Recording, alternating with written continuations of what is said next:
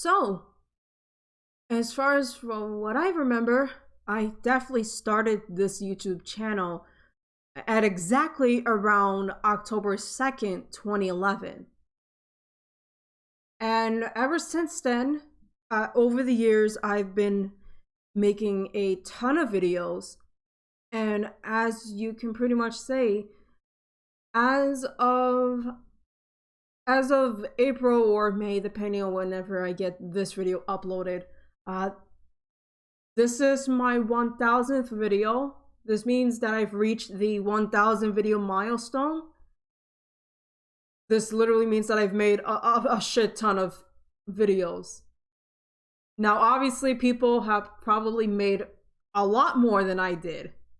I know some people have 2,000, that's twice of what I have now. Some people may have 3 times of that and such. But in 2023, so I guess like this channel would be not necessarily 12 yet. We're not in October, so I was thinking like for this video, I wanted to basically just commentating around about my channel and just walk on memory lane. I thought that might be a pretty interesting thing to do. So I thought a good way to basically talk about my bit of a history of my YouTube channel in general is to just basically start with the one that basically started it all. I shit you not, I literally call it Aqua 66 introduction. That was literally the very first video I have ever made. So I can just basically go here for a sec, but before I actually go a little bit further, I want to talk a little bit more within in context of this, how this actually came to be.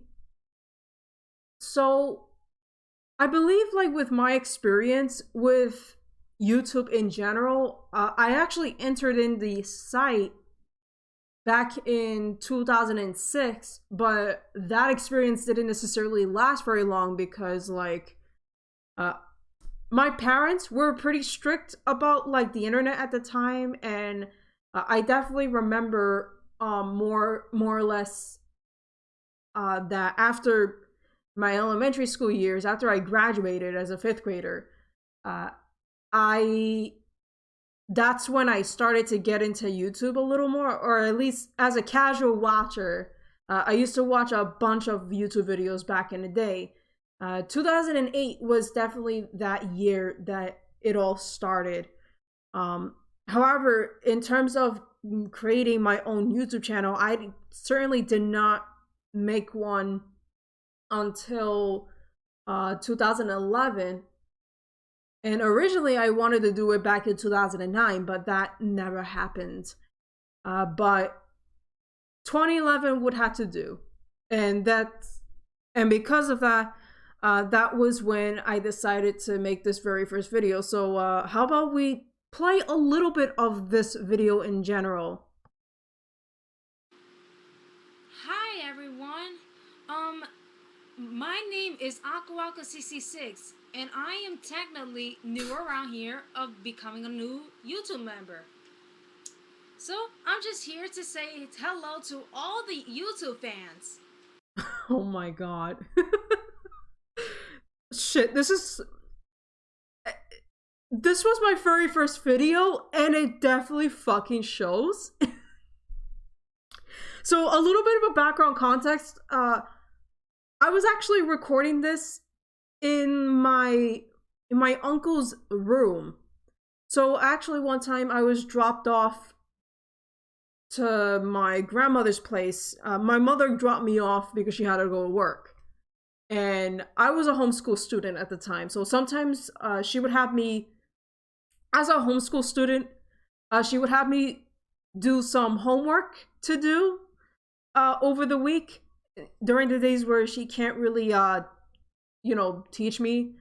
at points. So she would sometimes drop me off to my grandmother's house, and sometimes on a few occasions when I take a break from doing any schoolwork, homeschool work, I would just basically do my own little thing. Sometimes it's being on the computer watching YouTube or playing some video games. I would bring my handheld games with me and such. So, in one of those days, and I think I recorded this exact. I think like yeah, I this is a webcam video.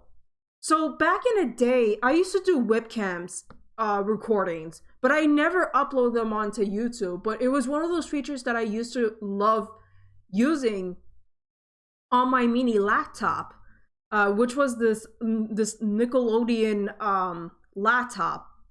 And actually, that's exactly how I recorded the video. This is a webcam.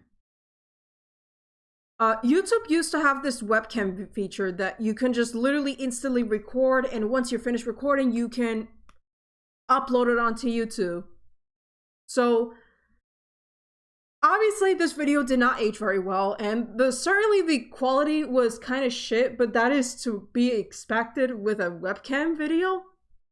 So I opened this YouTube account back in the October 2nd of 2011, and obviously I recorded this video and actually uploaded this on the same day. You could literally tell the fucking time when I basically had this recorded. I shit you not. Sometimes like my mother would basically drop me off very early in the morning. I remember used to having some comments, and funny enough, my very first video, the very first comment I ever gotten, I was called a troll. So I shit you not. This was my earliest way of learning that, yeah, there's trolls on the internet. Some people are assholes, basically. But I didn't understand what that meant at the time. But it was one of those things that I definitely remember about this video in general. As a matter of fact, I think if I remember correctly, this wasn't just this is not just like an introduction. I think for some reason I decided to show off games that I have. Fucking shitty quality, but this is Pokemon Mystery Dungeon Explosive Darkness. I shit you not. Was that the first thing I fucking showcased? I don't know. Already defeated. One, I have Pokemon Mystery Dungeon Explorer of Darkness. Right I don't know here. why there's this fucking shitty ass subtitles.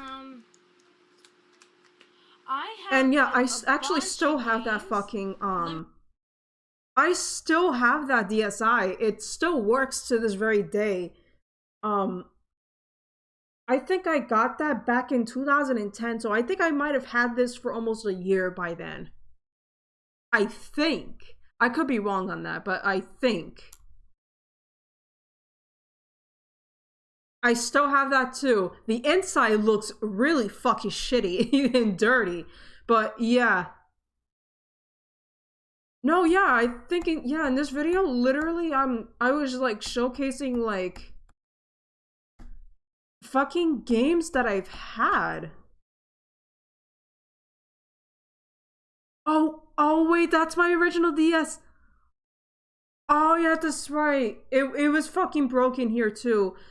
This original DS I still have, and it actually still works, but the hinge was broken. I literally dropped that shit when I used to go to like occupational therapy, and like I had the original DS in my pocket, and for some reason it slipped out and dropped hard on concrete floor.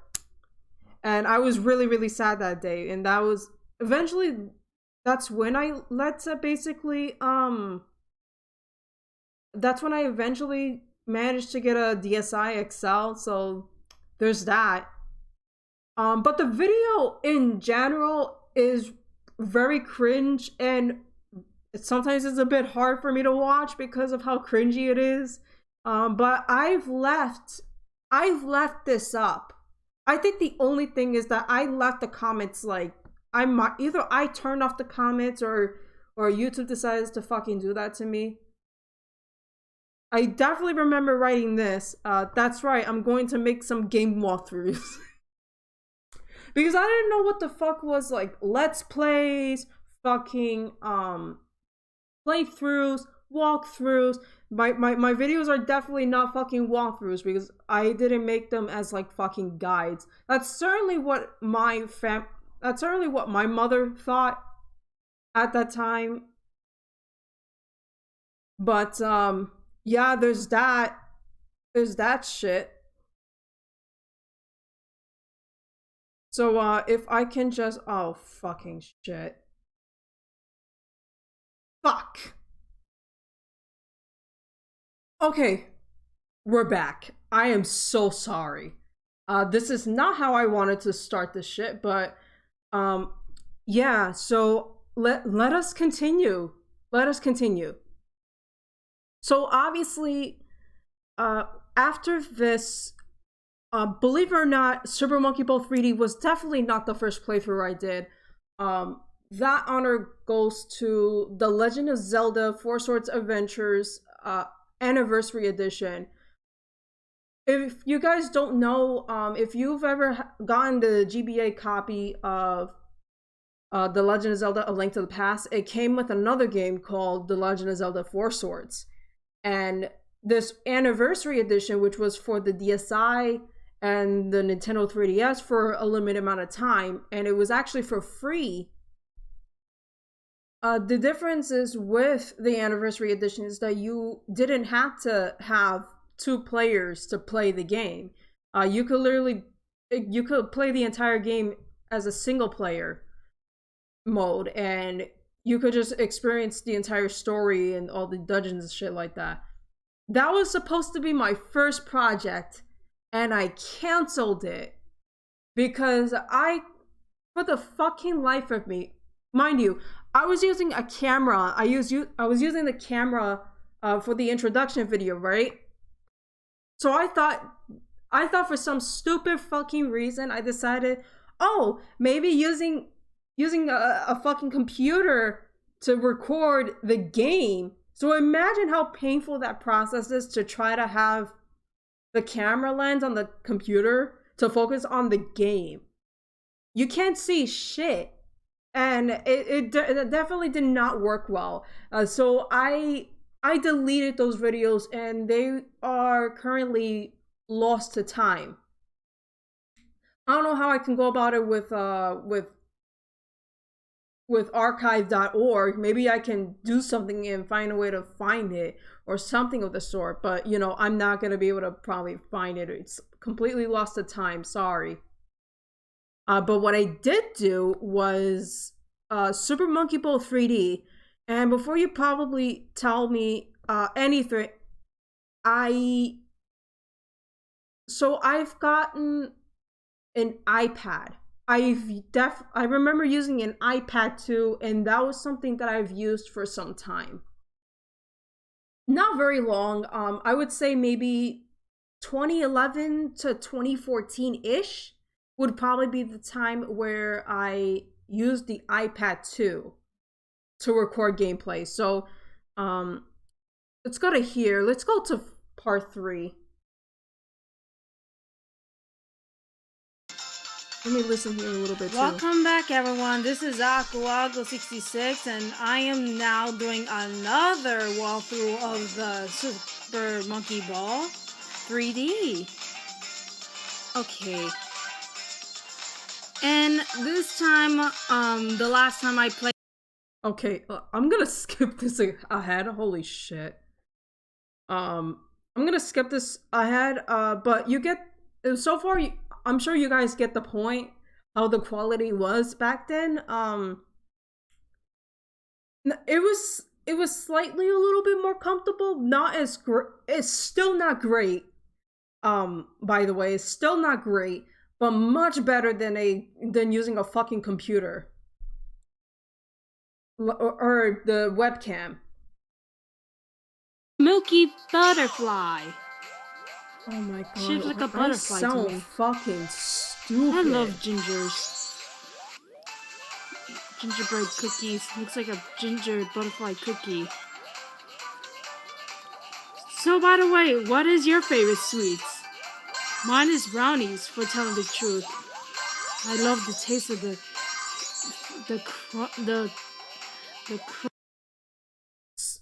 Okay, that's probably still accurate. I definitely love brownies, but in all seriousness though, Super Monkey Ball was a pretty it was a very simple start, I guess you can say, for my first project that I was able to complete.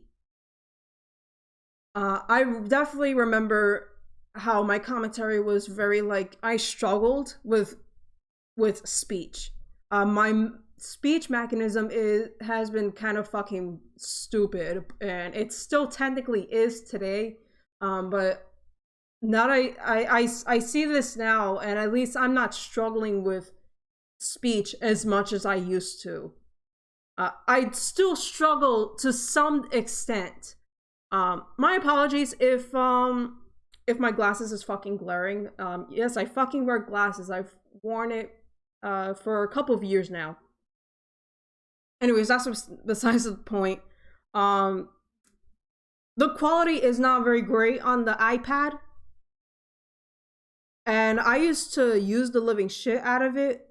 One thing you gotta notice too is that I definitely, you could tell by the timer here, all of my videos were all essentially around maybe, they had to be under 15 minutes because back then YouTube would not allow, would definitely not allow videos to be much longer than 15 minutes. And I think I remember at one point that unless you basically verify your YouTube account, you cannot go beyond the 15-minute limit here. So obviously for this video, I managed to clear this world in literally under 13 minutes. And I was able to pump out that video like completely. So that was literally something. And I think like the iPad would not allow videos to be uploaded like larger than 15 minutes either. So I think that was that kind of sucked too. That obviously sucked. I don't recall how I did this I don't think I've ever found a way to like have the video to be sent from the iPad to the computer. I don't think that we had that. I don't think we even had that technology back then. I don't think Google Drive was a thing back then. But I think that would have been something I would have done, because sometimes I do the most crazy shit.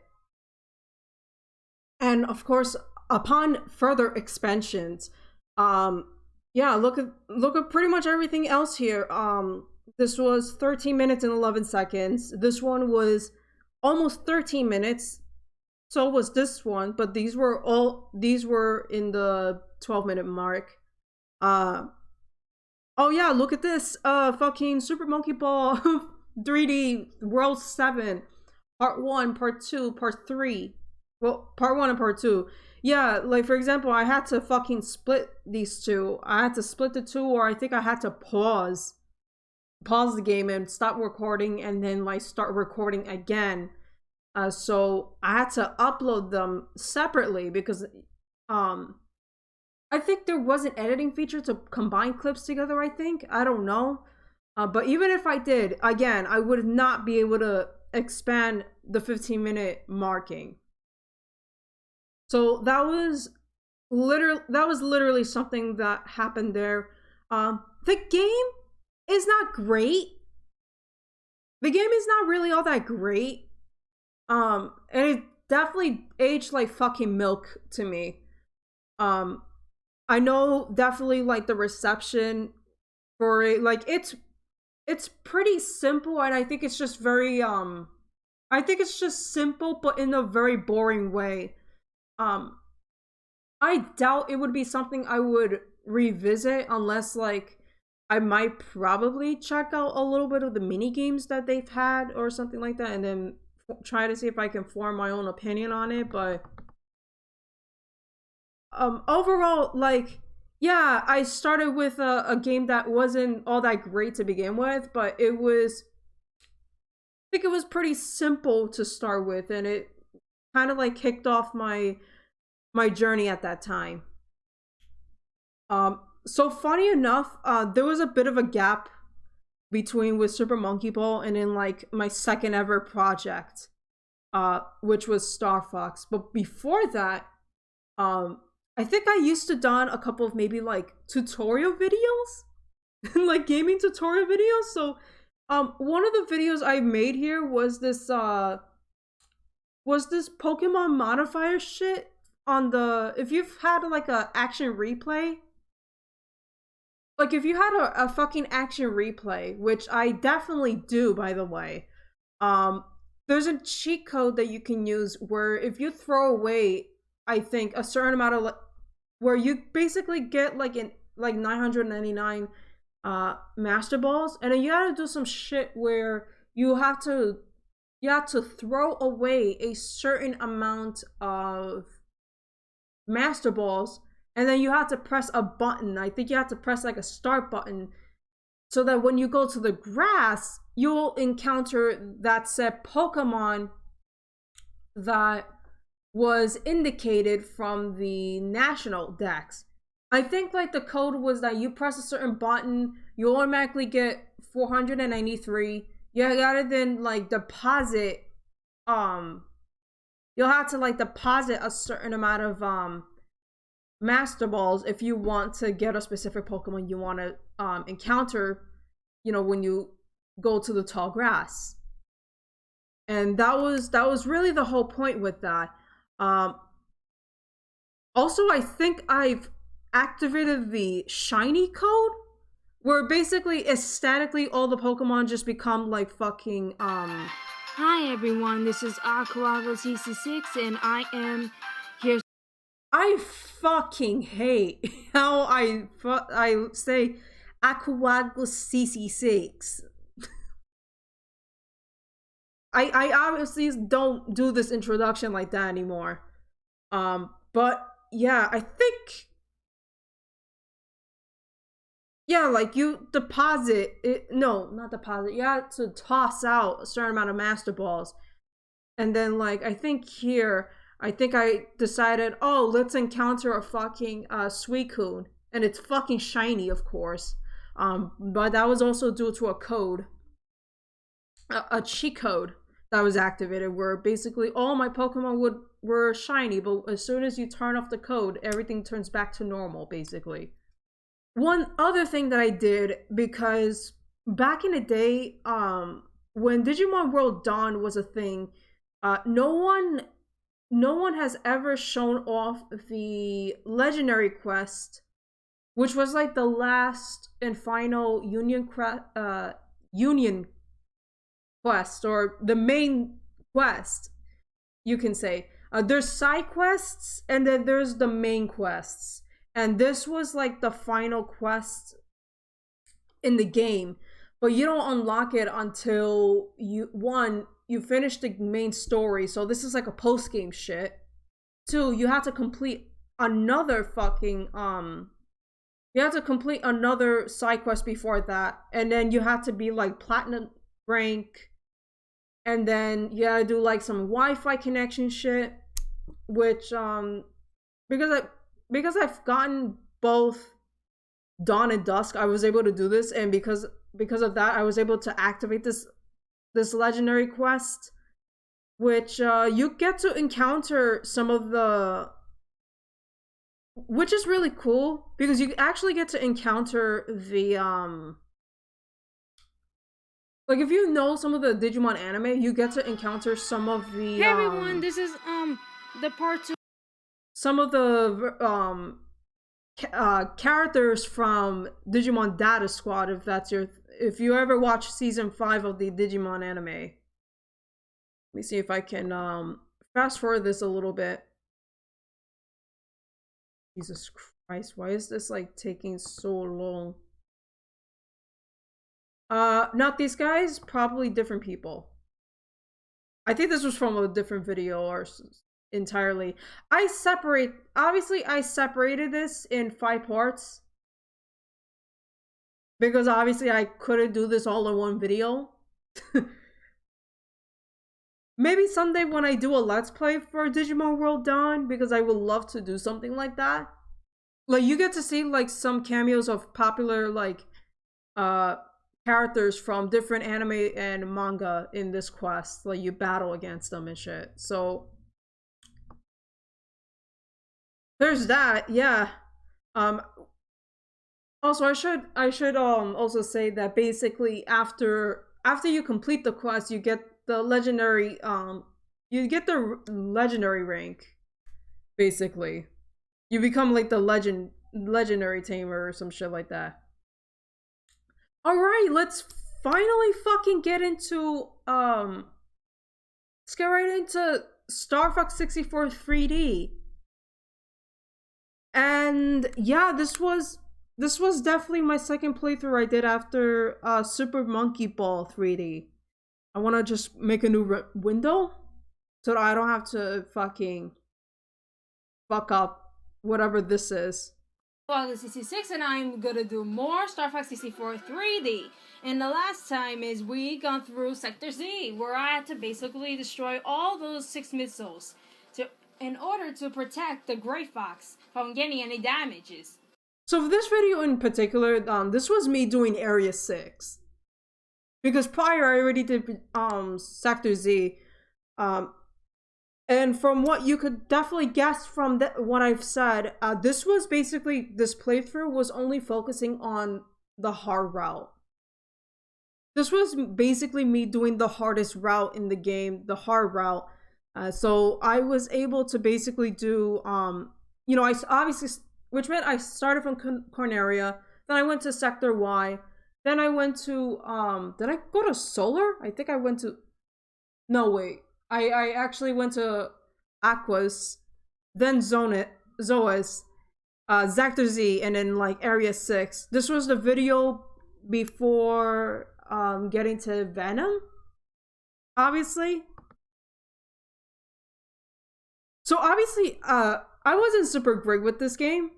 I think I might have died a few times, like, during my playthrough, I think. I'm not sure. But yeah, as you can pretty much see, like, the way I was, like, playing I was setting up the recording, you can literally see my fucking sausage figures, and then me fucking using, using the regular 3DS, because the 3DS XL did not exist at the time. I don't think. But yeah, you could tell by the quality. I think back then I was really trying to showcase both screens, because this game has there's gameplay on the top screen, and then like and then the communication shit on the bottom screen. So I wanted people to be able to see that. Though let's be fucking real, you can't see any dialogue really. It's kind of blurry. I think about it, yeah, it was only 240p. So, yeah, obviously the quality wasn't great. I know that I'm gonna sound like a fucking, broken record for this shit. One other thing to really note about this playthrough in general is that, I did not stay in one place to record videos. And especially Star Fox 64 3D. And that was because, sometimes a lot of times, like, I'm forced to basically move everywhere and go to places, go everywhere, and all this other shit. So sometimes I would bring my iPad, I would bring my games, because knowing that I was fucking doing a walkthrough, I call it a walkthrough. I don't know. Actually, at one point, if you look at part 1 of my walkthrough for this game, if you read the description, I basically write down like the requirements, like, oh, how to get to Sector Y, what should you do when you go to Sector Y, or what should you do if you go to some other stage and shit like that. Oh, to get to Sector Y, make sure Falco doesn't fucking die and go through these go through the arch rocks and shit, and then Falco will basically guide you to get through the waterfall and such. Holy shit. But yeah, I didn't get a lot of views, and yeah, I don't recall ever getting like. I didn't get a lot of views, and I definitely didn't get comments at the time. Yeah, I fucking literally said this was hard, but I made it. I think it was just. I think it was more like it was difficult because of just being on my knees to record and then try to be very fucking still because I did not have anything to have stability to fucking hold my 3DS, like to maintain stability, because sometimes I would probably shift and you're probably not going to see certain parts of the screen. So that was something that sucked. Like that sucked a lot. Like I think in this video in particular, since I said that I've recorded in at different places, you know, it wasn't just one place, unlike Super Monkey Ball 3D, though technically I think Super Monkey Ball was like that too. But with Super Monkey Ball, it was a little bit more straightforward. Sometimes I'll record in my room, or sometimes I'll record in my grandmother's bedroom. For fucking Star Fox, I recorded in my fucking bedroom, my grandmother's bedroom, my uncle's room, the bedroom that I sleep in when I visit my dad's place. This is definitely the case with the finale parts. This in particular, I was in my bedroom at my dad's place because sometimes on the weekends I would stay with my dad. So that was something that I definitely remember when I look at the background here of that.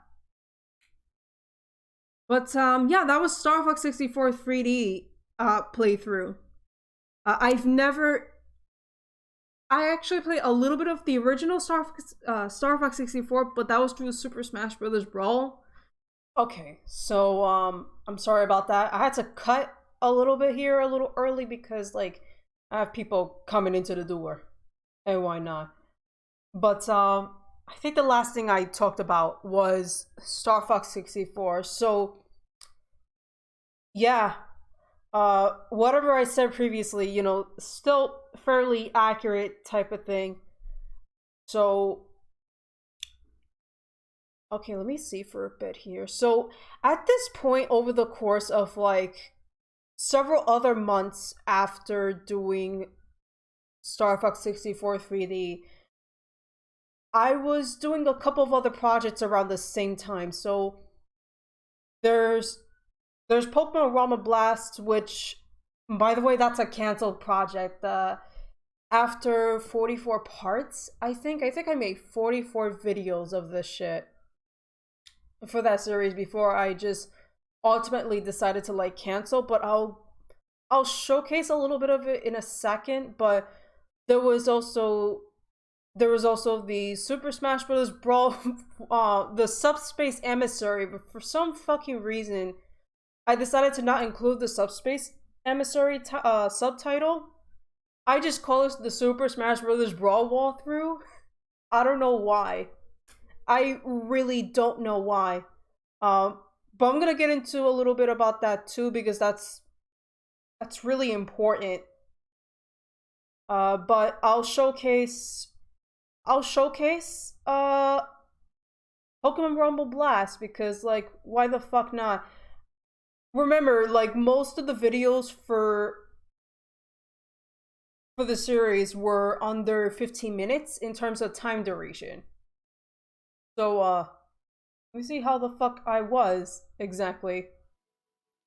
Hey everyone, this is Koaga66 and I am here to do one of my 2 new walkthroughs that I'm gonna do, and this one is Pokemon Rumble Blast. Okay, so we're gonna start by seeing the title sequence and then we're gonna head for the story. Well, let's see how this will go, shall we? I try to be like fucking optimistic and shit, but I sound fucking terrible. I don't know if it's the recording or that I just genuinely sound fucking retarded without really noticing. Like, what do you guys think? Do I genuinely sound retarded in real life? Like, I know I have friends online, and maybe they can tell me if whether or not if I sounded retarded. I mean, guys, I've known you for years. You could be honest with me. Do I sound like shit? Do I sound shit in videos? Do I sound like shit in real life? But yeah, so this was one of those videos that I've actually I was doing. Uh you could literally see my hands. That was because back then what the one I was like a bit I was nitpicky when it comes to the whole like the light was hitting the game, so it makes things a lot harder to like see shit. All my me characters, different from the one you know. But yeah, this was one of those like very early projects. I think like I don't think not much was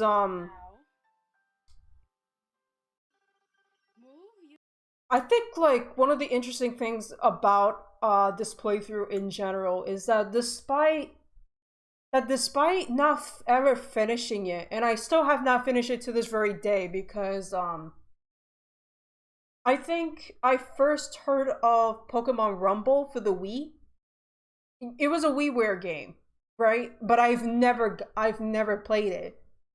So I saw a commercial for this game, and I remember used to wanting it so badly because I never got to play Pokemon Rumble, and then like, oh, this game is coming to the Nintendo 3DS. I think I've seen the commercial before I actually own a Nintendo 3DS. I thought that's how intrigued I was. I didn't even have a 3DS at the time when I saw the commercials.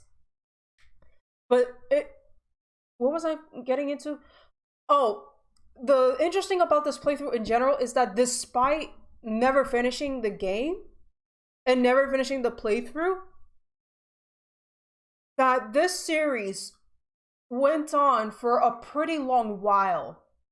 Uh, it went so far into the game, and I think I was pretty close to the end game. That's how far I was with this playthrough. And somehow I never took the opportunity to actually finish it. I think I wanted to focus on something else. So I think that was like it's not a great sign when you're someone who's a YouTuber and you're basically canceling a playthrough very early on. And actually, I want to scroll up a little bit because actually, you know what? You know what? Let me go to the playlist because I obviously have the playlist. Um yeah, you look at the playlist here, which by the way, y'all can check out my shit if you want to. I have nothing to hide. I have nothing to hide. But this shit went on for 44 videos. I made 44 videos for this shit. And yeah, I ended it after after episode 44, I canceled the project. I literally canceled this project. Welcome back, everyone. The last time we took a little revenge on the forest, finally defeated it, finally kicked ass on it. Then we basically did the beach and we did the lava. Yeah, as you can pretty much tell, this is from this is like really later on in this chapter. I think there were like 5 chapters in total. I'm not fucking sure. If we get to it. Oh, I love Shadow Ball. The way. Oh, by the way, which I'm actually gonna like talk about a little bit more. But you could tell there's some differences in. There's a bit of a difference in quality with this.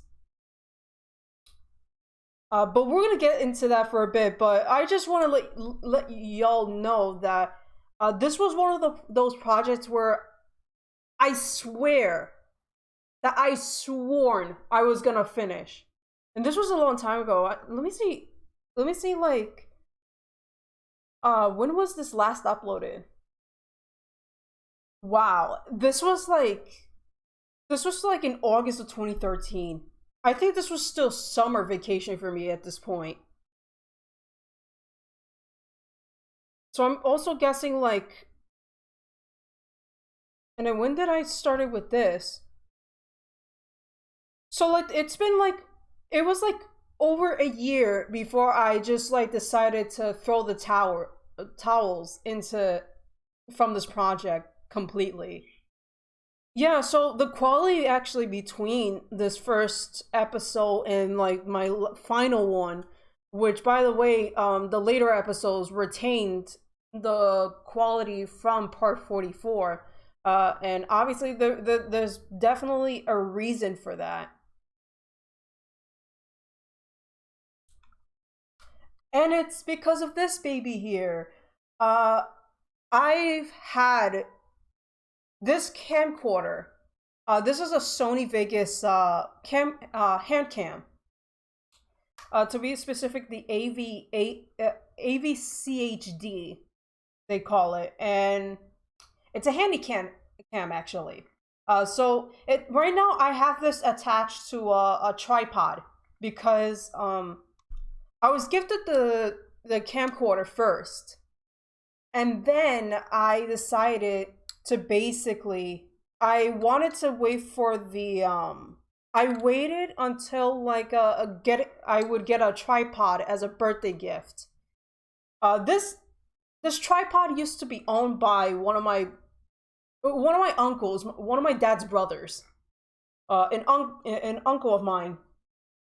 He decided to give it away, and so my dad held onto this tripod because he knew that I had a camera that can easily get on top, and why not?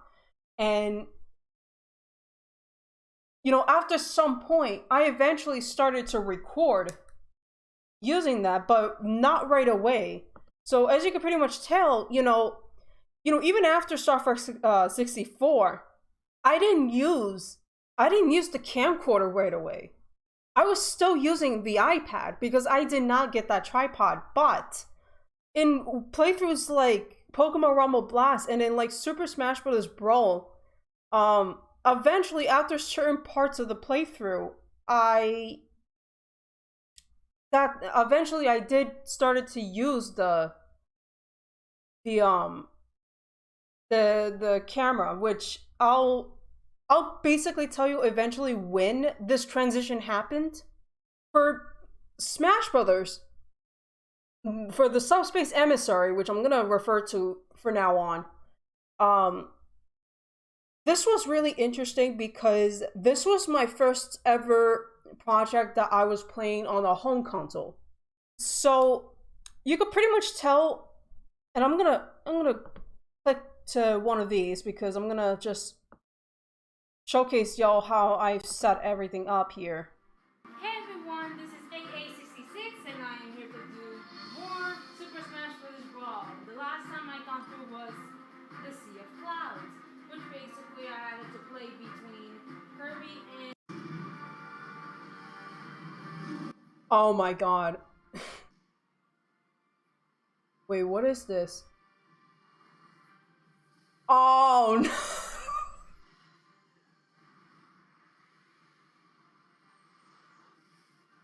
Oh no. Okay, let me explain what why I'm laughing about this. So, first of all, there was a point where I was using a filter. Back then, YouTube used to have this YouTube editor software. And one of the things that you could do is use something called a video stability or stabilizer. So what you could tell is that whenever there's like this fucking movement, like it makes this weird motion of the video. It looks so unrealistic. It looked so unrealistic to me. and it just makes things look weird. I was still using the iPad to record this. I think I've gotten a case.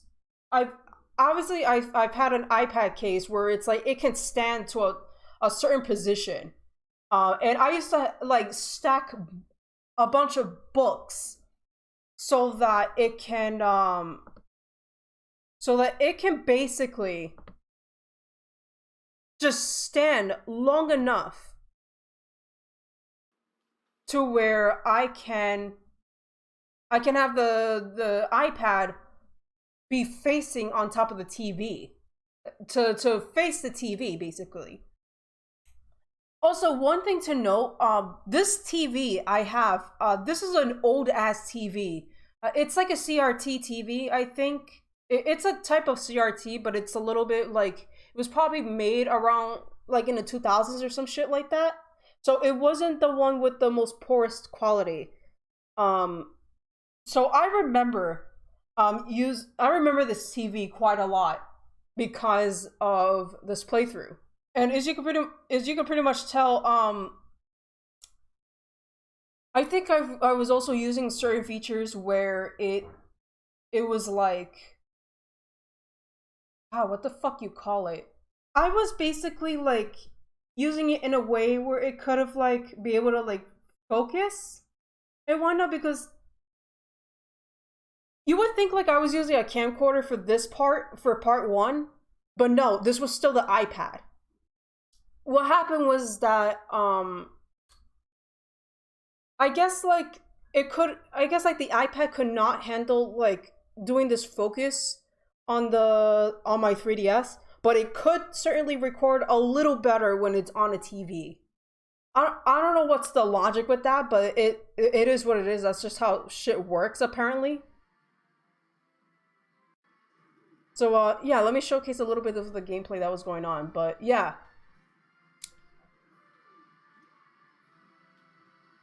Oh yeah, you could seriously tell that this was still like iPad.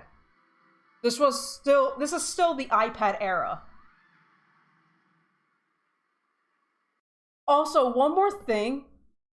I had my name as Grant.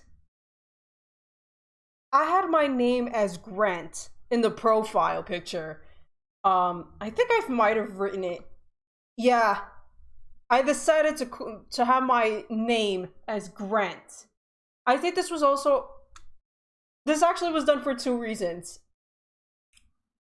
One, I specifically did not want to reveal my name. Hi, my name is Lily. My name is Liliana, but you can call me Lily for short. Or you could just call me by my fucking username. I don't give a shit. Another alternative name you can call me that I find acceptable, call me Saber. Because that was another alias name that I go by sometimes, or sometimes I like to associate as my real name, but then again, it's like Saber, Lily, Akuago, or Aku, whatever you want, I don't give a shit. But Grant was a means of basically hiding my real name. I didn't want to reveal my name yet. I was under a strict guidelines to like to not really show my face anymore after the very first video I made. But second, the name Grant actually came from one of those Smash Brothers machinima. Anyone remember Smash Tasm, one of those Smash Brothers machinima that used to be like a really popular thing when Brawl was like the newest Smash Brothers fighting game, and there were a ton of like Smash Machinima shows on YouTube. I think it died down after a while. I think it died down after maybe 3 years. But this was back when that this was still like considered hype and shit like that. So yeah, in this part one in particular, so one of the things actually in this video too, I think you could notice that I was sitting on the side. You could literally see my fucking silhouette shadow there. Um, I wasn't sure if this shows. I don't know. I don't know if this shows. Yeah. Oh shit, I forgot about this table too. So yeah, I would try to stack a bunch of either boxes or books. And then I used to have the black table. We used to have this black table, which by the way, it's this table in particular was used to be used when I was homeschooled. I was a homeschool student throughout my middle school and high school. So the fact that I fucking see this, man, this makes me remember a ton of shit going on there. Oh yeah. But yeah, I remember a lot of shit at this time. Like I've used the black table, which we don't have anymore. I used to stack up like boxes or books to as a means to have my iPad stable and face the TV and shit. Not it still wasn't great quality, but for some reason it looked slightly better when it's recorded on TV rather than trying to record a fucking 3DS game for some reason. Actually, one of the things that I've laughed my ass about too, and this was at a later part in the for the Subspace Emissary. I remember this was the part where I was searching for all the fighters' trophies. If you guys don't remember, in that part of the game where basically this taboo enemy uses one of its attacks and it basically trophified fucking everybody, and then the only ones that were able to like rescue all those trophified fighters were Lucas and Luigi, and I think also fuck was it Ness? I don't know. I definitely know like King Dedede I think was one of those fighters you pick um you have in that option. And you had to like rescue all the fighters. At one point in the recording, and obviously there was a cut because I had to cut out that portion. Our electricity was turned off. And I remember I screamed. I screamed. Because like the TV shut off, but it almost sounded like this explosive sound. And I was like, holy shit. Like I screamed. But that was a little bit later on, but that was one of the things I definitely remembered when doing this project. Another thing I think I did is this one-off video. It's not great. It's not great. I was trying to showcase like my fucking game collection in a span of like under 2 fucking minutes. It's not great. This yellow looking cartridge is actually Donkey Kong Land, in case you wanted to know. The tag is kind of like scratched up pretty badly. That was the only Game Boy game I've owned legitimately, and I still have that. I still have that to this very day. I haven't played it for some time, so I'm not sure if the batteries died. Maybe the batteries died and I can't save any data. I don't know. It's one of those things that it's definitely one of those things you have to look out for when it comes to owning like Game Boy games. You gotta like bust open the game itself and replace the fucking batteries. But yeah, my collection was really was kind of small back then.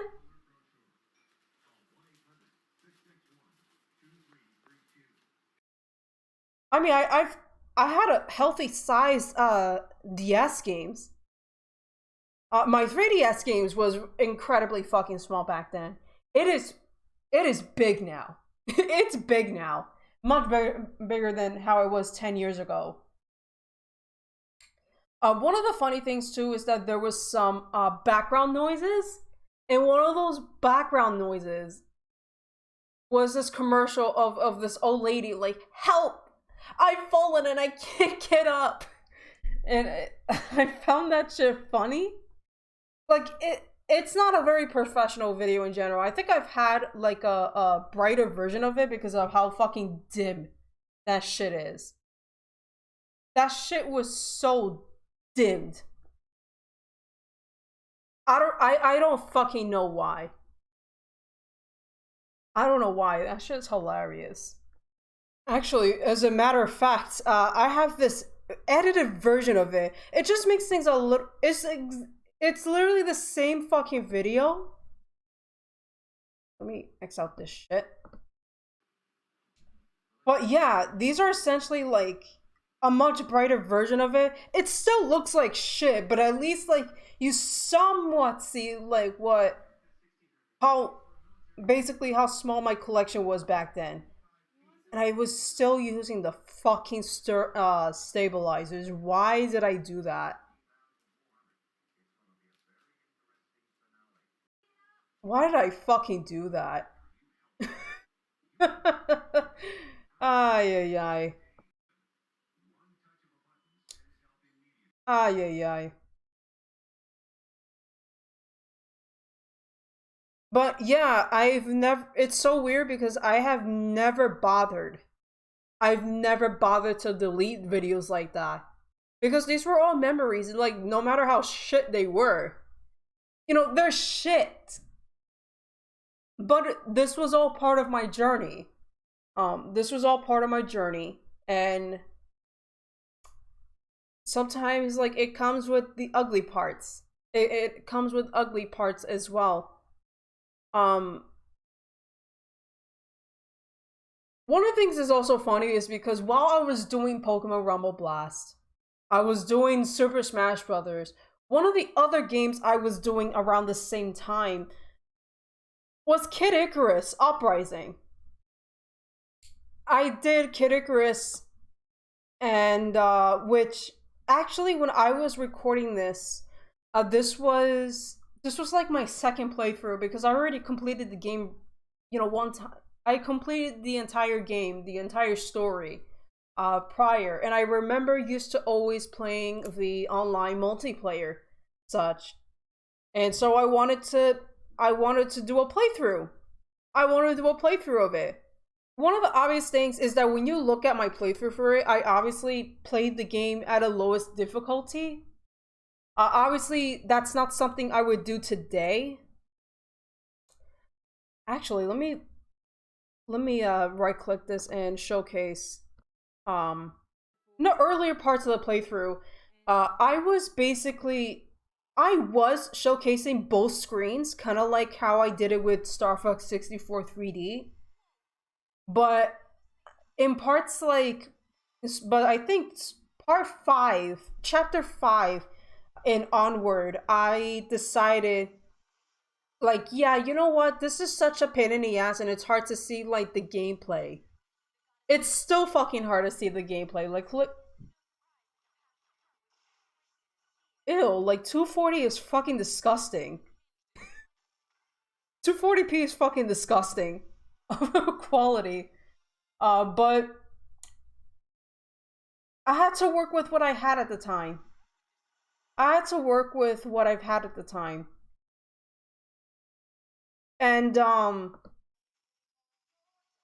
I think like at the time I thought that was better because like I'm only focusing one screen and it wasn't that bad to see at the time. I mean, to be frank, the quality is still shit and you can't really see a lot of things clearly. Like it's very fuzzy. That's how much quality you can get for a fucking iPad 2 can go for. No, yeah, actually it was chapter 4 is when I started the whole only focusing on one screen instead of like both the screens. So early on you did get to see like Pit and Palutena, their character portraits fucking having a conversation, you could still hear their conversations. It's just that you wouldn't see the bottom screen anymore. And you know, because anything to not showcase my fucking sausage fingers, right? Anything to not showcase my fucking sausage fingers, because fuck that. As a matter of fact, I think I want to see a little bit of where did I exactly decided, you know, oh, did I ever see like what my difficulty I've ever showcased?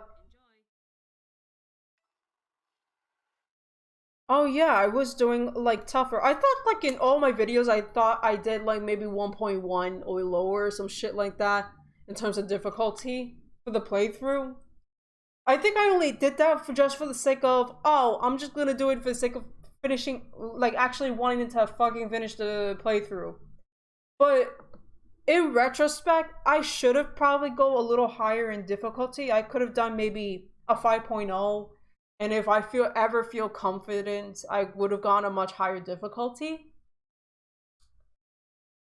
Like maybe people would find it more enjoyable and entertaining if they ever see me get pissed off at for whatever reason. So that was something. Along the lines, I think one of the few other videos I've made in between were I obviously did like a tutorial of how to get a puppy in Nintendogs for some fucking reason, because this was around the time where there was this rumors of apparently like people saying that yes, it's possible to get a puppy in Nintendogs. Some people say like no, that's bullshit, that's impossible, and that, or sometimes people will say something like, oh, if you see someone having a miniature dog version of some dog species in Nintendogs, like they modify it to scale it smaller to make it look like a baby. A little more than that. And then the fucking Zola free giveaway.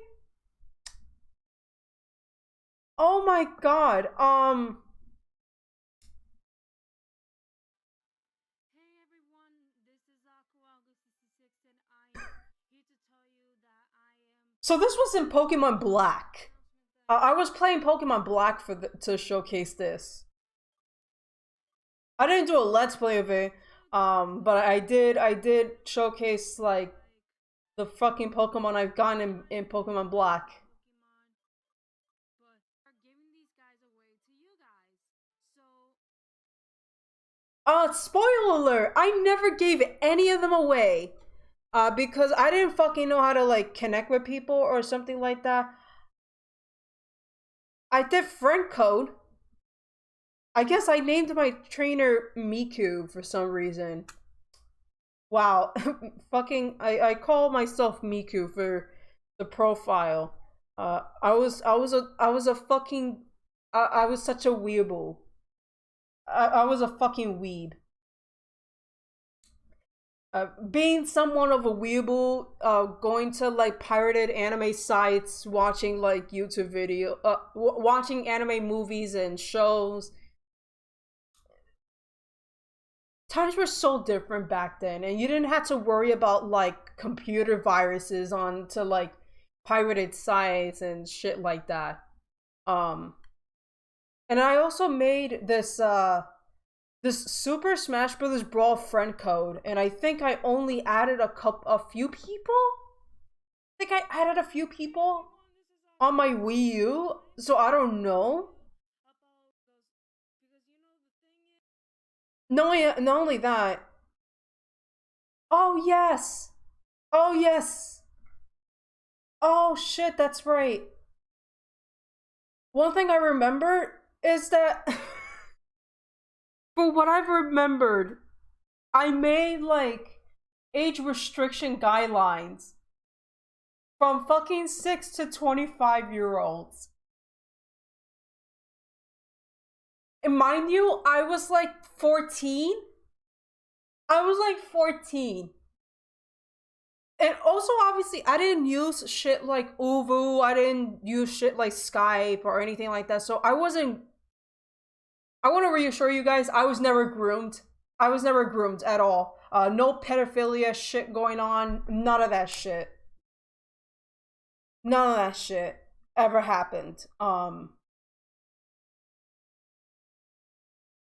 So, and there are actually like people I used to interacted with, I guess.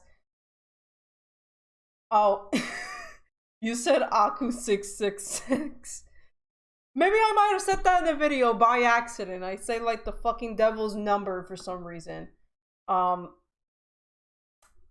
think it'll end be on Sunday or Monday. You're registered.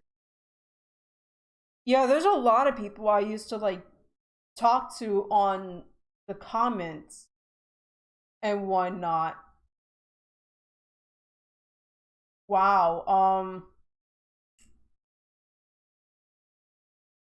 Oh, I there's one of the things I remember. There used to be like a tournament, which I don't think ever happened. I don't think there was ever a tournament that happened, but it was planned to basically um I think it was planned that there was supposed to be like this Smash Brothers Brawl tournament, but it never happened.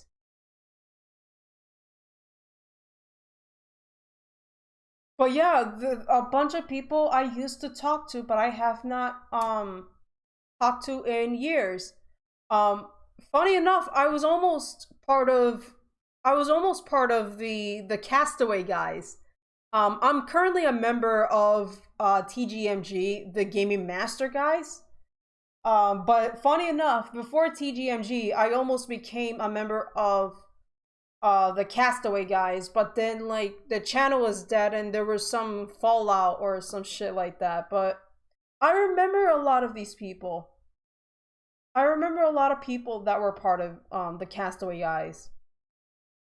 Either that or I was gonna be like an honorable guest in one of their videos, but never happened. Uh, that never happened. So yeah, obviously time went by and I was still doing those 3 Let's Plays at that time. But another thing I was doing is you could tell by here, I was trying to have like an introduction video. One of the biggest things that was like a hot trend at that time was that there was this thing that you had to have like this intro, maybe like a 5 to 10 second trailer or an intro video before your actual video began. That before it just fades into the actual video you're trying to showcase. And I did like 4 intro videos, and what I was doing is that I wanted to make like this voting system so people get to come to the comment section. Let me go to the one that was considered like the winner.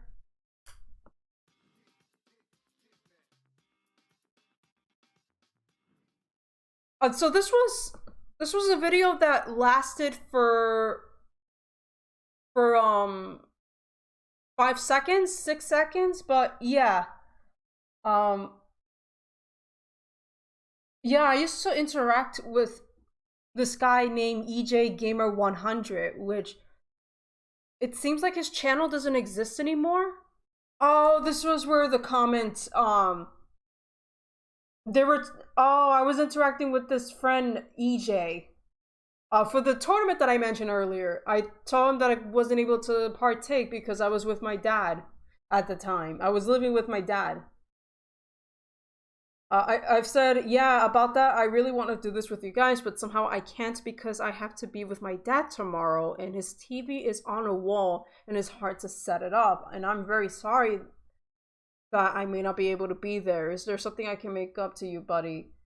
Yeah, and I was like, oh, let me play with you on Friday or something like that when I get home back to Brooklyn. Because it was planned that they were going to do this on a weekend, and last minute it was planned that I was going to be with my father for the weekend. So Making plans fucking sucked because like I wasn't able to make my own plans, and like my family were really strict about the whole chatting with people online, stuff like that. So that was something that happened at that time. So much was going on, like in like real life shit. But this was the intro video that I used for quite a few of my videos for a while. I think I stopped after. Obviously, I stopped after a while, but not only that, I kept all the other intro ideas that I was gonna like implement. So, for example, this intro video number for 3. um, so I've had this one too. I've also had the second one, which I thought would look really cool at the time. And yeah, before you want to know, I used to have this profile picture. So I had this profile picture of Falco Lombardi from Star Fox. That was because that was the character I play a lot for Brawl. And I'm guessing, yeah, I don't know what's the like dislike. I don't know what's the like or dislike ratio for this anymore because the dislike was removed. So I'm not gonna know how many dislikes I've gotten from for these intros, because I think one of them got disliked very badly. So I don't know. I don't know. But though I think I took this from DeviantArt, and I think this belonged to somebody when they used to do like Smash Brothers Brawl like edits and shit like that.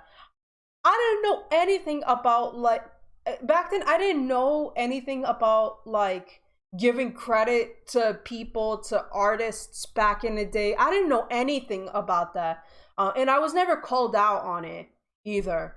But because it was technically like official stuff, but it was just being modified, edited, and such like that, I think like I didn't get called out for that because of that. I would have been called out if it was fan art, but even back then, people will just take any fan art for YouTube thumbnails, for profile pictures, and all that stuff. Um, it wasn't as restricted back then. But obviously, I use my own shit or something I've customized and personalized. That was told that it's free for me to use as long as I'm not monetizing or shit like that. Some artists like are fine with certain things as long as you follow certain guidelines. Is all what I'm trying to say here. But yeah, I used to have this profile picture for a long ass time. For a long ass time. So yeah, you could obviously tell I was doing I was doing those 3 Let's Plays for a long while. And in between that, I would have different a couple of videos in between that. And that was because like, people are gonna get sick and tired of the same 3 shit for a while. People are gonna be sick and tired of it. Not only that, like some of my videos were jumped around. Some of my videos were like jumped around, like they're not in order and such like that for some reason. Like this Kid Icarus videos, like this chapter 7, chapter 12, chapter 11. I'm thinking like, what the fuck was happening in there? But before that, one of the few things that I did a little different was unboxing. I used to do unboxing videos. So, this was my very first unboxing video. Right directly on my birthday. Anyways, I just went to GameStop for buying some games earlier today. So, let's get this over with. Let's open this bag and see what games that I have. I actually have 4 games. Okay. Looks like I have Pokemon Conquest. Which is fucking rare, by the way. Second one.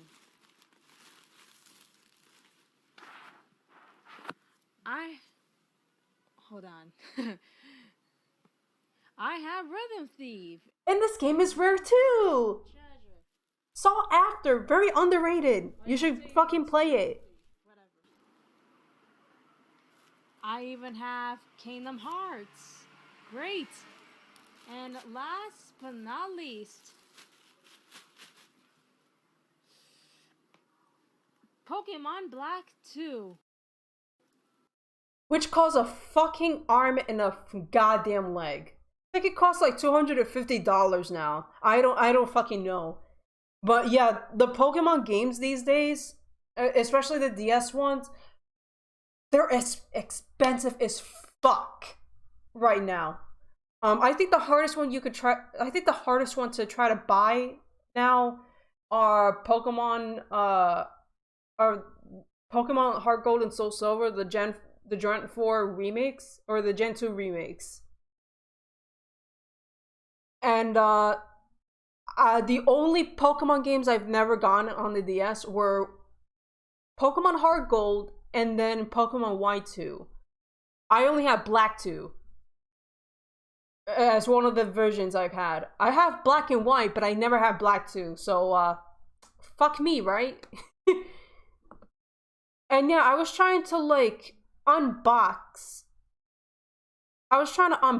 Did I showcase the fucking code? You just see this and the instruction manual. Just like what. Why did I showcase the code? And this was from my Nintendo. Did I ever use it? Did anyone ever like manage to fucking like, I might have used it, maybe. I don't know.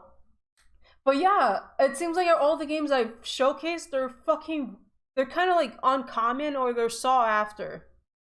Especially Pokemon Conquest. I think I finished the main story for one of the campaigns, but I've never completed all of the campaigns because I didn't realize how this game was actually structured. This same crap. Why did I showcase the fucking my Nintendo codes? Why did I showcase that? Oh my god. So, yeah, unboxings were one of those things that I try to like do something a little different for the channel because I barely ever do anything else. So, this is actually not the last unboxing I ever did. I did a couple of other ones, but they're not typically something I do for the channel, and I don't think I ever did it I think I haven't even done it since 2019? 2018? I don't know. Basically, I believe there's supposed to be 3 in total. Let's open it. God, I hate my fucking voice. I hated my fucking voice. And technically I still hate my voice today, but like maybe my voice is a bit more tolerable. I don't fucking know. You know, maybe people will tell me, "Oh, but your voice is great, Lily." And then like 2 seconds later, people will turn around fucking say like, "Yeah, her voice sounds like awful." Who knows like if it's something really like that. I'm decided to do these games as to do my new walkthroughs as soon as if I try to finish at least one of the walkthroughs I'm still trying to finish. Yeah, because I was stuck with 3 LPs for a long fucking while for that. Oh, and AR cards. I remember AR cards being a huge thing for the 3DS. I think I have a couple other AR cards. I have the Kid Icarus ones. I have the Kid Icarus operating AR cards, but I never got into like the collection. I know there's a fucking dozens of them. There's hundreds of the Kid Icarus AR cards. Like, holy fuck. There's a bunch of them. Like, watch Chugga Convoy's video for that. And there's, he says that he's still missing 2 AR cards. I don't know if he ever gotten every single one of them, but he said he was missing 2. But, yeah. Insane shit. I also have the project, Mirai Deluxe AR cards as well, which already came, like all of them came when I bought the Hatsune Miku Project Mirai, because I bought that brand new. But yeah, this was me unboxing like 2 DS games and then 2 3DS games. So I'm gonna go up a little bit because I want to go to a specific some specific stuff I want to talk about here because it's very important. So another thing I was trying to do, this was I think this was either a one-off or two-off thing, because I did this one thing and then I didn't do it until I haven't done this sort of thing ever again until maybe my from my 5-year anniversary video, which we'll get a little later on. So I try to do, this is like my attempt of doing like this Zonas music soundtrack on a piano. I only did one hand for this, so as you can pretty much tell, like I'll play a little bit of this.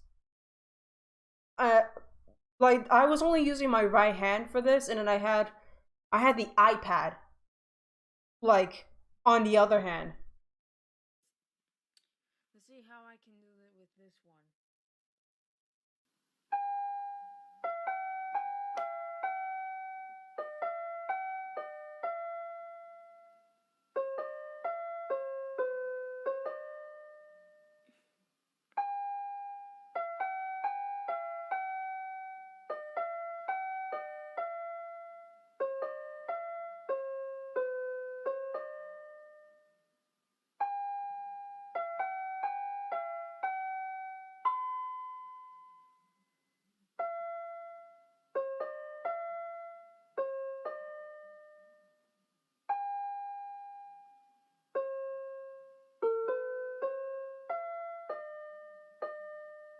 Okay, I'm gonna stop it right there.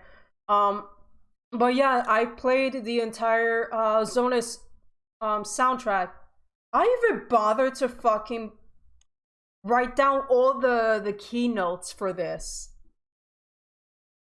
and then I even fucking gave guidelines like when, like, where does the H stand for? It means it's a higher note, or an L. If there's an L here, like this LB, that means that's from a lower case b. And this was one of my very popular this was one of those popular videos I've had on the channel for some time. And this was one of my well-liked video at that time too, because like there was some form of, there was a bit of an engagement at that time, but I can't see the comments now because for some reason several of my videos are like have their comments turned off automatically, and I don't know why. And I've checked, they're not made for kids or anything like that. Like I didn't have that guideline. I didn't put them on their made for kids. So I think it was one of those one-off things I've done at that time. But yeah, there was that. Did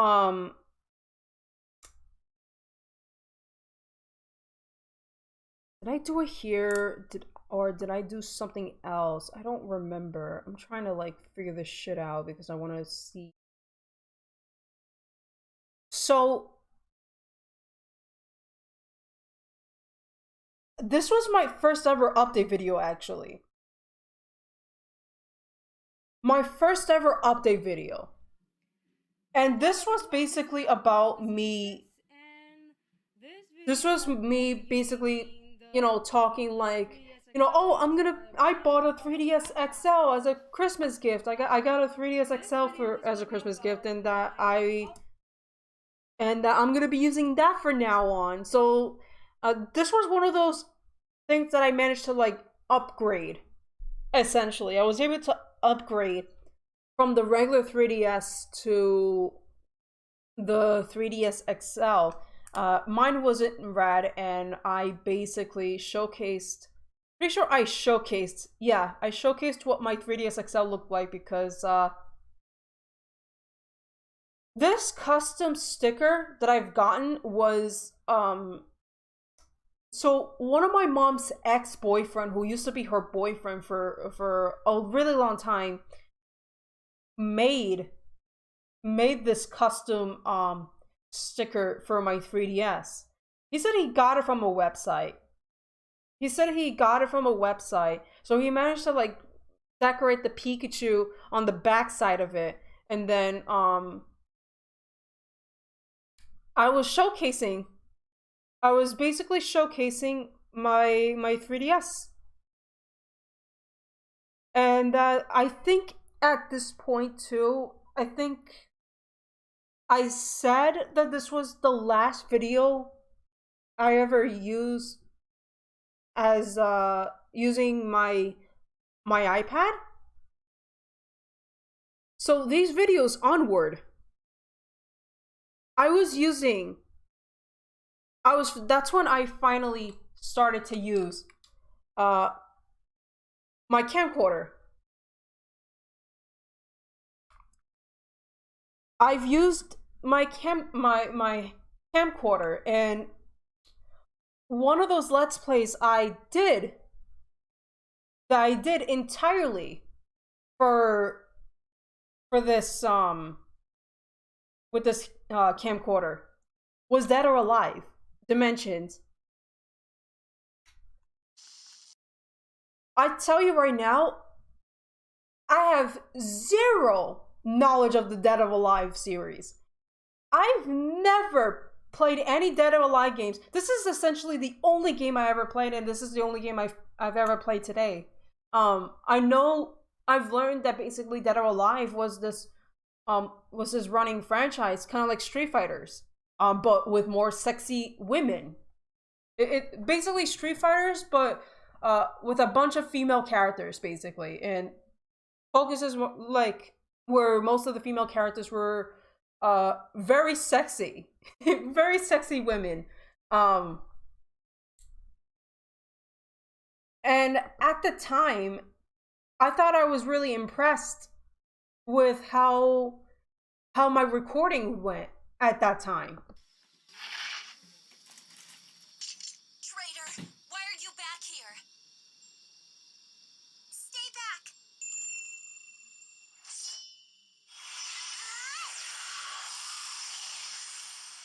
Where am I? Master! Behold, Lord Tengu! The barrier's been broken? Who are you? Kill him! You maggot!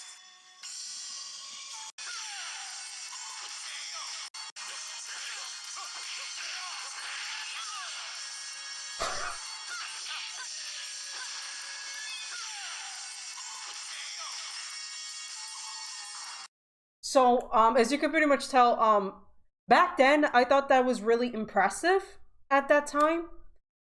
I thought it was impressive with how my camcorder like gave this boost and improvement of the gameplay. Now, obviously, the one flaw that I hated was that how my hands were shown in the video. I was basically trying to tap the buttons for the button inputs because obviously I didn't know how to fucking do button inputs like that. Doing these things. But yeah, one of the things I was very happy at the time was the rise of like different views. There was a bit of a rise of views that I've had much more than usual. And that was really huge for me at the time. This was a really huge thing at the time. And then obviously after that, I've continued with all my other, I think I've recorded them all in, I uploaded them all in one day. I think that's what I did. Either that or I might have uploaded them all on this, on the same day. Or I think I might have did them separately. I don't know. But I do remember these were recorded different days, and I just decided to like upload them all in one day, I think. For what I remember. I could be wrong on that though. Let me look at chapter 5 because that was like the final chapter or some shit like that. Hello, everyone. This is I thought that was really impressive at the time how clear like the fucking recording was with the camcorder. Still not super great. It wasn't super great, but it was still impressive at the time.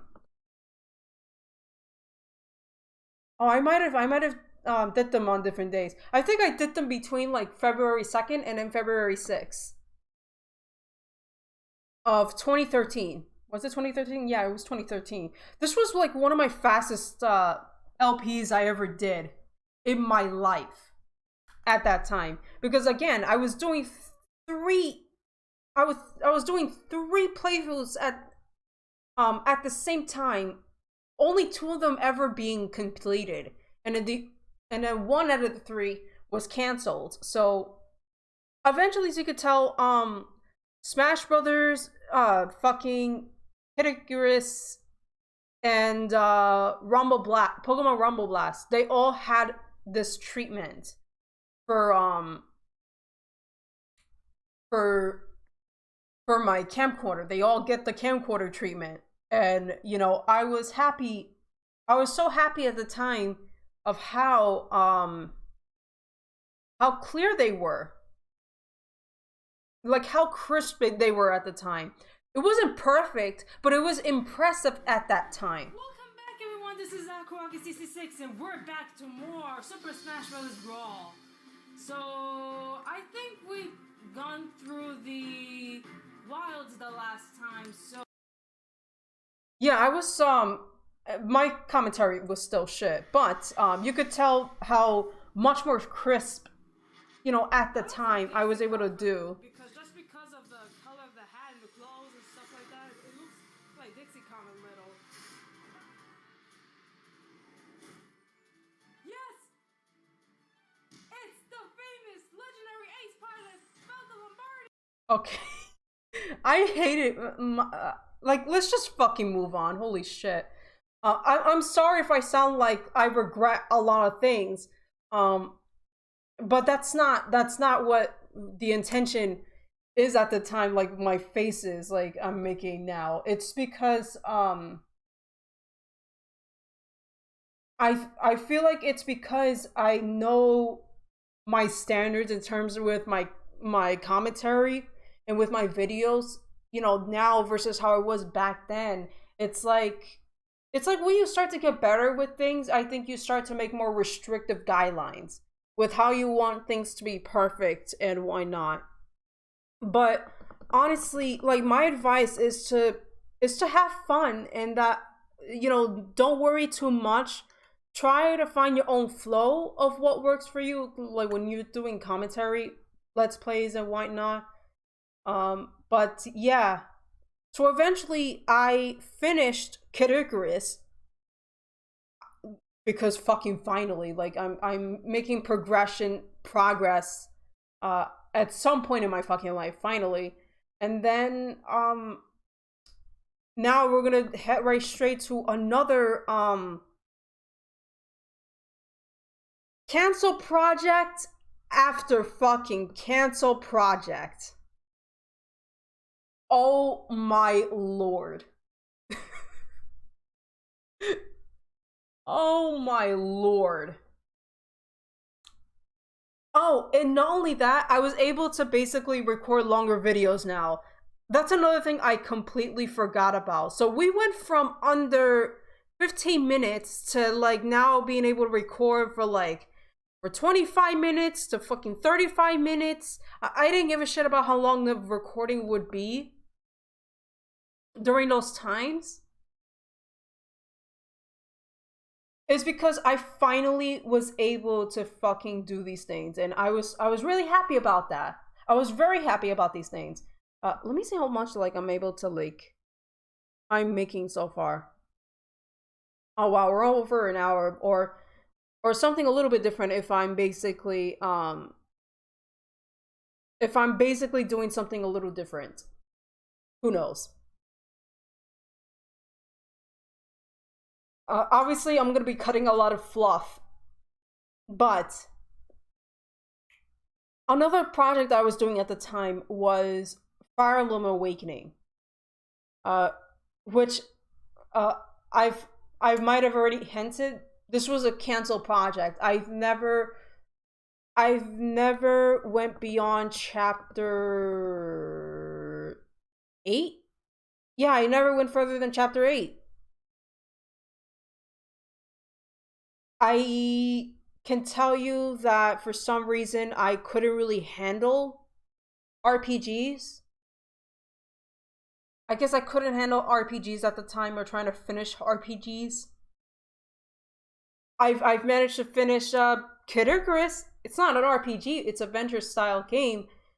Don't get me wrong. And then I've also finished and you know, eventually I did finish Brawl. I finished the Subspace Emissary. It took a long while, but I did it. But for some reason, I guess I could never finish I never finished a playthrough of an RPG game. So obviously you could tell I was trying my best with this. I did finish Fire Emblem Awakening like off screen. Hello everyone, this is Aqua66, and but I think it's because I hated to try to look for a time to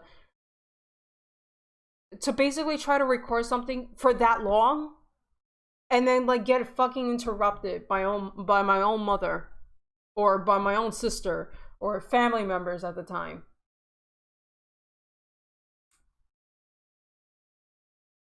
I think one of the things I was doing at the time, I think this is good that I have this video showcase. yeah, I guess that's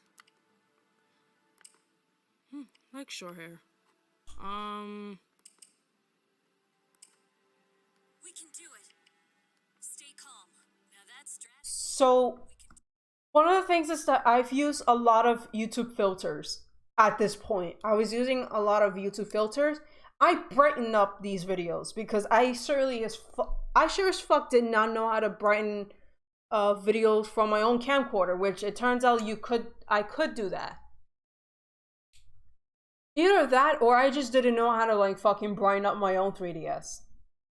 Because I used to dim my 3DS to the lowest settings, because if I were to brighten up from my own 3DS, it would look really weird. It'd be really hard to see, basically. So I would dim my 3DS at the most minimal brightness, and then I would do some editing, like chop up certain parts or something like that, or I would just sometimes I would have certain videos that had to stop at one point, and then on the editing software I was using at the time, because it was this editor software that came with my camcorder called the Playhome or some shit like that. Playhome Memories. I don't know what the fuck you call it, but there was an editing feature where I could chop up certain videos, or I could combine two videos into one part, which is what I have done for a long while for so many of my projects at that time.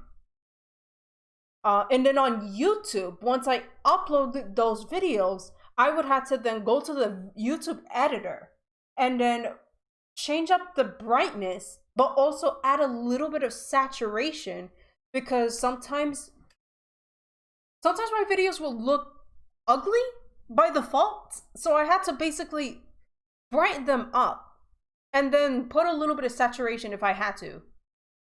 But I think here I only did the brightness. For these videos, and because of that, you could see my stuff a little bit more. You could have easier time with seeing how this looked. I think I've had certain issues with how it looks now, obviously, because maybe I might have I think there was also something else I've used, where the more up you go, it makes the darker areas look outright fucking black. like pitch black, and you wouldn't see certain things anymore. So I wasn't the best video editor either. So I wasn't that great with editing shit back then. And I would like to say I'm not the best with editing in general. I'm not the best with video editing in general. I've done a ton of video editing stuff, especially like for school. So I try to apply certain knowledge that I've attained over the years with that. And I would just basically try to apply it for future videos.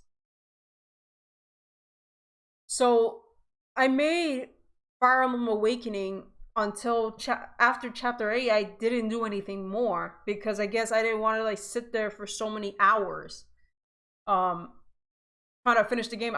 Maybe I was fucking lazy. I was a lazy bitch. Maybe I was a lazy bitch, I don't know. Pokemon Mystery Dungeon, Gates to Infinity. Oh, I feel bad for fucking canceling, but I think what happened here was that I ended up not enjoying this game in general. I didn't really enjoy the game very well. And like I loved the Pokemon Mystery Dungeon series. Like when I talk about the series, I'm mainly talking about the rescue teams and the Explorers games. Like those first two Pokemon Mystery Dungeon games, like I hold them with best regards. And then like Pokemon Mystery Dungeon Gates to Infinity, like I was excited at first hearing the announcement, but I didn't really enjoy them. I didn't really enjoy this game in particular. So I think it just never lasted long. And so I ultimately I think I left it alone for a long while, and I think I just decided to I called it quits. Also, one of the things that has been happening for quite some time is that several of my parts of Pokemon Rumble Blast, they just be releasing or being uploaded or published at the wrong order. So you see episode 44, which is the last part of my Let's Play for that, before I just cut until I decided to just kick the bucket and cancel it. But then there was part 37, part 38, part 39, and then there's part 36, part 40, part 42. I'm like, what the fuck is going on here? This was all in later parts of the game. And then eventually, I think I decided to cancel Fire Emblem, Pokemon, both of the Pokemon games I've canceled. I like, this was a curse when it comes to Pokemon. It was a curse for me to always canceled a Pokemon game every time I start them. I guess I would just end up canceling completely. So this was my first attempt at this was my attempt for doing a Q&A video. And I was somehow wearing this Angry Birds little I don't want to say hat. I think it's a blanket. It's literally a fucking blanket. So, in order to do so, write a comment below. I think this was also the first video in a long time where I ever showcased my face. Because I think for the longest time, I was told to never showcase my face ever again after my introduction video, my very first video, right? So this was 9 years ago. So the fact that I decided to showcase my name again,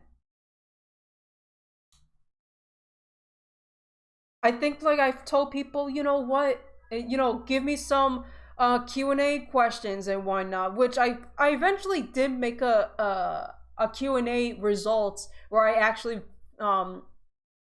I've answered most of the questions, and also at this time I began to know people like Sparkster28. Like, also, hi Chris, hi Johnny, if you're watching this video.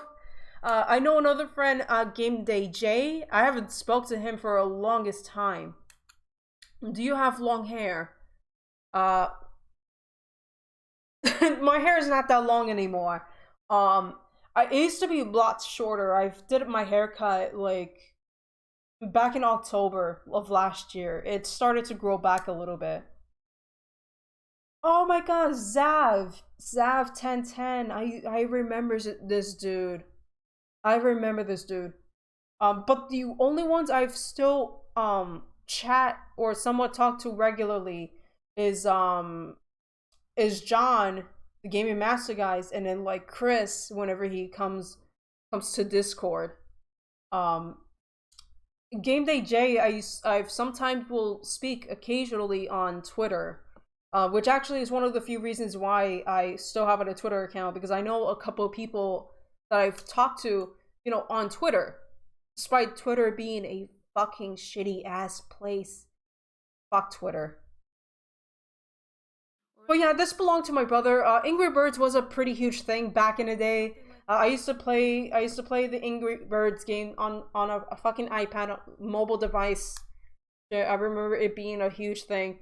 I heard Angry Birds was being removed from stores. And I think it's because the people responsible playing it, they didn't like the fact that Angry Birds was for free, and they want to do more micro transactions. I don't know why. That's such a fucking retarded decision. I don't care what anyone else thinks. So yeah, that was the first time these videos were the first time I've ever showcased my face in a long time. And I did a 100 sub special because at this point I achieved 100 subscribers. I think I made the video the same day I found out about that, which was amazing. So I guess this was on September 2013. Big step. Enjoy what you do and don't forget why you do it. Like, this was really encouraging. This was really encouraging at the time.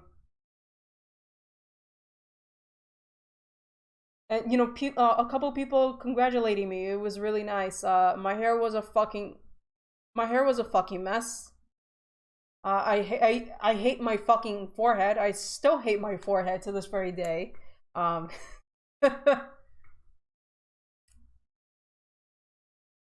And wow, my eyebrows were still fucking thick back then.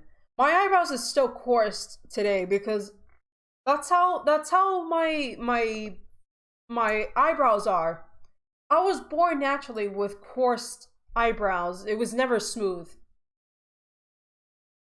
I don't know why, but I guess I don't mind it nowadays. So okay, so my last canceled Pokemon game, I promise you this is my last one. I was doing Pokemon, and why did I call it? No. I'm sure this is Black 2. This is not Black and White. I don't know why I call it Black and White. Yeah, no, this is Black 2. This is Black 2. So at one point, I was doing Pokemon Black 2 as a Let's Play. I've never finished it. And actually, unlike my other canceled projects, I decided to somehow delete. Most of the Black 2 videos because I fucking despise them so much. But there was another reason for that. I was missing a ton of footage, and either I might have accidentally deleted them because because they were actually necessary, and I deleted them, and they're now lost to they're lost to the sands of time. And that might have been the reason why I was missing too many footage that was actually part of the episodes, or I fuck up certain editing to where two videos were put into one, where half the video were from one part of the episode, and then another part of the said video were supposed to be from a different episode, and I might have accidentally put wrong parts of the video, and I might have fucked up so much that I decided to ultimately cancel the project. But this video was the only one I still had on YouTube. Welcome back, everyone. This is CC6. This was I think it's right here. I think this is where I was showcasing a little bit of the Meloetta. Somewhere else. A little bit of the Meloetta thing, which I think that's exactly the reason why I still wanted to keep it. I think that's why I decided to keep the video. Nostalgic. Would you like to hear the melody? Meloetta popped out of the... This is why I still decided to somehow keep the video. I don't know. I wouldn't know any other reason other than that.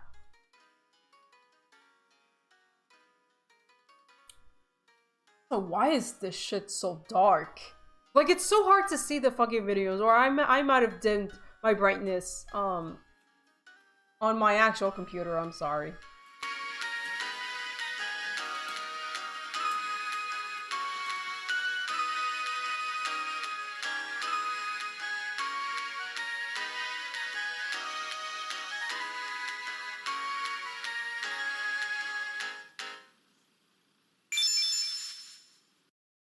And that was the only reason why, again, I kept the video.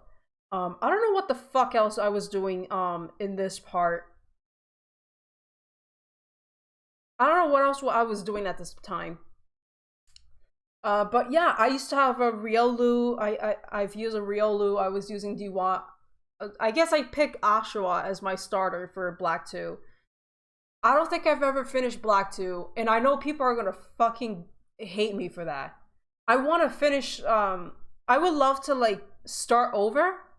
If I'm going to be real honest with you, I would have loved to start over. So maybe someday I would try to redo this Let's Play. I don't know why I call it Black and White. This should have been called Black 2, White 2, or just Black 2 in general. Yeah, I wish I could have just, do this. I wish I could have started over, and maybe I will. Who knows? I have the technology to do this now. Yeah, I leveled up.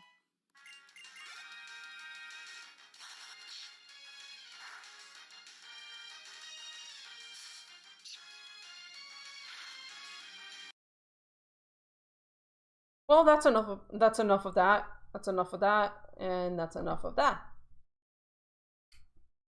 So I think at this point, the only project I was really doing to try to continue and making sure that it was finished was the Smash Brothers Subspace Emissary. I was still continuing with that, by the way. So you could tell by, you know, there's Ness, there's Kirby. There were a few, like here, these were where you had to like save all the where you try to save all your fighters and whatnot. So I think that was just what was happening. So I've had a few projects, and again, these were all in fucking the wrong order. I don't know why. Actually, where the fuck is Star Fox Assault? What the fuck? Yeah, I don't know what the fuck happened with that ordering. Again, the way YouTube ordered my videos back then was kind of fucked up.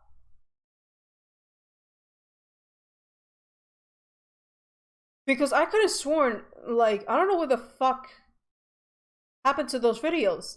I don't know why this happened. It's weird. But yeah, I was doing, oh. I think I might accidentally put part 2. Or mission 2. I did Star Fox Assault, but I think, like, I might have, I think these were supposed to be, like, 2014 projects. I guess let's not talk about that yet, then. I don't know why that happened, but one of the new projects I did at this time was Pokemon X and Y. X and Y was the newest Pokemon game at the time. I think this was around the time where the 3DS was starting to slowly grow in success, because it had a rough start.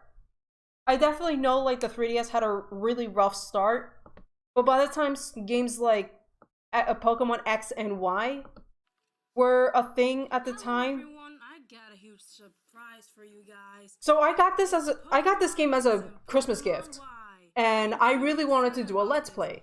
This was around the time where I specifically wanted to be one of the first people to do it as early as possible. This was the time where I wanted to get this recorded and uploaded, so that I can upload it and just get a bunch of fucking views or some shit like that.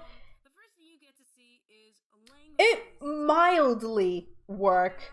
I ended up getting 81 views for it. Not a lot, but it was still fucking impressive back then. So German version, Italian version, Japanese version, and Korean.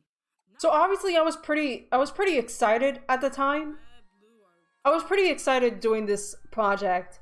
And mind you, I've had several other Pokemon projects that I was trying to do, and they were all fucking canceled. So I think I ended up being happy at that time to actually to be able to do this. I was genuinely excited when doing this. Let's head down there, shall we?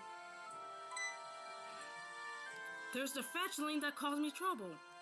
I know that X and Y were not the best Pokemon games, but you gotta really understand how impressive it was at that time. Now, obviously, there's a lot of issues with these games, and I know there may not be the best things in the world. But back then, when they were first introduced, I know, like, a lot of people were genuinely excited for it, and new Pokemon and the games are finally jumping to 3D. I was a huge fan for XD Gale Darkness, so the idea of having mainline Pokemon games being in 3D, I thought that was sick. There were other features like customization, which I could easily showcase how I dressed my character slowly but surely. I also want to highlight, I made a filler episode for this Let's Play. It was entirely focused on providing people tutorials of how to evolve your Eevee into a Sylveon, because there were some misinformation about it, or there were things that people messed up on, because every time they try to basically evolve their Eevee to Sylveon, it will either evolve into like an Umbreon or Espeon, because the fact that the requirements for Espeon and Umbreon to happen, you would have to have your Eevee be max happiness and then level up either in daytime or nighttime respectively. But with Sylveon, you have to have a fairy type move. For example, just keep the move Baby Doll Eyes and then give it at least 2 hearts on the Pokemon Amine. You had to use Pokemon Amine, which was the entirety of what I was showcasing in the episodes. Okay, so I'm back. I've been playing mini games, feeding my Eevee. I called my Eevee Yogurt. I called my Sylveon Yogurt. It's a guy, by the way. I called him Yogurt. That was one of the Pokemon I've had in my team. I had a Sylveon in my team.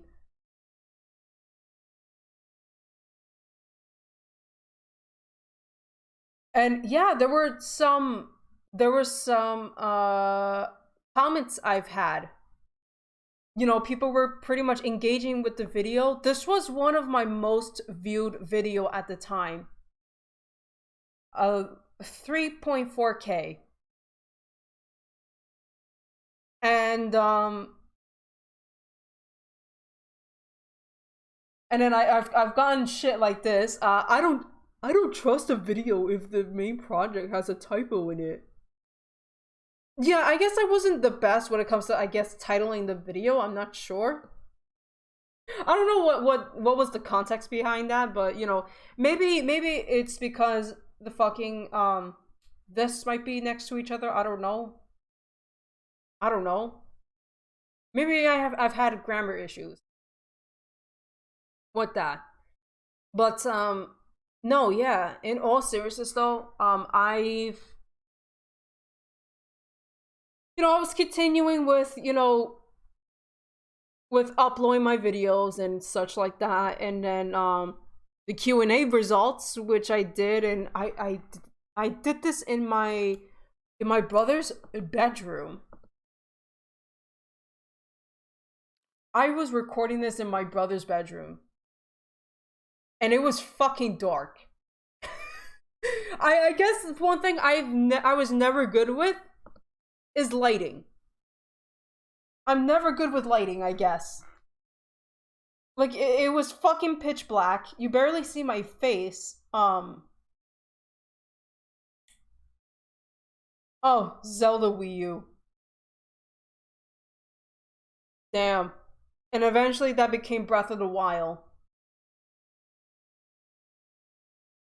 That was Breath of the Wild. I guess shit like that happens. I don't know why. Let me look at the fucking time duration. Oh, wow. Okay, I'm trying not to take forever with this, but eventually you could see that I've continued with Smash Brothers as I was doing Pokemon X and Y playthrough. So actually, one of the interesting things I do is like extra episodes. So after the main story, which I've had a fucking issue, I was having a hard time with Taboo, which I do every time I play through the entire game for the Subspace Emissary. I've had a hard time with beating Taboo, but you know, I've managed to fucking do it. I managed to do it again, anyways. So there was that. And then the extras episode was to showcase some of the remained fighters, Toon Link, Jigglypuff, and Wolf. And then another one was to try to showcase all the cutscenes of the game, or the cutscenes that were never shown in my playthrough, because you know this whole situation with Peach and Zelda, whoever you save first and stuff like that. Like, there's some altering cutscenes depending on what you choose in the beginning of the game, who you save when you fight off the piranha plant. Like my stomach. I'm hungry. I'm hungry. So I was continuing with oh,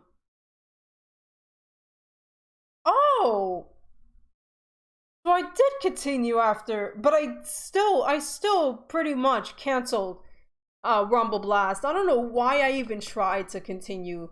I don't know why I continued to try to do so. But also, when it came to X and Y, this was when I decided to have thumbnails, like actual thumbnails, rather than using parts of my video screenshot as the thumbnail. So I used Pokemon X and Y thumbnails. This was the thing that I've done for the remainder of my YouTube channel, is to have to find official art and just put it as a thumbnail. Hey everyone, welcome back. And In this video in particular, I capture Evolto. event though. This is something similar. This is not the only version that's gonna do this. This also does it with the X version. Since I have Pokemon Y, this should happen too for the Pokemon X. With I think his name is Xerneas. I don't know. I don't remember. I think it's so dark, unless like I don't know if I'm over. I don't know if it's just me. Oh, okay, never mind. Yeah. Oh, okay, so maybe it wasn't as dark. I just decided to like dim my computer screen so that there's no glare in my fucking glasses. So that you guys can see my eyes. But yeah, this was something I was doing at the time. I was doing X and Y. I think that was the only project I was doing after finishing Brawl, because the Subspace Emissary took me 2 years to finish, and I was able to finish it. And so afterwards I was continuing to do X and Y.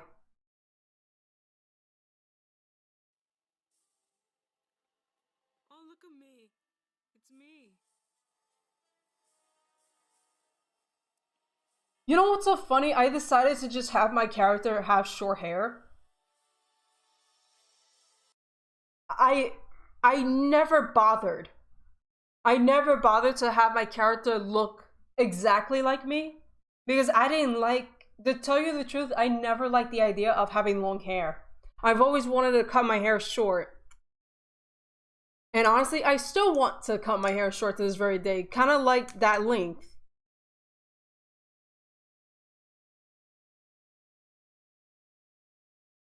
Yeah, so that was a thing.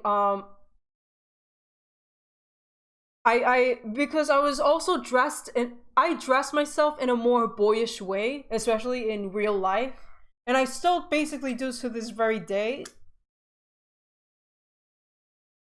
Like, I try to dress my character that way too, because like gender dysphoria is a fucking bitch. Can punch you in the gut sometimes. I'm not trans, but gender dysphoria was a fucking bitch, especially like 2014 and especially 2015. That's all I'm gonna say with that. I'm not gonna go that much deeper with it. So while I was doing X and Y, because I had a bunch of team, I just pick out like my Pokemon. I just pick out, you know, Pokemon that I felt like I like, and I just added them to the team. But I try to use different types of Pokemon, like different, Pokemon with different types. I think that was those times where I try to take Pokemon typing seriously. Like I've had a Sylveon that was a fairy type. I've chose Fennekin as a starter. A fire type. I've had Meowstic. That was a Esper when I captured it. A psychic type. I've had Skidoo. I captured with Skidoo and it evolved to a Go-Go, a grass type. So you get the idea that I was trying to have a variety of like Pokemon typings, and I try to restrict it to where it's just restrictively Gen 6. Which, by the way, Gen 6 Pokemon has the shortest amount of Pokemon roster. The shortest. And that was because the majority of Pokemon you've encountered were actually older Pokemon from previous generations. So I think like the developers try to appeal for both the older and the newer audience or some shit like that. I don't know. Yeah, I don't know. So here's a funny story with Star Fox Assault. Now I'm gonna finally get into it. I don't know why I've had part 2 being uploaded like a year prior to this. So Star Fox Assault. The backstory for this was that I've wanted to attain a Star Fox game. No, for so many years, I've used to watch a bunch of like memes, like videos based off of Star Fox Assault, like with a bunch of memes. What I mean by that is sometimes they'll do like there will be like music shit. There will be voice clips from other different shows or shit like that, like South Park, for example. It would be like very memes like video. Like, for example, like there would be people that there would be this person that would have the the cutscene conversations with the Star Fox in Star Fox Assault, and they'll use the clips from that South Park movie where, you know that shit with what is 5 times 2? Come on, Chowder, don't be shy. Like they did shit like that. People were doing shit like that, and I thought that was really funny at the time, and that led me to want to play Star Fox Assault. Another thing was the Star Fox Assault multiplayer. And one of the channels I watched a lot for the multiplayer was Shadow Wolf 000. Still to this day, I've known him and he is an incredible person. Check him out. Very nice individual. Very nice. Very nice individual. But I've wanted to get a copy for Star Fox Assault for the longest time. And so eventually my mom was very sweet enough to hunt down a copy for me at a GameStop near my home. Apparently, like, my GameStop still had a copy of Star Fox Assault. I was also looking for Star Fox Adventures, and that was impossible. I never got my hands on I never got my hands on Adventures. I only got my hands on a physical used copy of Star Fox Assault, and I still have that copy to this day. So I played it on the Wii, which unfortunately we don't have a Wii anymore. We recently gave it away to a younger cousin of mine that always wanted a Wii. So I've recorded up until the first 5 missions, like fairly quick. But then at some point, I lost my copy. I lost my copy. And I didn't know where the fuck it was. I lost it for 9 months. So I kept these videos private for a very, very long time. I kept the first 5 mission videos for a long ass time.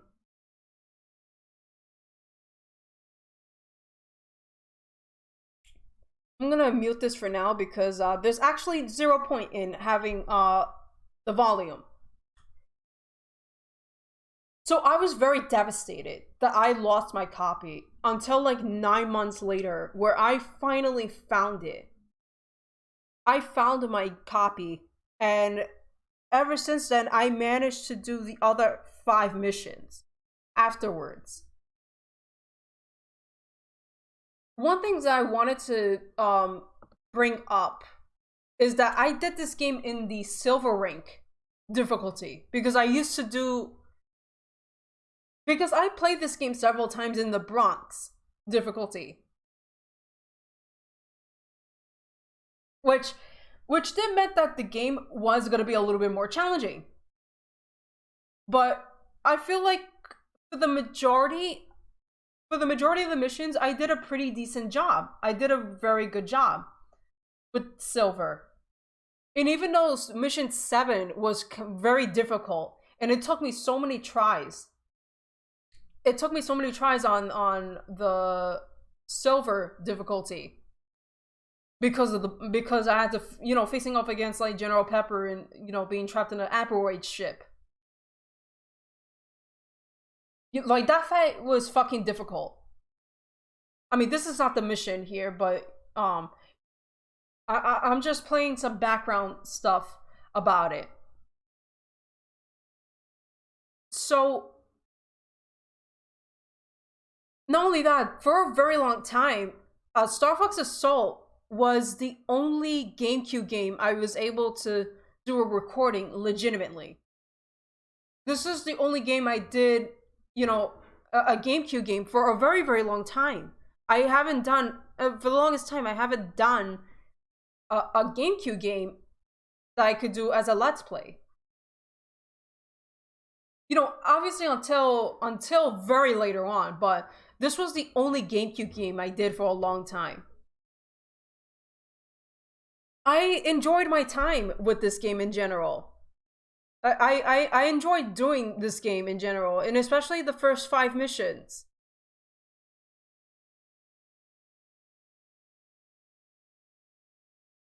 Alright, let's... This. So I've made 10 videos, so 1 mission per video, and obviously with mission 10 being the finale, so like the final mission basically. I was doing the final mission, and these videos didn't have a lot of videos. There used to usually be a trend where part 1 gets the most views, and then every single other videos there would be like jumps height of views and shit like that. But that seems to be a pretty that's pretty much a thing that does happen a lot. So another thing I wanted to mention about my Star Fox Assault playthrough was that I didn't do every mission in silver. I wanted to do it. I wanted to play the entire game in silver, but the one thing that really held me back from being able to do so was mission 9.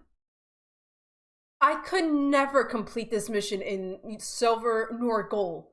For fucking gold, forget about it. Silver was a fucking pain in the ass. So in this mission, I think you have to complete, like, maybe destroy, like, actually I'm gonna showcase here.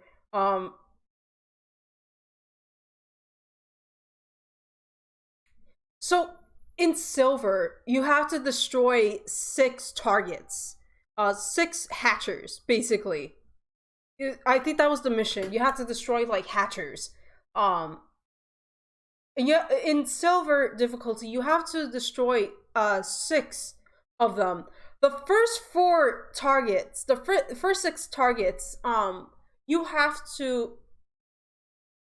The first 4 are fairly easy if you know what you're doing. The other, what I get stuck with is when I'm down to 2 more targets needing to destroy, because it requires you to go through this area where if you enter a room, the barriers will build up.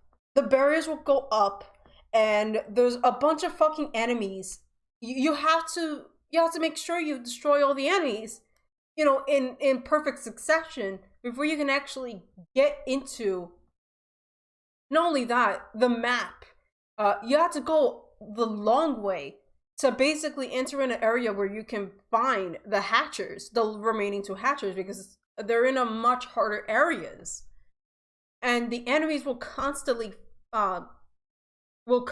beat the shit out of you, and you get constantly stuck. You could barely like fucking move, and that shit pissed me off. So what I did is that for the last 2 missions, because I practiced both missions in silver first, and mission 10 I was able to do in silver perfectly, but because I can't just fucking I can't just do a free mode for that, because it's not gonna, because I couldn't use the free mode for this game to try to finish the game.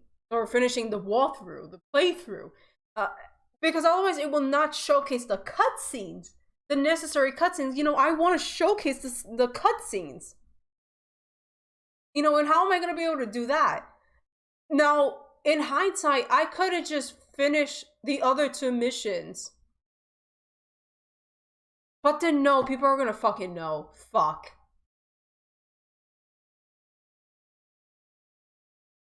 So, mission 9 was done in Bronx mode. And because I couldn't do mission 9, unfortunately, I had to do mission 10 and also in Bronx.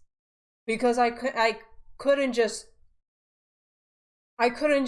do silver for mission 9. Fuck that mission, by the way. So that's I think one other thing too is that I did not talk at all. I think I was only talking in the beginning of every videos for that playthrough because there's a lot of talking. You know, the character speaks.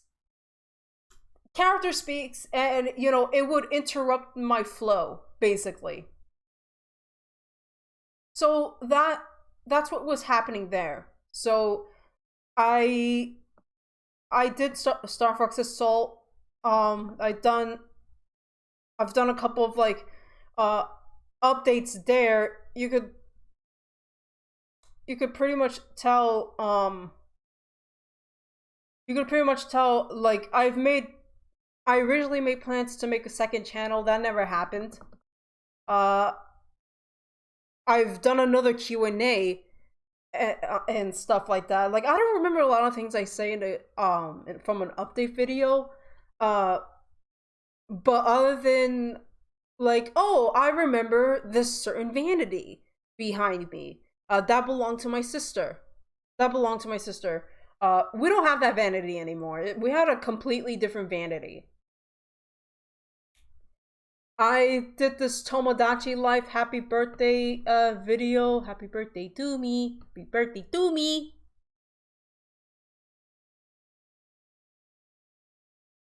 So yeah, I've gotten a few comments from that video. They've wished me happy birthday. Oh, I was 17 at the time. I was 17.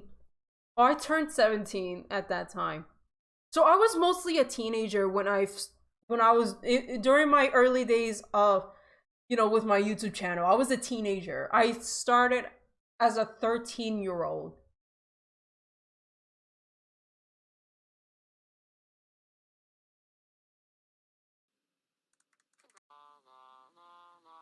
But yeah, this was my from my Tomodachi Life. This was the only video I think I did with this.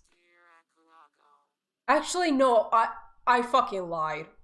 I've done a few other Tomodachi Life videos, but I've never did a Let's Play for it.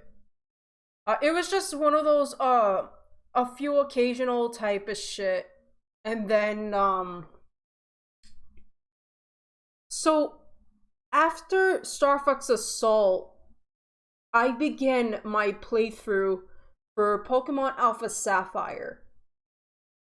Since I was pretty successful with Pokemon Y, because that was a version that I played, I did Pokemon Alpha Sapphire, and I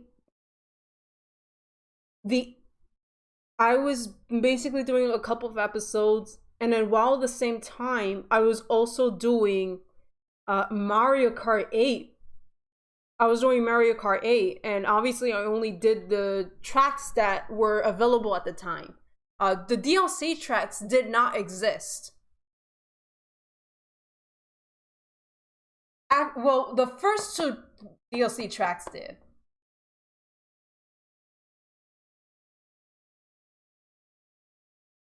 But I'm pretty sure that when I started, I'm sure that the DLC tracks did not exist at the time when I started. But I could go to part 2 because that's something I could do. So Hey everyone, this is AquawakuCC6 and welcome back to more Pokemon Alpha Sapphire. Or should I say Omega Ruby and Alpha Sapphire. So the last time we had began our adventure. And so, in case you didn't look at the last episode, my first Pokemon turned out. So I hear you beat Brandon on your first try. So I basically, one of the interesting things about this playthrough in general is that there was a point in time where I was doing commentary. And I say that because in early parts in the video, I did talk quite a lot in the video. But as soon as I hit part 30, I think... Oh, excuse me. In part 30, I think that was when I completely stopped, like, talking. Like, completely. I also did Mario Kart 8.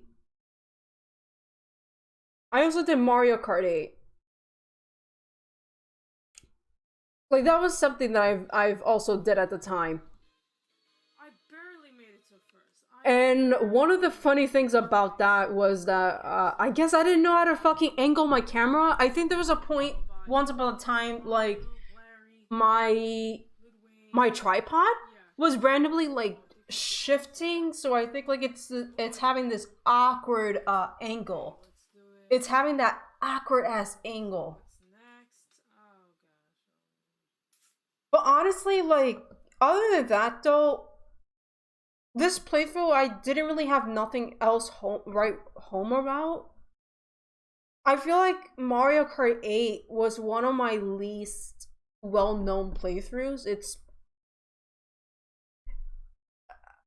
probably the most forgetful project I ever did. Sometimes I even forget that I ever did Mario Kart 8 as a walkthrough for some reason. But I think I wanted to basically do some more stuff. You know what else I used to do back in the day? I used to do Smash Brothers online matches. I used to do a couple of these actually.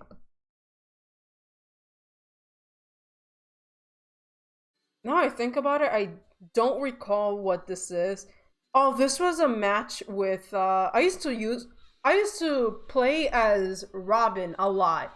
So that was literally something that I used to do back then. I guess I was trying to showcase people like, oh hey, I'm actually pretty decent with Smash Brothers.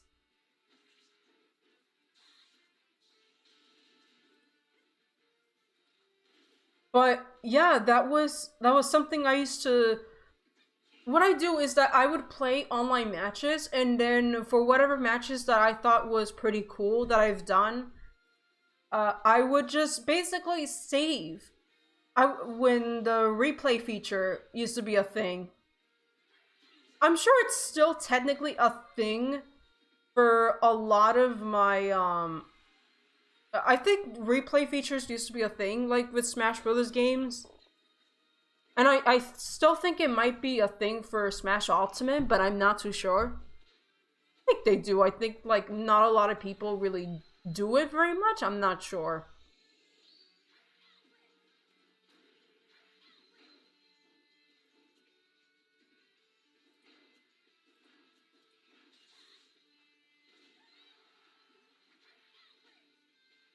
Yeah, so I was basically doing shit like this for some time, so that was very interesting. So I think like I don't know if this was just a I do recall that this game had something called For Fun and For Glory. I think I was probably doing For Glory. I'm not too sure. Or I think this was just a regular your basic regular ass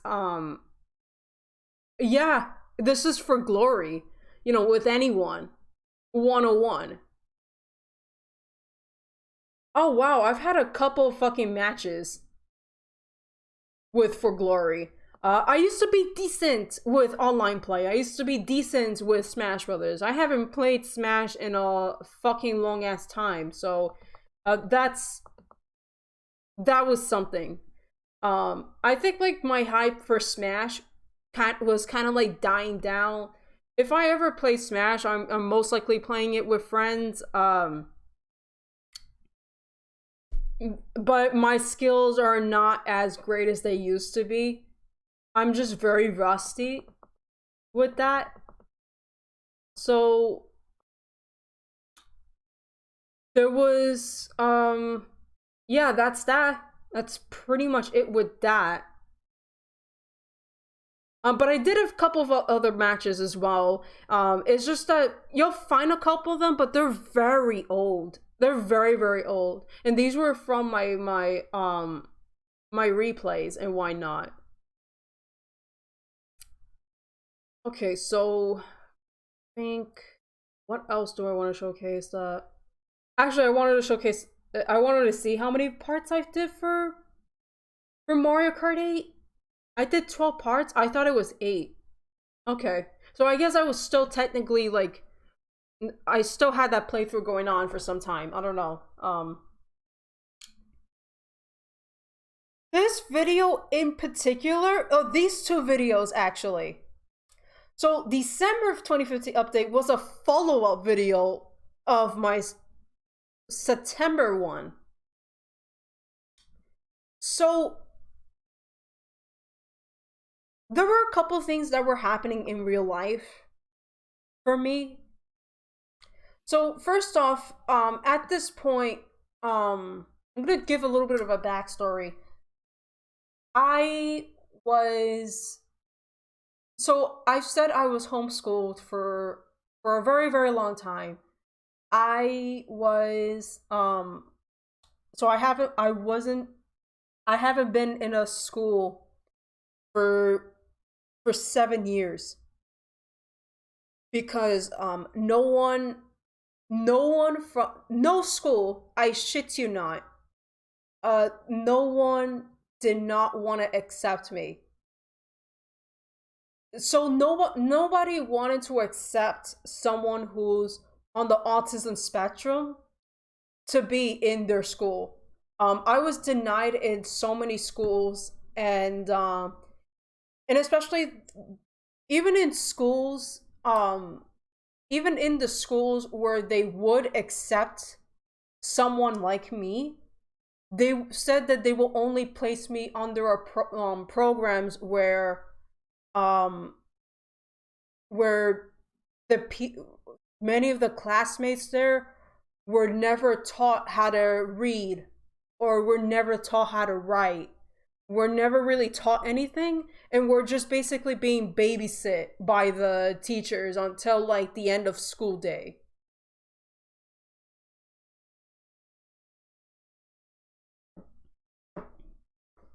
So in this video in particular, this was me talking about how I was gonna be away.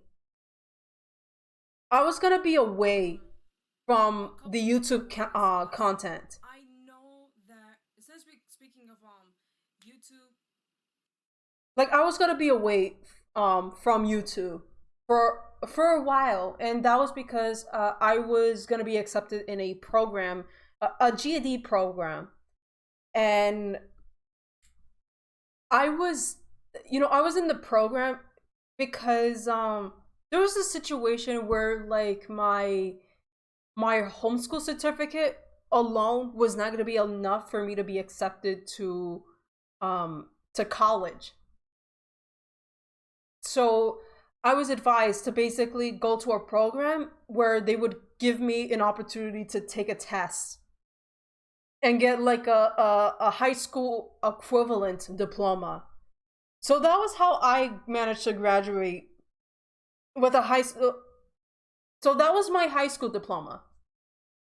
I passed, by the way, and I've been currently in college for ever since spring of 2017. I got my associates in 2020, and I'm still in it to try to get my bachelor's. But the whole point was that I was basically saying that I was going to be away.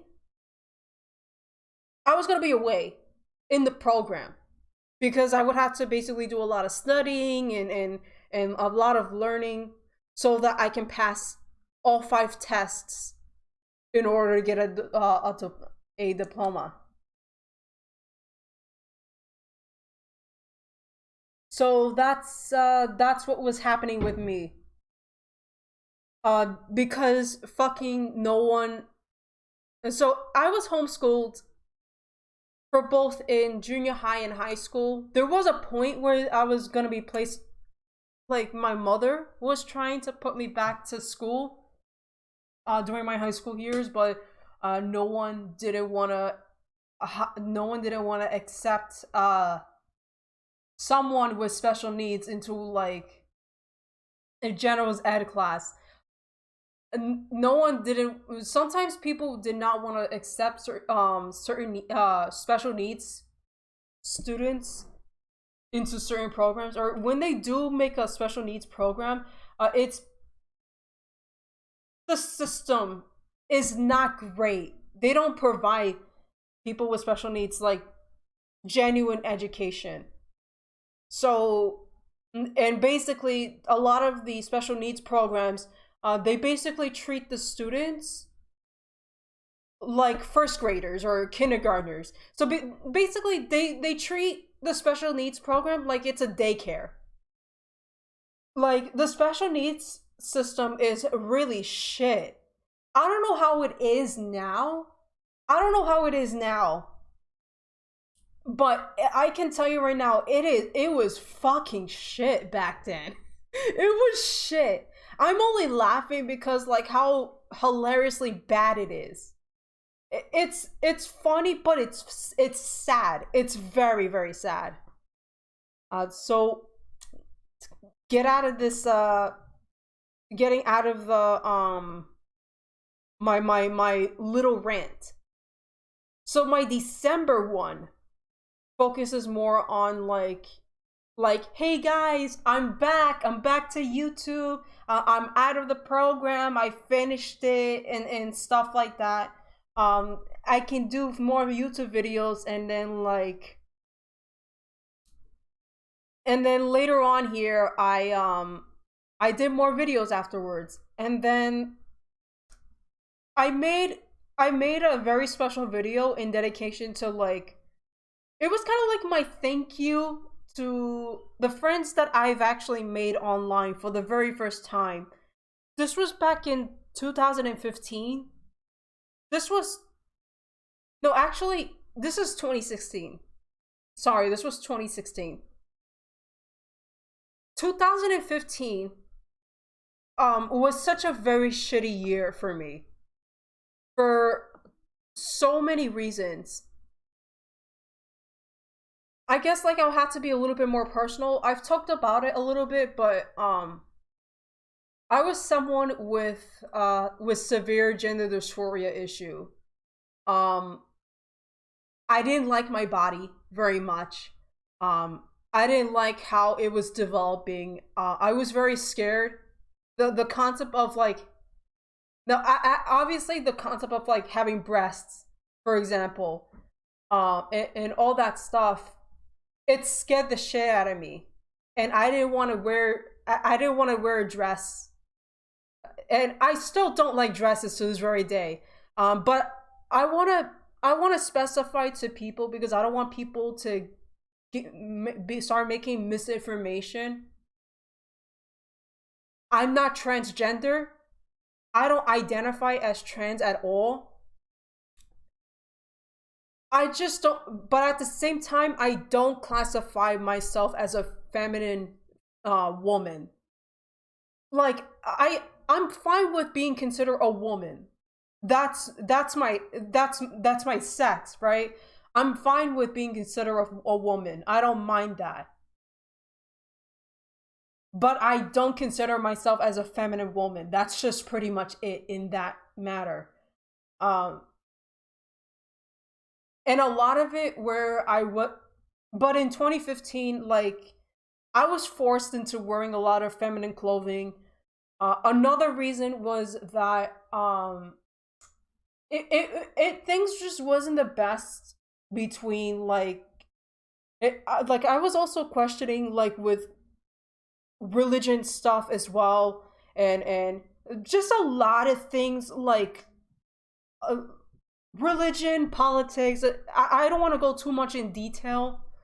The things that I was going through that I wasn't in a very good place at all in 2015. It was considered, I consider 2015 as like the worst fucking year for me. Like the worst fucking year. And it led for me to have really dark thoughts and a lot of horrible things about myself. And it's okay. Like it's fine now. I'm alive, you know. And even though in some days like I'm gonna end up feeling down about it, because I guess that's just what depression does. Some days depression is gonna try to take over your head and make you think of a lot of horrible things about yourself. Anxiety too, and when you have that as part of the component, like it's a recipe for disaster, right? I promise I'm gonna get to the positive part of 2015, and that would be now. So, despite all the shitty things that was happening in my life at that time, I've met a ton of online people on Skype. So Skype was something that I began signing up for, and I used to watch. Now I used to watch someone, and he had a bunch of friends in the video, and I've chatted with a few of them. I've got to know them on YouTube. And one of the things that happened was I used to watch a bunch of videos from one channel in particular, and I commented him, hey, how do you guys communicate with each other if you guys live in different places? And he told me, just sign up to Skype, tell me your Skype name, and we'll chat. That person was the Gaming Master, guys. Now, technically speaking, like I've already met John through YouTube, through another guy named Finbud.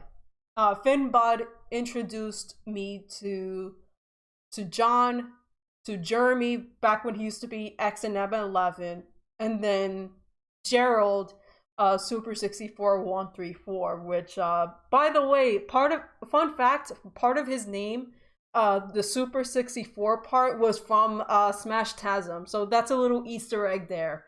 And he has admitted it himself that that's where the Super 64 was part of. And I've hung out with these guys, and along with many, many other people.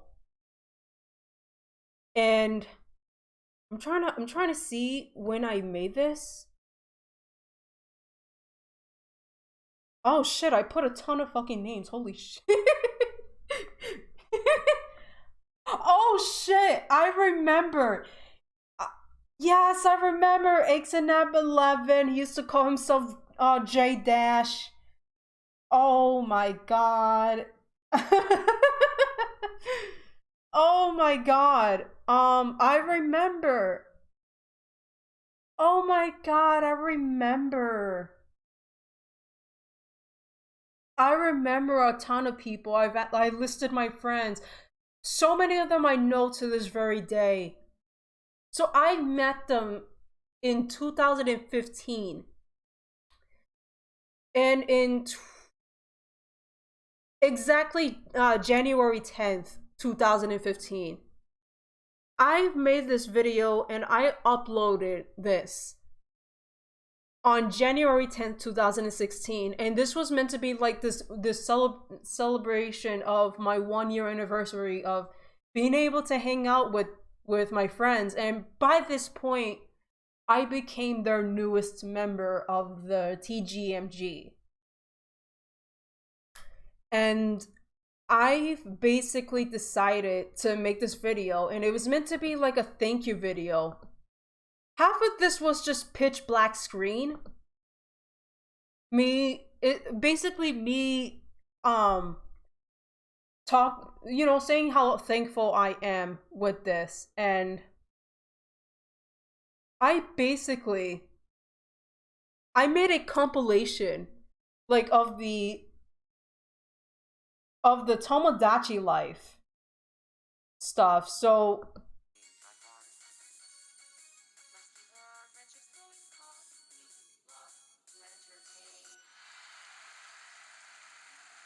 actually, I want to showcase the entire. I want to show the entire fucking, the entire performance for one of these I fucking made.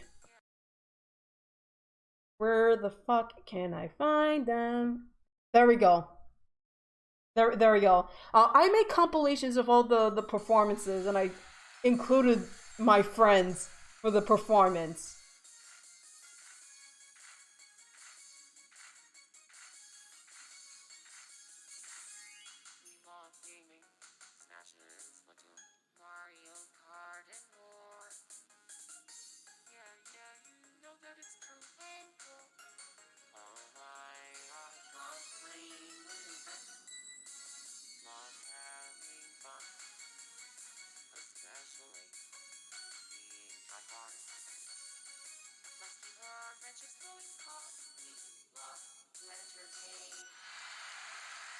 I know somebody's gonna be like, "Hey, my memes, the memes you're using are outdated." Well, yeah, fucker. This was made in 2016. I know, obviously, some of their memes have been like updated and shit, like different. But yeah, I've made several other. I've made a bunch of other ones as well. But I put them together in one, and this was like my way of me wanting to thank them for all that time, basically.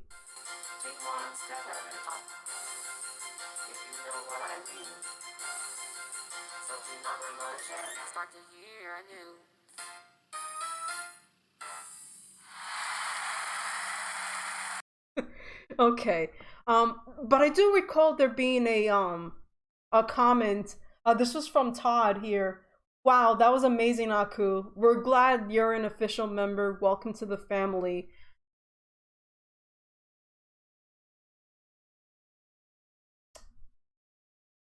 Man, I'll never forget that comment. Wow. Yeah. I that was something I wanted to be thankful for. So I've continued a bit more on, my online matches and why not. And I think one of them featured like me playing with friends. Let me see if one of these videos are like that.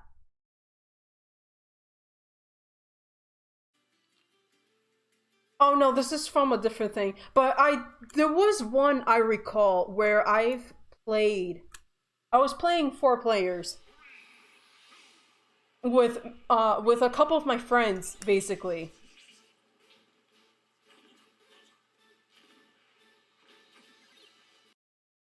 I think, is this it? I could be wrong on that. I could be wrong. Holy shit. I could be wrong on that. Holy shit.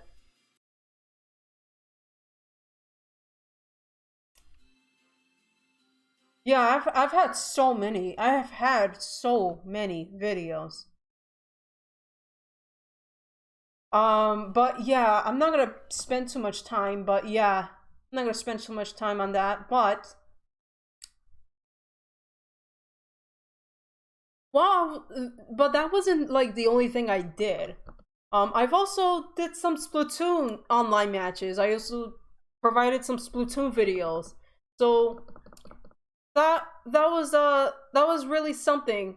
And I think I've even I even coded where if these were turf wars, splash zones, whatever that is, because I think back then they do either I think they used to only do like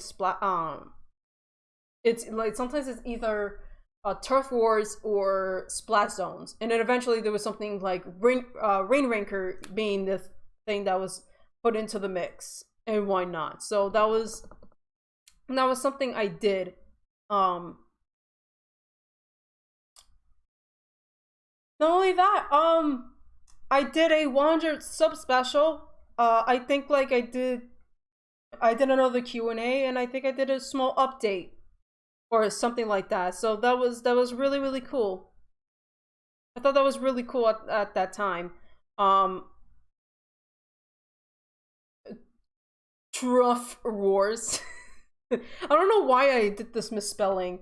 Actually, you know what? I want to showcase maybe one of those Splatoon videos, because I don't think I did any more after.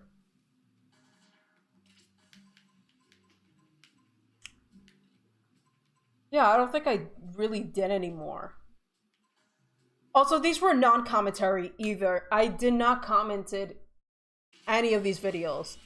So that was something I did at that time. And funny enough, I don't think I've ever done any multiplayer videos ever since. I don't think I've never hosted a multiplayer session.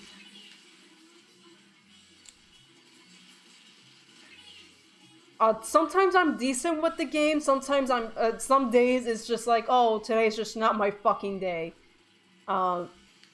Stuff like that. That's basically how I would describe like my overall skills with this game. I'm only decent. I'm not that great.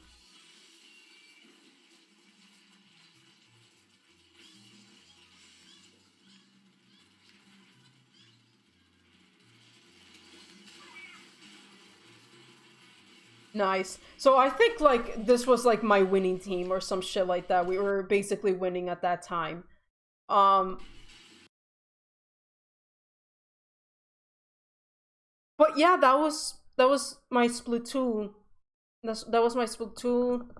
That was my update when the channel reached 150 subs,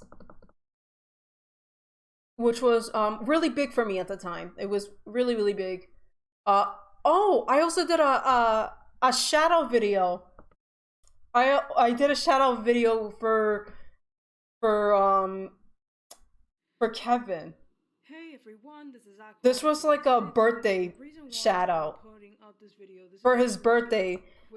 So yeah, I did. I said happy birthday. As today is his birthday, so I wanted to do a small shout out for him for being awesome. I think this was on my iPad. I think I was doing this on obviously I was recording. I was recording with my camcorder obviously, but I think I was holding my iPad for this.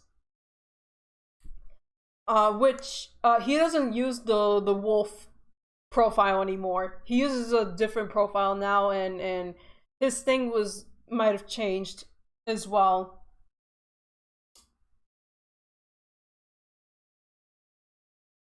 So what else do I want to showcase here? Because oh, that's right. So after I beat the Elite Four for Pokemon Alpha Sapphire, I did the Delta episode. So that was like my bonus episodes, which I think I think like none of them I did any talking at all. Like I didn't do any talking with that at all.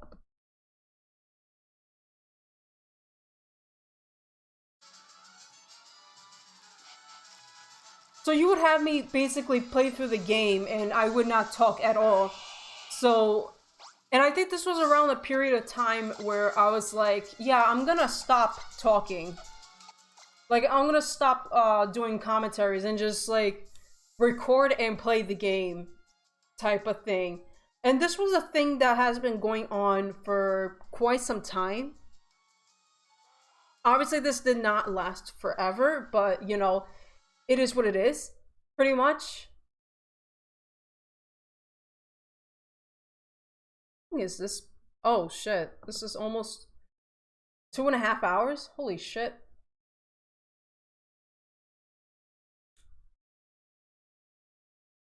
So afterwards, I was doing So eventually, I did finish Pokemon Alpha Sapphire, and I basically was really thinking about like what I wanted to do next because after some time I was doing more online matches like for both Smash and Splatoon. At one point I was doing a Let's Play for the original Bayonetta, which unfortunately I've never finished. I've never finished. I think I stopped after maybe chapter 1 or 2. But yeah, they still exist. They still exist, basically. And so afterwards, I was doing another thing I was doing was the Super Smash Bros. For Wii U Classic Mode. One of my most despised projects I have ever done. It got boring, it got very repetitive. The timing just was not worth it. I managed to finish it, but never again. Never again. This was actually suggested by John, which I'll make. I'll, sometimes like I'll playfully pretend I have a grudge for that, but like I pretend to have grudge on that, but no, it's all on me basically. It's all on me. But yeah, there was the classic modes. So there was this very special video I did, and this was me celebrating my 5-year anniversary, and basically because at that time I was doing YouTube for 5 years at this point. Like 5 years. So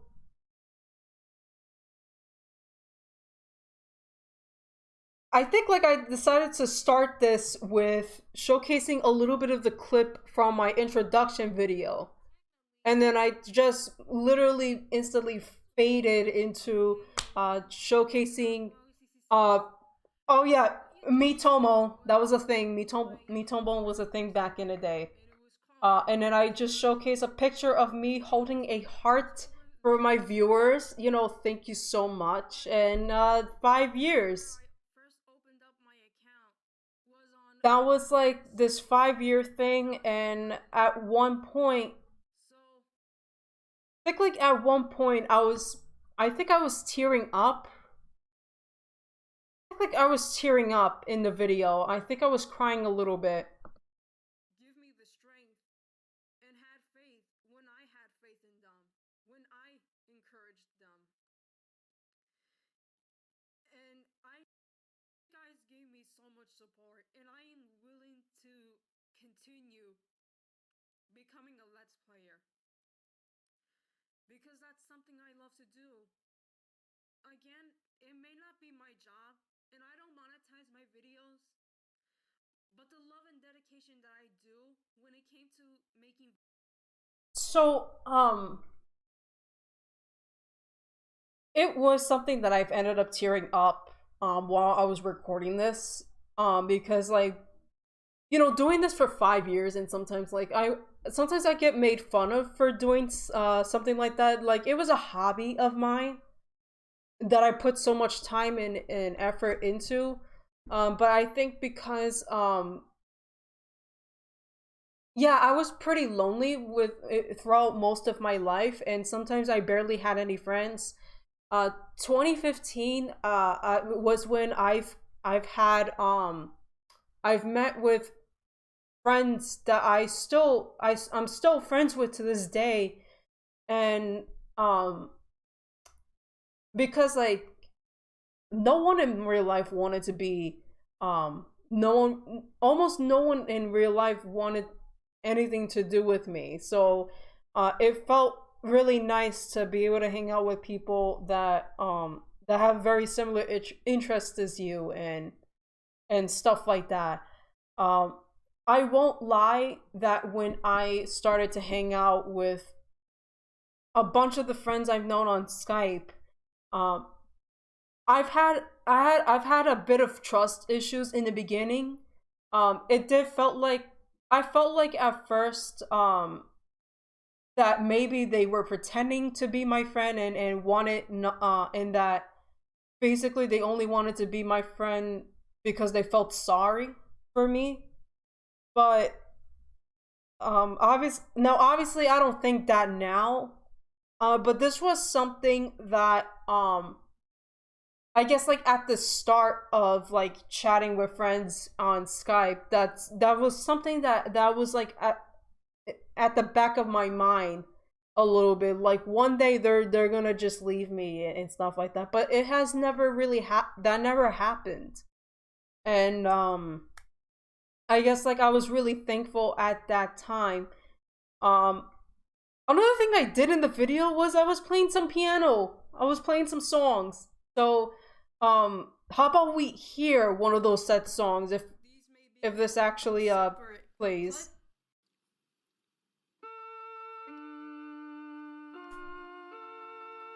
Want to guess what song that is?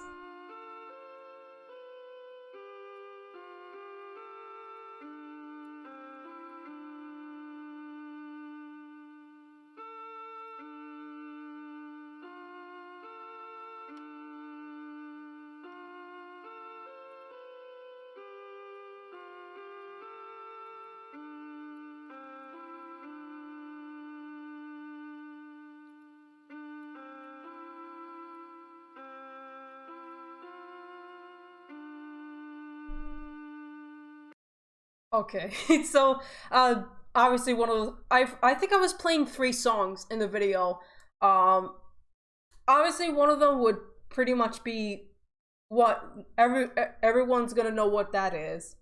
Otherwise, that was that's something I wanted to do as a way to like brighten things up, like to celebrate the 5 years, because obviously I was fucking crying in the first majority part of the video. So um I get it, I'm a pathetic bitch. So let's move along. Let's move along. Um Kirby's Triple Deluxe was something I decided to do a playthrough for. Um I think what happened was because I think like I was really enjoying the game, and I've beaten the game once. So because of that, I decided, hey, let's do a let's play. Let's do a playthrough of a game that I've already finished before, like Kid Icarus Uprising. So, and obviously this entire playthrough was done in non-commentary. This was completely done like 100% no commentary at all. So obviously this was just basically me playing through the entire game like without really talking at all.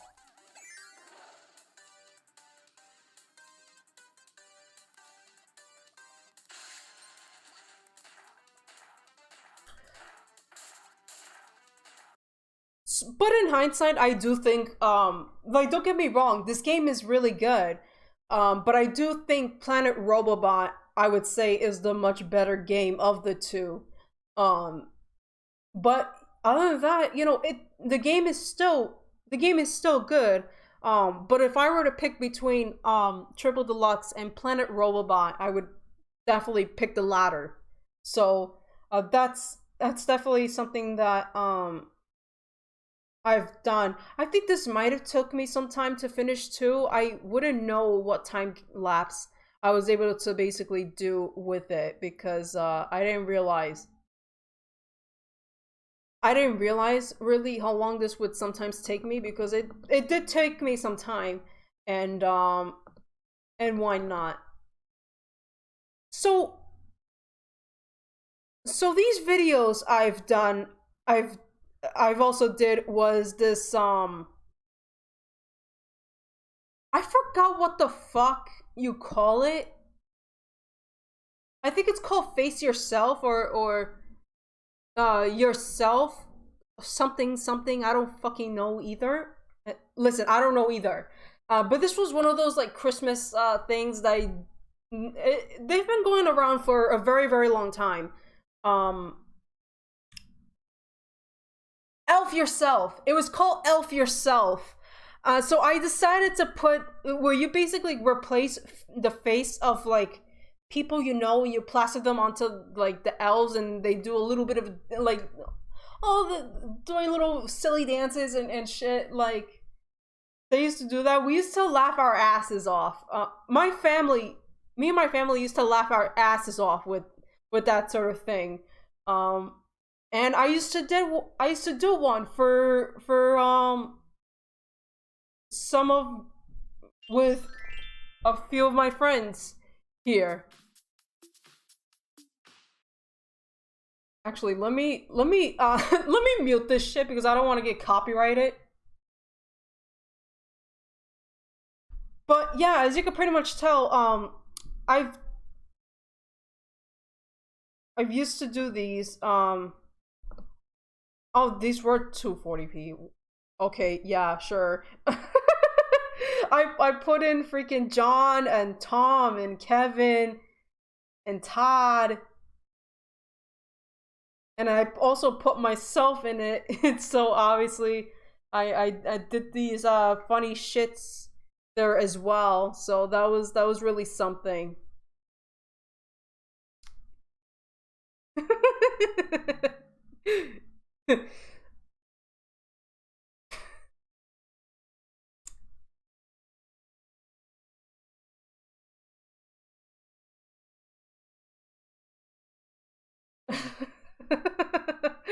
Oh my god. Okay, yeah. Happy holidays, bitches. Happy holidays, bitches. And yeah, I showed this to Todd.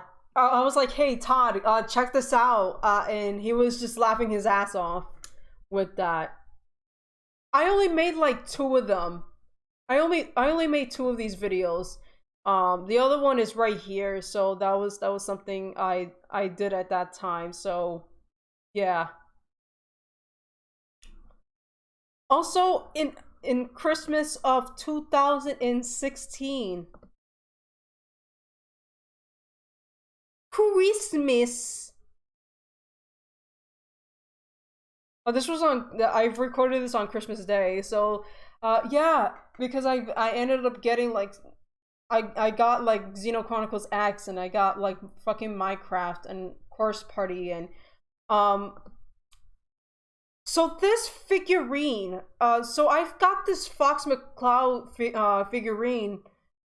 I still have it to this very day. This was a gift that I received from Purple Tanuki. Tom, my friend Tom. When I've met him in person, he gifted me with this Fox McCloud figurine, which I still have this to this very day. You know, hey Tom, if you're watching this video, I hope you've been well. And let's chat sometime. But yeah, I've gotten a few other things I did manage to get like from Nintendo World or Nintendo NY, whatever they call it now. Back then. I've gotten a couple of like manga stuff, and I also gotten like this Star Fox T-shirt that was based off of Star Fox Zero. I still have that Super Mario's Adventure manga as well. Yeah, and the Star Fox T-shirt. I was also gifted that Star Wars Strikes Back uh shirt. I think it was based off of Battlefront. I could be wrong on that. I'm not sure. I don't know anymore. Oh, and the Mega Lucario spinning keychain. The poster. Oh, I was given that fucking popcorn. Obviously I don't have the popcorn anymore, but it was one of those like those cheesy yellow popcorn, regular popcorn, and then sweet popcorn. So yeah, that was my Christmas gift that year. That was my Christmas gift that year. Um oh, so while this was all happening, so March 2017 update,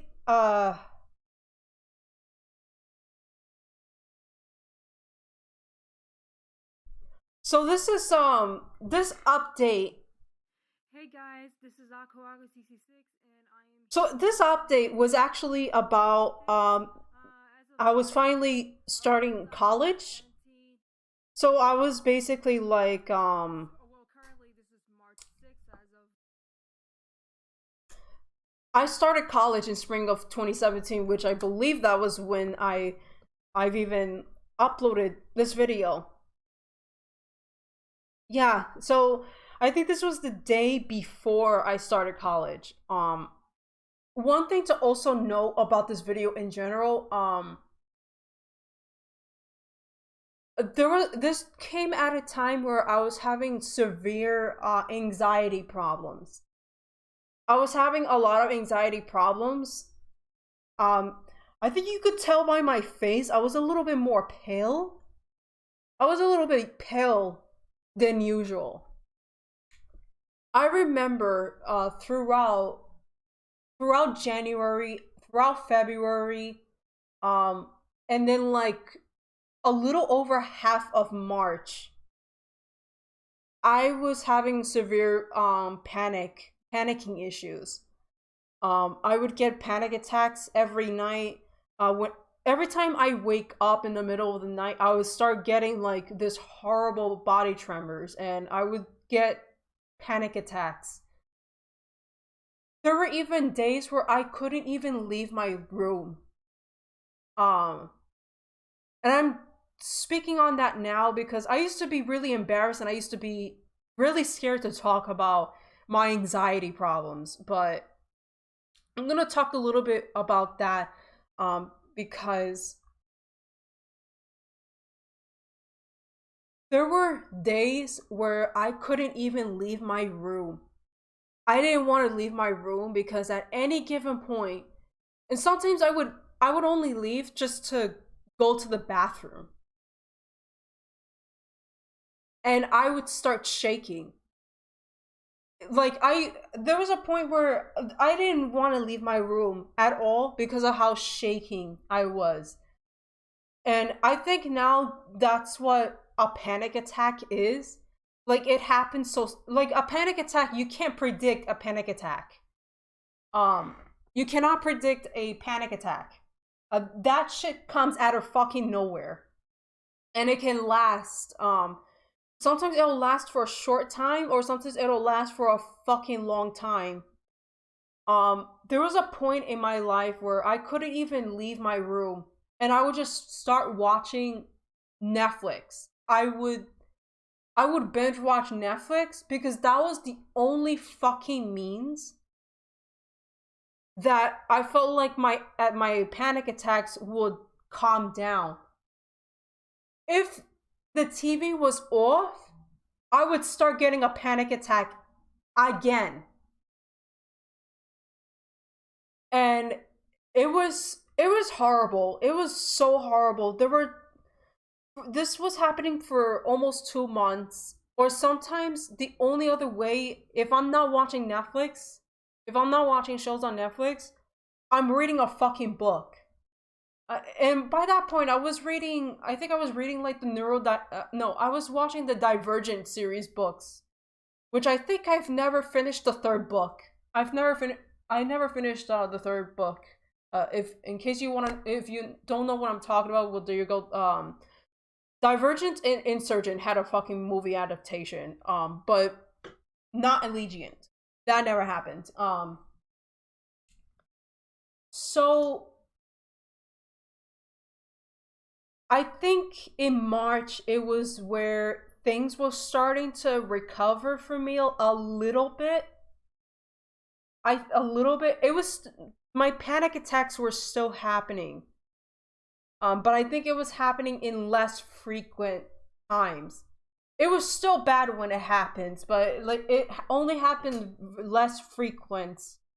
And it wasn't happening 24/7, 7 days a week. So sometimes it could be a little bit hard to look back watching this video in particular. I'm sorry if I spoken too much on that, but it's something that I wanted to be ready to be open about.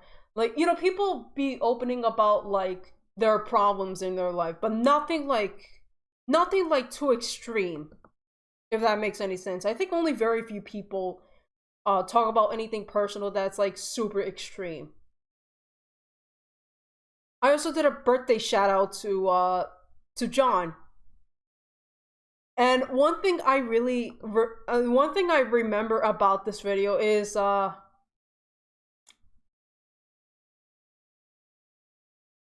yeah, so I was also doing another birthday shout out to Kevin, but I also did a birthday shout out to my friend John, which actually I want to get to where it showcases the banner.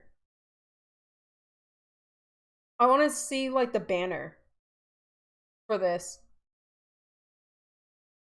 I love this fucking banner. And I know he didn't have that banner for very long. So because it had a bunch of our friends on the banner. Like you see Jack just dancing and shit. You see Joe just holding something. Fucking Todd riding on a bullet bill, and then like I swear to God, like fucking Jeremy is going to gonna hit the shit out of John with a fucking baseball bat, like gonna hit him in the head. I thought that was funny as fuck. TJ riding on a Mario cart, and then like Tom fucking throwing a Pokeball. Oh, also there's KS. There's also KS as well. I don't know if I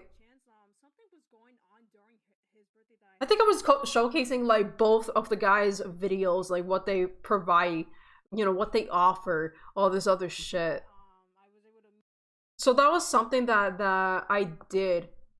That was something I did at that time. I made a Game Boy Advance game collection. And to be honest with you, my collection did not really change that much aside from my digital ones. Excuse me. Obviously, I'm not gonna showcase all of it, but it's fucking because it's long as fuck. I showcased my GBA. I showcased the games that I've gotten because holy fuck. Yeah, a lot of it are fucking licensed games, but I've also gotten I've gotten some first party games as well.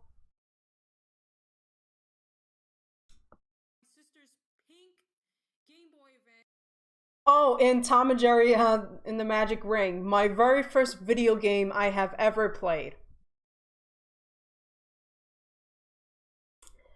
But yeah, I do had some high quality good games like Pac-Man Collection, and then Sonic Adventure 2, Sonic Advance 2, fucking Kingdom Hearts. I've showcased stuff like that. Mega Man Battle Network. And then my fucking my digital collection, because you know, on my Wii U, cause why the fuck not? Why the fuck not?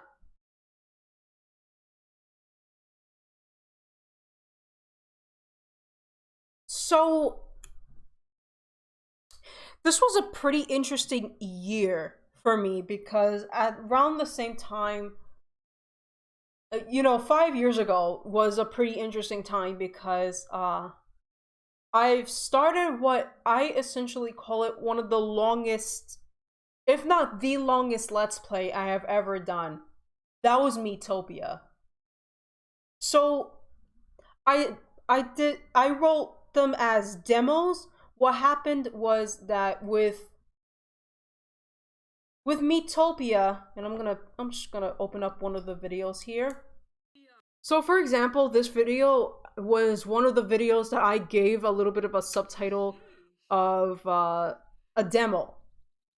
Because what happened was this game, before it got released, they released a demo.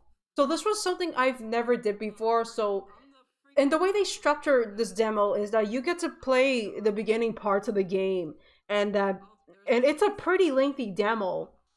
But they do this, and you get to basically play through like uh, basically a huge section of Greenhorn, the first world, and you get to basically you get to pretty much play the game early. Essentially, that's what how it was basically structured. It wasn't like you play certain sections from later parts of the game. No, you get to play the very early parts from start to finish, you know, and being cohesive together. And I think there was only essentially 8 parts where it had that demo, because after the demo parts, I basically then decide I obviously I've made plans to basically um have basically continue where we obviously left off, because it was always planned from the get-go to do that. I didn't make plans to start from scratch because I actually really like how everything turned out. It definitely did help that these videos got pretty healthy amount of views, you know, for my channel at that time. Especially part 1. It definitely worked that I managed to basically do a ton of these things at the time. I got them going as early as possible. And for example, so obviously I got those videos started, you know, before June 28th, because that was when the game was released at the time. Yeah, June 28th was when the actual game was released. They obviously did the demo, they released the demo a month prior. And I think they also did the casting call as well. The casting call I checked out at the time, and I didn't think too much on it. But I definitely do remember really enjoying Metopia, and it was like definitely the longest project I did, at around 82 parts. This is the 3DS version, by the way. So basically, I didn't know how everything was going to structure. I was laughing my ass off with how everything went with it, the dialogue and such like that. It was just some very funny. It looks like I am sucking Reggie's dick. So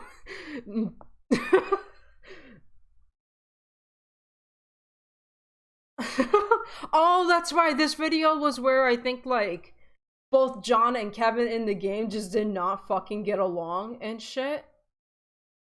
Because why the fuck not? These two are always fighting. They're assholes with each other.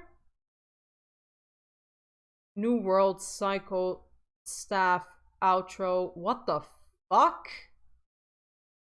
Why does YouTube make these weird ass chapters sections? What the fuck was that? Oh, and Kevin looking pretty. Looking pretty. Because why the fuck not? Oh, this is the video where you still get pissed off. This is what John was referring to. Careful. No, you be careful. Ah, grr.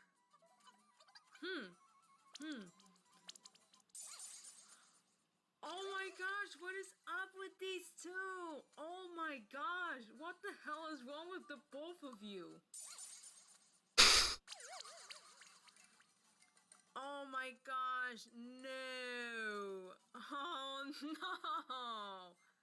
Don't tell me that John's not gonna able to do Love and Peace again to fix this issue. But yeah, Metopia was definitely a really fun time. Was definitely a fun time at that time. It was on the 3DS for a long while, and this was a project that was really going on for a very, very long time. I also eventually just jumped right into doing I eventually played the game on a new Nintendo 3DS XL. So you could tell pretty much a bit of a slightly change of quality and whatnot. So that was something that I did at the time. I began to play this on my 2DS XL, I think, or I think this was like the new one. Or this was, or I think this was like the XL still. I'm not sure. Hang on. I'm gonna open up another one and see if there's a interesting change. Hey everybody, it's your host Aku here, and welcome back to another exciting episode of. So yeah, I think there was a change of quality with that. You know what I'm saying? There was a change of quality and whatnot. I've done a bunch of like episodes with this, and there would be times where, for this game, I just want to do one more session, you know, on the same day. That's how much I was having fun with it. You could tell for the longest time this was the playthrough that I really prioritized at that time. This was still going on, this was still going on, this was still going on. There were maybe one or two things in between, like my Nintendo Switch unboxing video. So yeah, that was another unboxing video I did at that time. Surprise, bitches! What the fuck was that?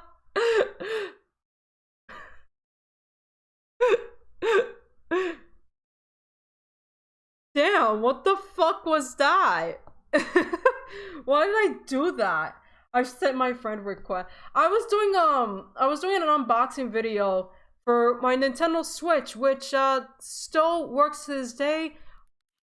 Goddamn, my one of my Joy-Cons for that came with it was drifting as fuck. So I bought new sets of Joy-Cons, and I have not had a drift issue ever since.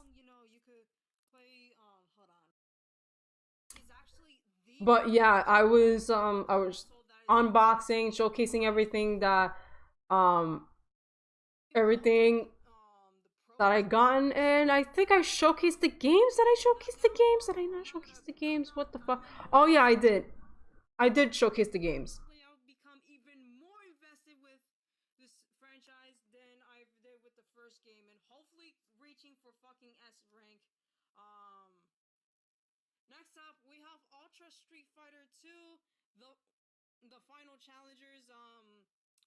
I've enjoyed playing the arcades, and I even enjoy playing Super Street Fighter. I remember playing I remember playing a couple matches with my stepdad. I remember having a fucking blast with that. I really gotta like go back to playing that more. Um, so one of the things I've done like were like extra parts because that was like for Metopia there was this huge massive post game content and I was really determined to basically get through the post game and you know it was a pretty healthy amount of things you could do in the post game. Extra places you can go to, two extra classes and why not. And eventually I finished the game with the Tower of Dread. So the final dread is like the last final thing you go through in this game and you go through a boss rush of from all the bosses you encounter in the districts. This also includes like the Dark Sun and shit. So that was you have to do it in a rapid succession.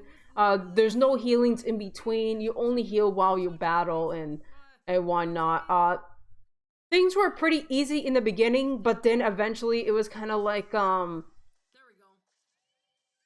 eventually like things get harder and harder and harder as you progress. As you could tell from the beginning of that video, I was maxing out like the max hearts, or at least have them go really high and also max cap the levels to 50, reaching the max level for all my party member here.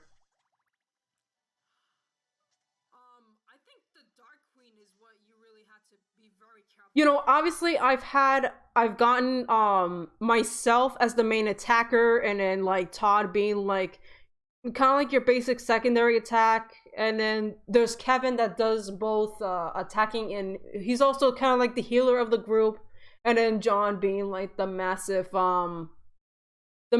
support and why not doing a lot of support shit.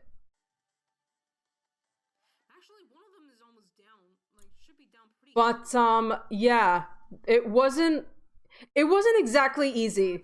Let me tell you. The especially the Dark Sun, it was definitely not easy. There were times where it looked like I would have lose and whatnot.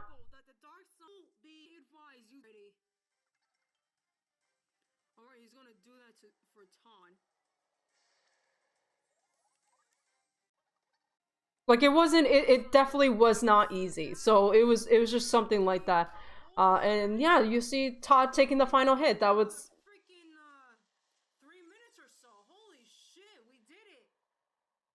I was really excited there. And yeah, I had an extra little helper as an imp. The extra supposed fifth party member was very helpful. A very helpful imp.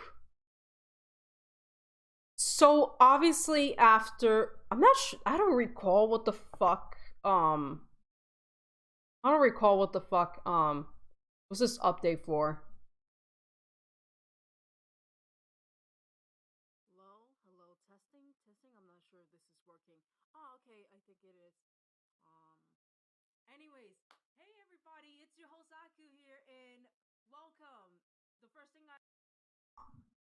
Honestly, like I feel like I did a much better with you know commentating and talking in videos in general.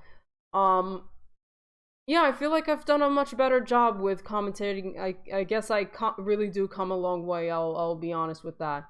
Um Still not perfect, but you get my you get my draft.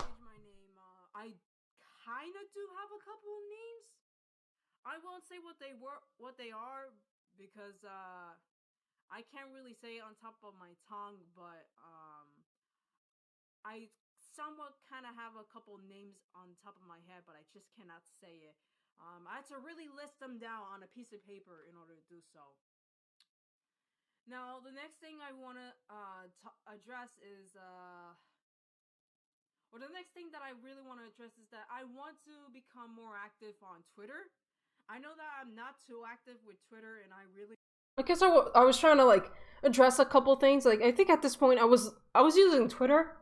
I don't use it as much anymore, unless if it's like scrolling through tweets, shit that was going on. But To be honest, right now, Twitter is not fucking great.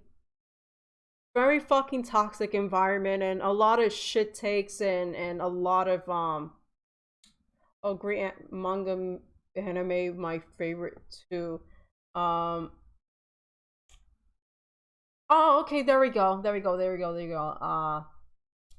Oh, I think this was when I decided to I think this was also around the time I decided like, hey, I'm gonna just start having my let's play videos be publicized for people to see around 2:30 because that's what I do nowadays. So that was also something I've done. Uh oh, and I was planning to have a Instagram account um just to this whole social accounts stuff like that. I got my Discord account if you want to listen, if you want us to be friends on Discord or some shit like that, maybe I'll put my Discord tag. I'm not fucking sure if I want to or not. That depends on if it's gonna be quick for me to put in or something like that. I'll probably edit it in the video. Otherwise, I'll just put it in the comments or something like that. But yeah, I guess I was really trying to be active with on social media and stuff like that, just to promote my channel a lot more. And that was something I used to do back then. I kind of stopped doing that after a while. I try to do it like I'm on and off with that actually, but I used to be really active with it. But I've nowadays it's like I'm on and off. I'm not nearly as active, and why not? It's just really something that I don't really do very much anymore. But 2018 was a fairly interesting year. So after I finished my Mutopia playthrough, I felt like I decided that I needed to take a break from doing RPGs. So I was so the next few playthroughs, I think, obviously these were platformers. Like platformers and RPGs are like my bread and butter. So, I did a couple more Let's Plays after. I did my first of all. This is my old playthrough of Gianna Sisters DS. Old ass playthrough. Obviously, my new version. I've did the series and I finished, recently last year. That's the more relevant version of it. Um, but I still have the old version. This is my 2018 playthrough of Gianna Sisters DS. Let me showcase my videos. Hello, it's your Hosaku here. Okay. Anyways, welcome back to another exciting episode of Geonesis DS. I was trying to be funny. I probably wasn't even that funny to begin with. Anyways, on the last part, we actually conquered World 2 and got all the red diamonds for it. Now, with a cute little face there. She has a really cute face. Cute as in like an adorable face, basically. Nothing creepy or fucking weird. I don't know what. I hope like no one took that shit out of context. Like anyone can take anything out of context. Like holy fuck. But yeah, it seems like my commentary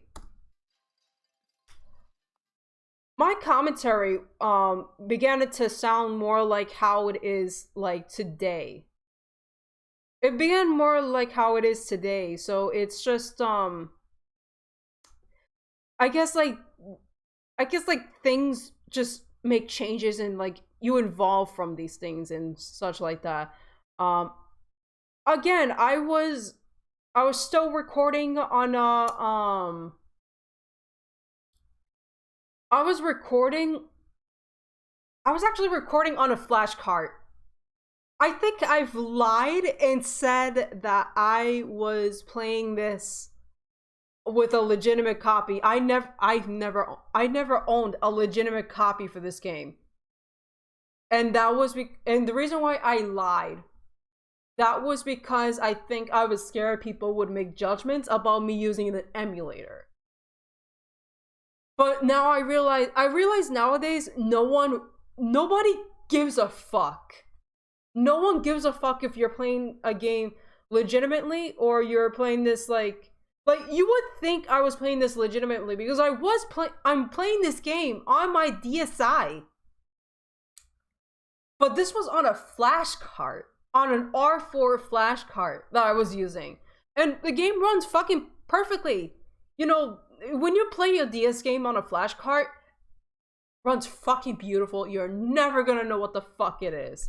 You're never gonna know how I'm playing it because it looks exactly like it. So that was literally something that I've done at the time. So also in general, Gianna Sisters DS is a fairly easy game. It's not difficult at all, unless you're playing like from World 6 and beyond. World 6 the difficulty starts to ramp up, and then like once you get to fucking World 8, it becomes like it becomes as hell when you start playing the first stage for World 8. It's a fucking pain in the ass. Alrighty.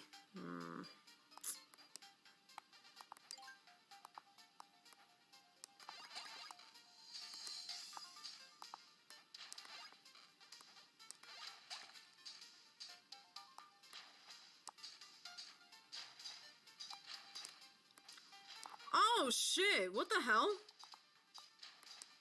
Oh gosh, how did I pass that? Yeah, this game had a lot of fucking weird physics. Like you could sometimes be at the fucking end of the edge, looking like you're not standing anywhere, but the hitbox, the collision on the like there's nothing on Gianna's feet. And sometimes the collision still exists. Like there's always still that one smidge of collision, and it's making Gianna still fucking standing. Like you could take advantage of a lot of things when you do that. Like when you do that, basically, I don't know why it is so fucking weird. The physics of this game is very weird. The collision is weird, but you know what? I still adore this game. I still adore this game, and like there's a lot of interesting backstory with the Gianna series in general, with the Gianna Sisters series in general. It's a very interesting backstory with that. You know, the whole legal action shit that was going on and stuff like that. At the same time, I was doing another game at the time, and that was Wario Land Shake It. Which, by the way, I fucking adore this game. I adore this game.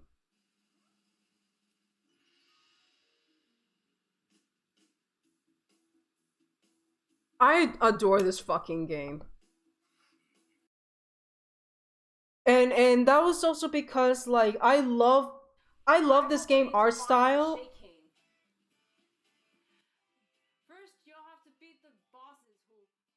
I adore this game. I adore the art style. Like legit, I fucking swear this game was I thought this was an anime when it was showing the opening cutscene.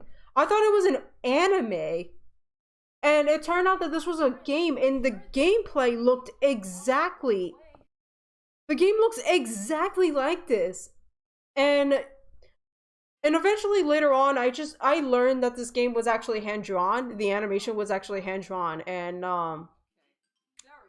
then I've learned that basically this game was it was available on the Wii U's eShop. I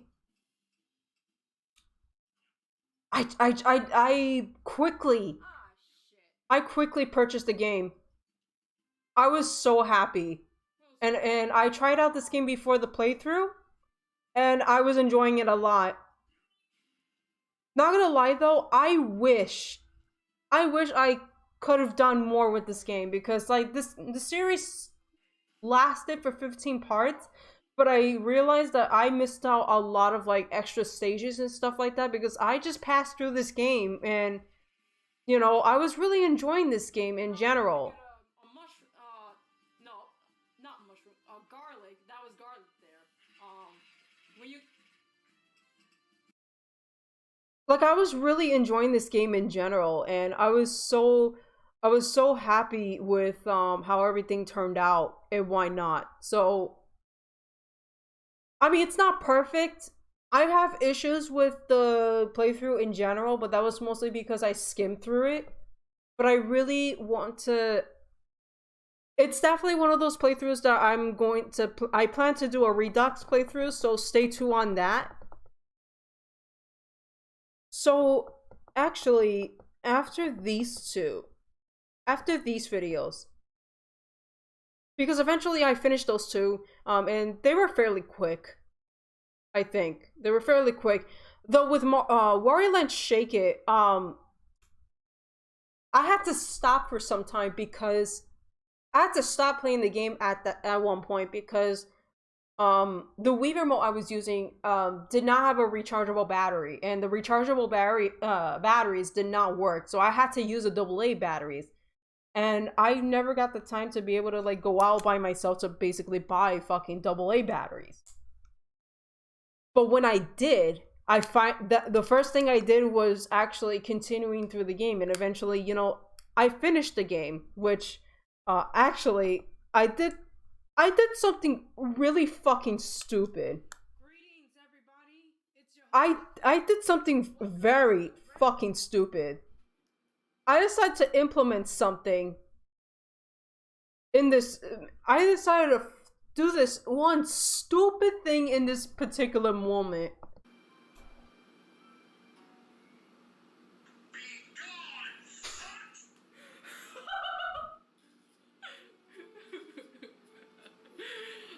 I just had to do that. I just had to do that. I had to. He don't want no girl. He want his money. He want his bottomless shit. I almost said bottomless shit. I think I was avoiding I was trying to avoid saying shit in the video. I almost said bottomless shit. I meant like the bottomless shake.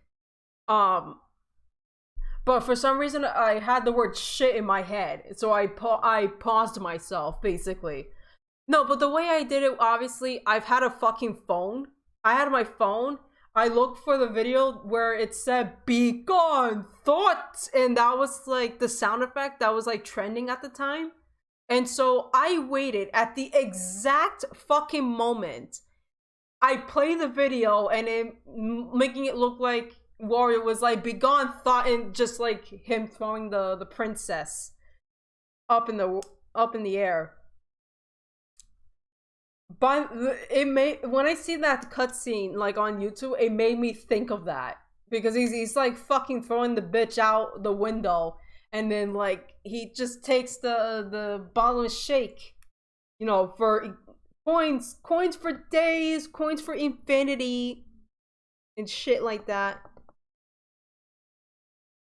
So I made a bunch of other playthroughs. 2018 was such an interesting year because I managed to complete more than 2 games in a year. I managed to complete like 5 or 6 playthroughs in the same year. Prior it used to be maybe 2 or 3-ish walkthroughs I've done. I managed to finish in the same year, but no, I managed to do more than that. And I've done stuff like Kirby's Dream Land, which only lasted for 1 part. I done Hamtaro Hemhem's Unite. Like I did Hamtaro Hemhem's Unite. Let me look at that for a sec. Just to showcase, I want to show you guys how the gameplay is. Hey everybody, it's your host Aku here, and welcome back to another exciting episode of Hamtaro Hamhams Unite. So on the last episode, we actually went to Sunflower Park to find two friends of ours, Oxnard and Pashmina. And we were able to learn a couple of new hand chats along the way. I wonder if we can do it now.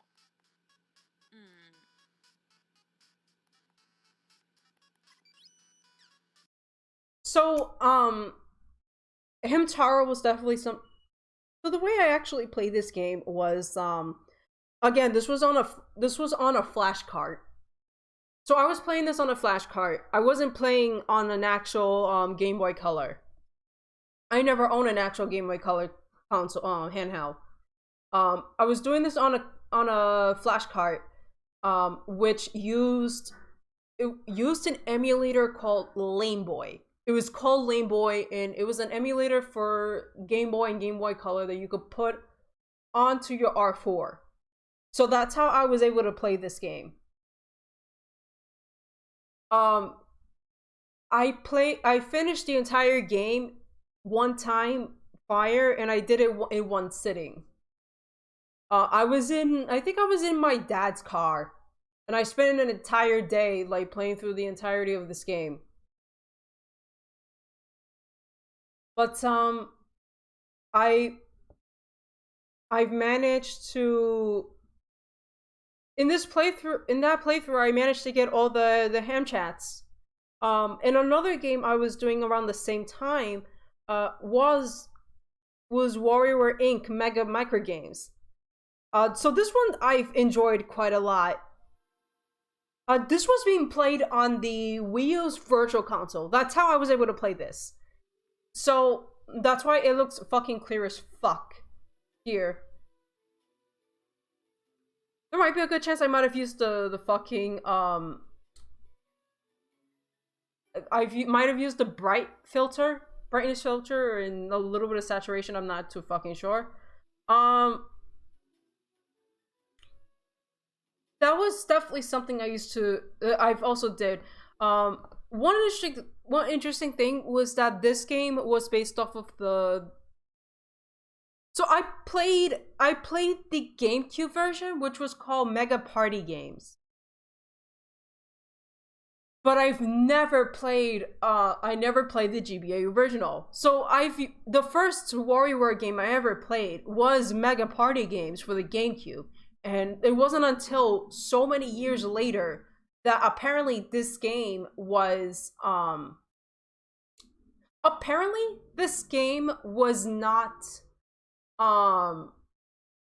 really was not this game was a remake. It was a remake to the Game Boy Advance. But I didn't know that at the time until like in recent years. But you could tell that I was basically playing. I was playing through this game. I played through the entirety of the main story mode. Obviously, this one was the first episode, so in this one, I was only probably focusing on the tutorial stage. You know, we were doing the micro games like from Wario. So obviously, so many of the micro games I was very familiar with because you know these were all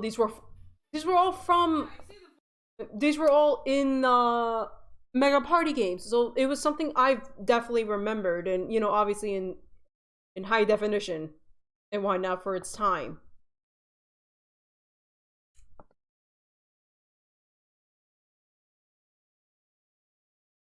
So these were things that I've done at the time, and also 500 video. Oh, look at that! I'm fucking halfway to 1,000 video. Holy shit! Holy shit! Hey everybody, it's your host Aku here, and believe it or not, this is my 500th video. So at that time, you know, this video was my 500th. and I was, oh wow, I still have that Kingdom Hearts shirt to this very day, actually. In this video, I think I guess I was just very happy with being able to reach that far, and I think I was also showcasing like fucking Splatoon manga. I have 5 now. I have 5 of them. I think there's a total of 10 volumes now. I think there's a total of 10 volumes. But I have the first 5. Excuse me. I have 5 volumes for this. Like 5 volumes. And I got the full series of the Legend of Zelda Majora's Mask manga, which I think it was also in compilation to A Link to the Past. Mine together. Excuse me, Jesus Christ. These are the full volumes, full books of Majora's Mask and A Link to the Past, excuse me. Stop causing fucking contagious. Burps are contagious. Fuck you. Anyways, sorry about that. So, these were things that have been going on for quite some time. Obviously, I was still fucking doing Smash Brothers Wii U because classic mode, because I was on and off with that piece of shit. You know what I'm saying?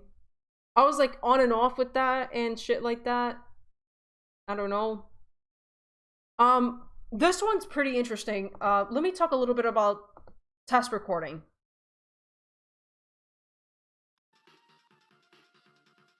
So I was actually test recording Astro Boy Omega Factor. What happens is that around this time I was beginning to be introduced to a software called OBS, which, funny enough, that's what I'm recording now with this video.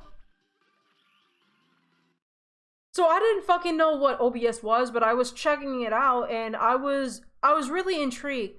This was also around the same time where I was starting to get introduced to I was getting more introduced to emulation. You know, emulators. You know, on the PC. I think this was also around the time where I got my computer.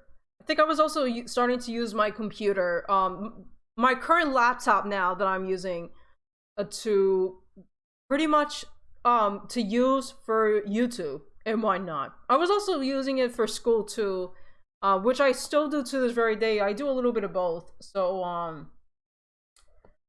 yeah, my friend John was checking out the test play and why not. I swear to God, I thought like there's people coming at my door. I thought there's people coming out at my door. Holy shit. So I was basically doing a test recording with OBS to see how much it would work and why not. Because eventually I did start to use OBS to record and why not.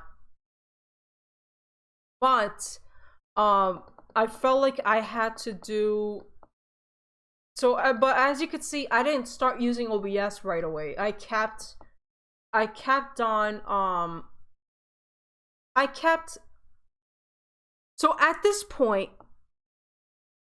because after the test recording,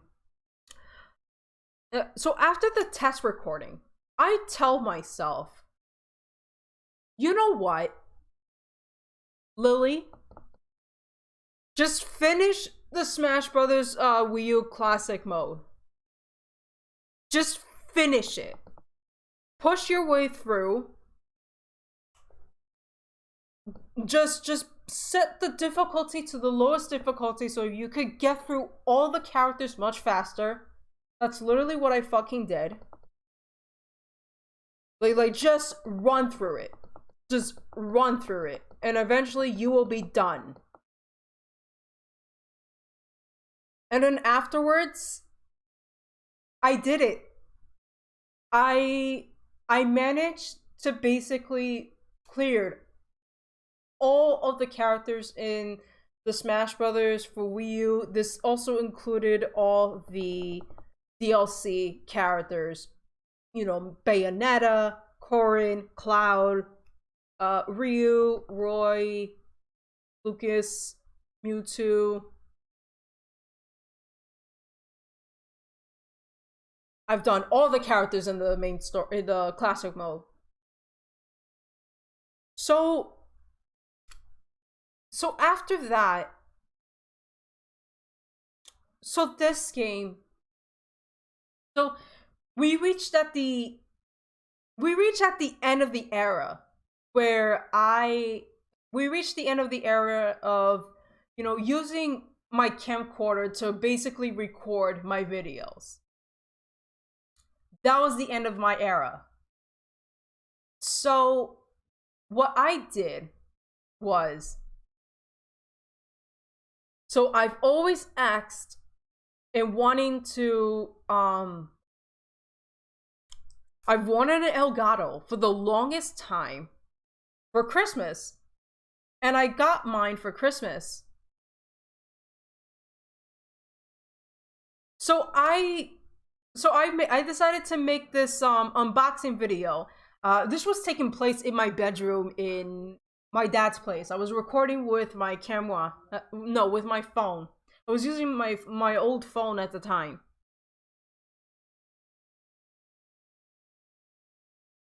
So I was doing an unboxing video for this. I was just showcasing, you know, what's in the packaging and why not, which I actually still have the packaging to this very day.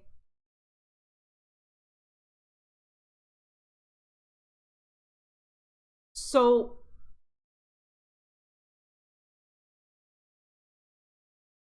oh, oops, upside down. This is the Elgato that I got as a Christmas gift, and I still have, and I still use to this very day, and it's still the current equipment that I use for videos. Mainly whenever I play, like, you know, Switch games or anything home console related. I'm actually also planning to use this for a bunch of virtual console games that I purchased on my eShop. So I'm really excited on that. In the few digital Wii games that I still have, and I still have a bunch of physical Wii games and Wii U games that, you know, that I can definitely use this baby on. That I can basically use this baby on. And because of that, I've done a recording test for it, which looks fucking amazing.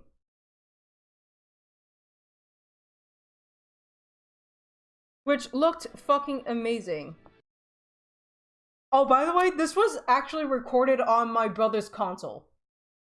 This was my brother's Switch.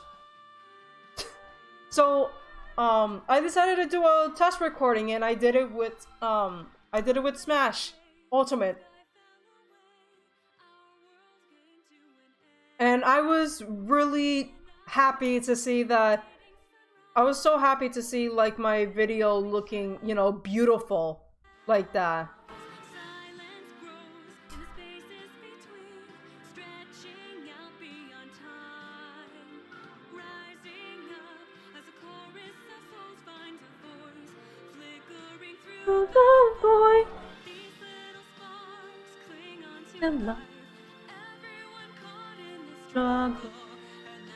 Okay, so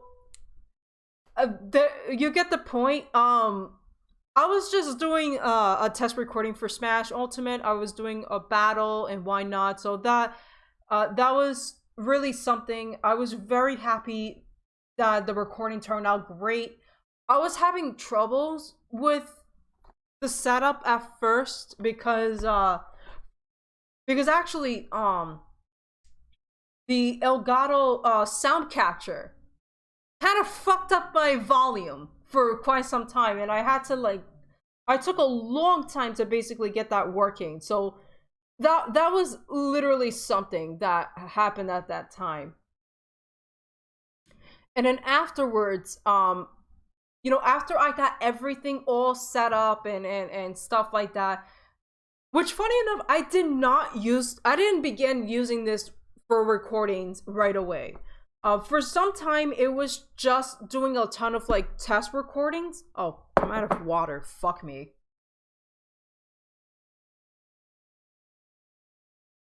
So I did an update video. The gameplay footage was for Densetsu no Staffy 3. And this was to basically tell you, tell you guys, hey, I'm gonna start doing some HD recordings and using Elgato and OBS and do some bunch of great games, on, I'm doing a mix of emulation and fucking legitimately, because like, shit that I can do now. Just shit I can do now. So afterwards,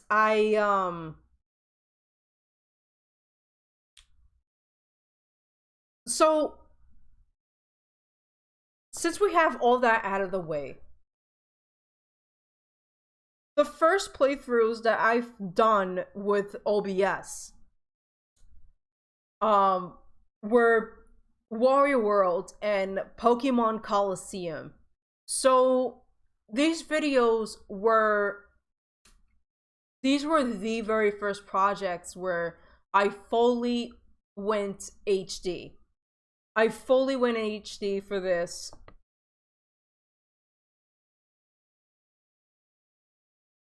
I decided to do these two playthroughs around the same time. And for what I could tell you early on for my Warrior World playthrough is that I had the aspect ratio of 16:9. But I can literally tell you that in later parts, I think after part 3,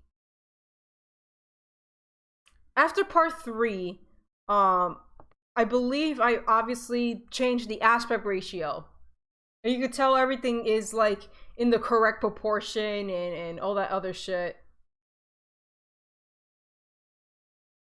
By the way, does anyone prefer 16:9 or 4:3 or full screen? What do you guys think? Write a comment down below, because honestly, I don't know. I don't know what's supposedly the correct way, but I do definitely love this way of like recording. Everything looking full screen and not necessarily a black screen. Actually, I don't recall how the fuck I did it. I think I might have stretched the screen. I don't know. I don't know if I stretched the screen or whatnot. But yeah, that's how shit worked at the time.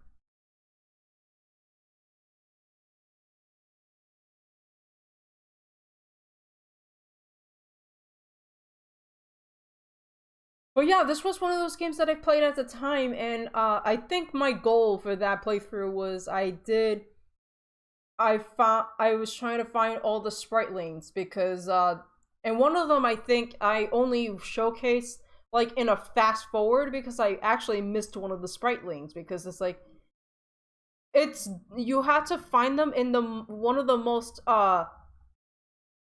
hardest way to get the spritelings. You have to jump at a correct time to get into a certain areas that you wouldn't be able to reach otherwise.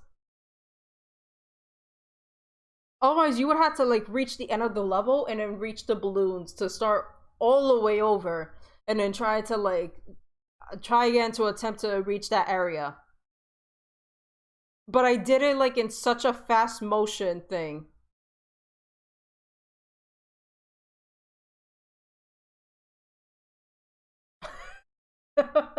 Now I'm talking and I'm showcasing like my sad attempts in trying to like get something done there, but I did manage to get the second best. No. I got the best ending in that game. But while I was doing Warrior World, I was also doing Pokemon Coliseum. And that was something that I did at the time. And to be quite frank, if I'm gonna give you my honest opinion,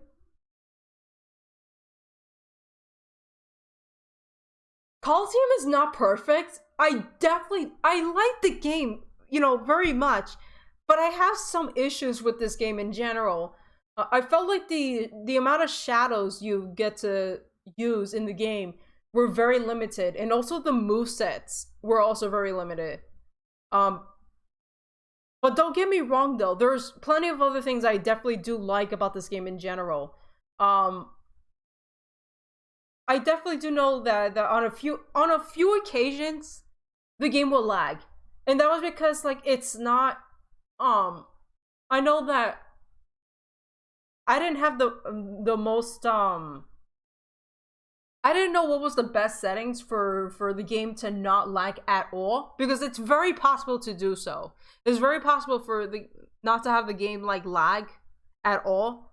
I just didn't necessarily get the right setup for it. But I was able to record the game at 720p. So I did that. I set it up to where it's 720p, which I didn't mind at all, it makes the game looks nicer, and why not? Um, it's not my longest playthrough, but it definitely was one of the longer playthroughs I did. It probably done around maybe like in the 30s, and why not? Warrior World was definitely much quicker. Also, I did Warrior World because like I was so curious about the fucking game in general. I was very curious about the game in general because it's like, for some reason, some people really liked the game, some people didn't like the game, whatnot. So, eventually I reached the end of the game. And I was actually curious to try to get the Japanese copy.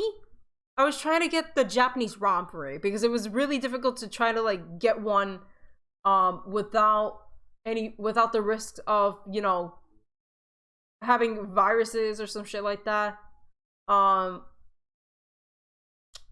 did a test recording for Project 64 because again, I was experimenting.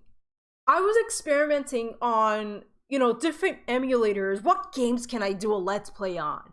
And obviously I was doing obviously I was test recording Mario Party 3 because I've never played it prior, but I wanted to check out how the game worked. Oh shit. Excuse me. And then I think I was talking a little bit more about the whole experimentation as well in the April 2019 update. 2019 was a very experimental era for me. Very experimental. Oof. Did not mean to skip ahead like that. But, so while I was doing Pokemon Coliseum, I was let's playing another game.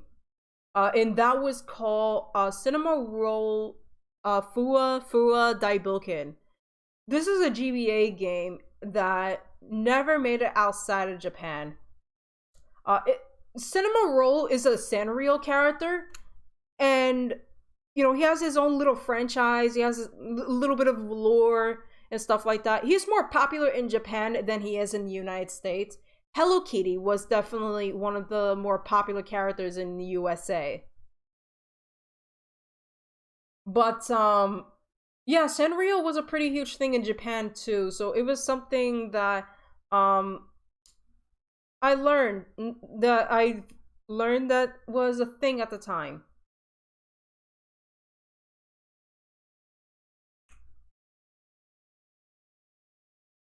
And I think I was basically I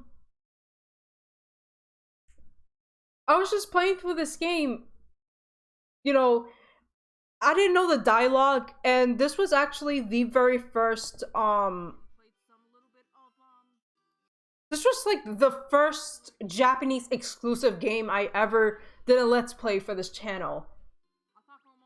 But I think because like you didn't necessarily need any dialogue to basically like like there's dialogue, so that meant that there was a bit of like what the fuck do you call it, language barrier.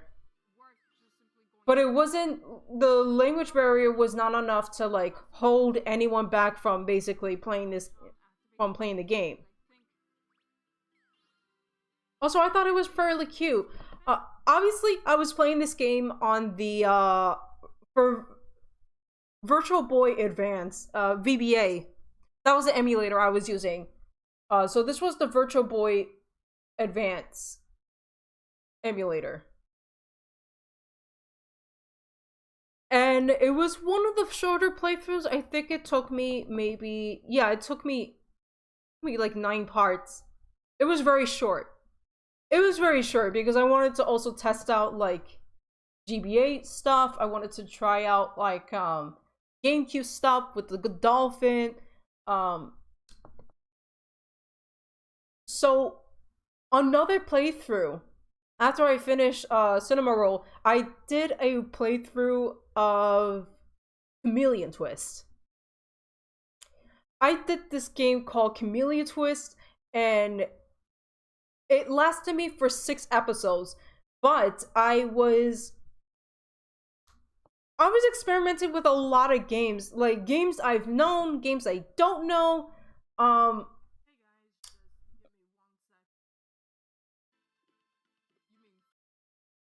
So we you know, in Chameleon Twist you play as this cute little chameleon characters. You actually get to choose one of 4 characters. I chose the sad looking I chose this sad looking depressed character. His name is Fred.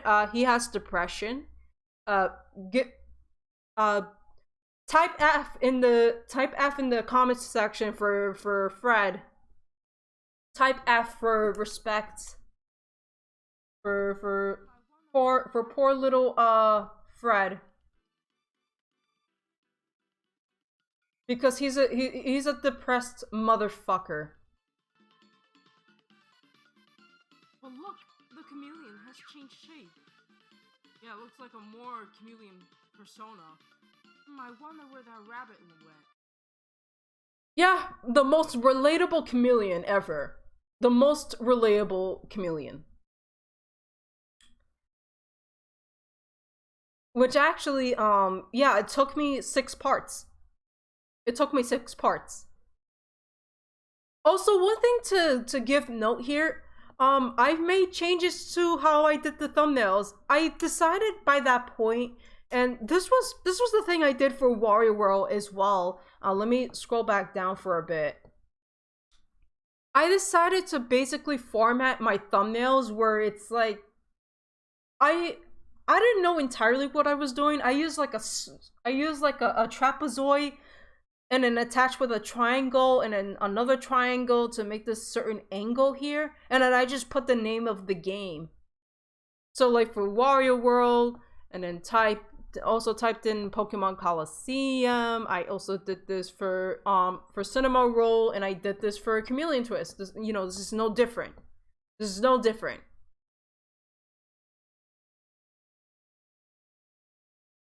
There was this Super Mario 64.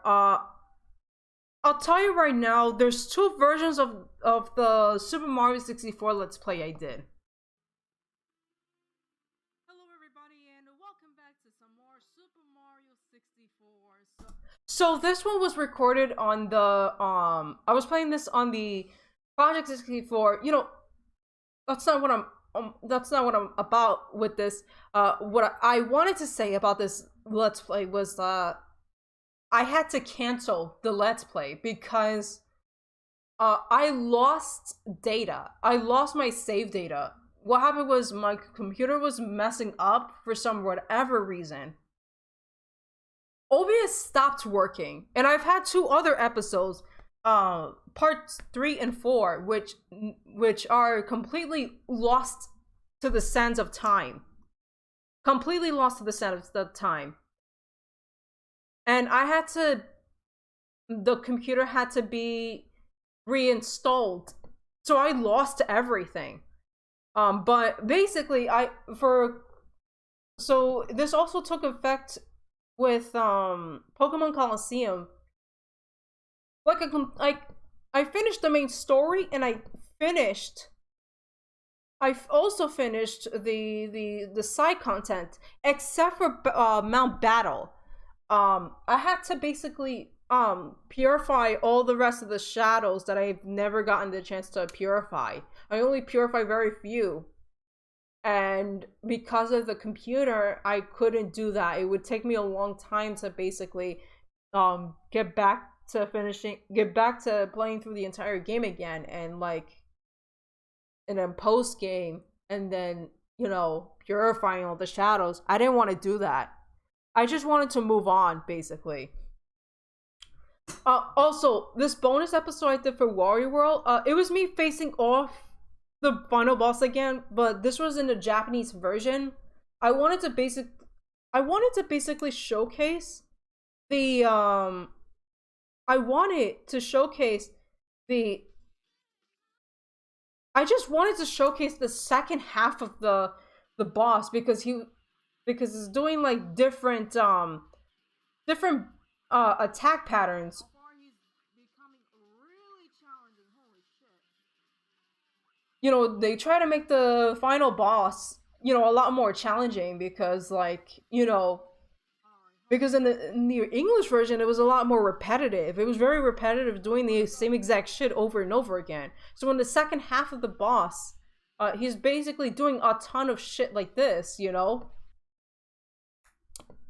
So that was, yeah, that was what was happening there. So what I also did was Kirby's Nightmare in Dreamland. So what I did is that I color code this in red. I did this to try to make this indication that this is my childhood game. I try to do different colors for the thumbnail templates, for the console templates, because I wanted to give people the indication that if it's a game I never played before, I put them in blue. If it's my childhood game, it would be red, type of thing. This was also the case for Super Mario 64, so that's what I did with that. And then I decided to drop that concept altogether. So Kirby Nightmares in Dreamland, I did this game 100%. Hello, everybody, and welcome back to some more Kirby's Nightmare. I completed this game 100%. Just to clarify, I clear this game, and 100% of the time, and which I never did before, which I thought that was really, really cool. So you're probably wondering, what you get for 100%. You get to play hard mode, and you only get like 3 lives. You only get 3 lives, because otherwise, and I think like the only other way to get Menadite, if you wanted to get Menadite,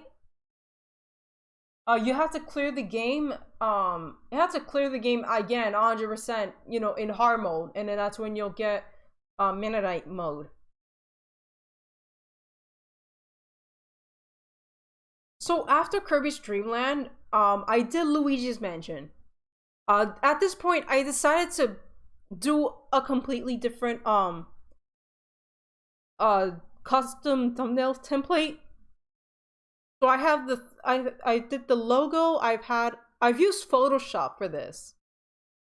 I've used Photoshop for the Luigi's Mansion thumbnails. In the first half of the playthrough, I did these custom thumbnails. But because of my computer at the time, back in 2019, having to delete everything in order to get everything working again, I lost that template. And I didn't feel like fucking doing it anymore. I didn't feel like I didn't want to do it again.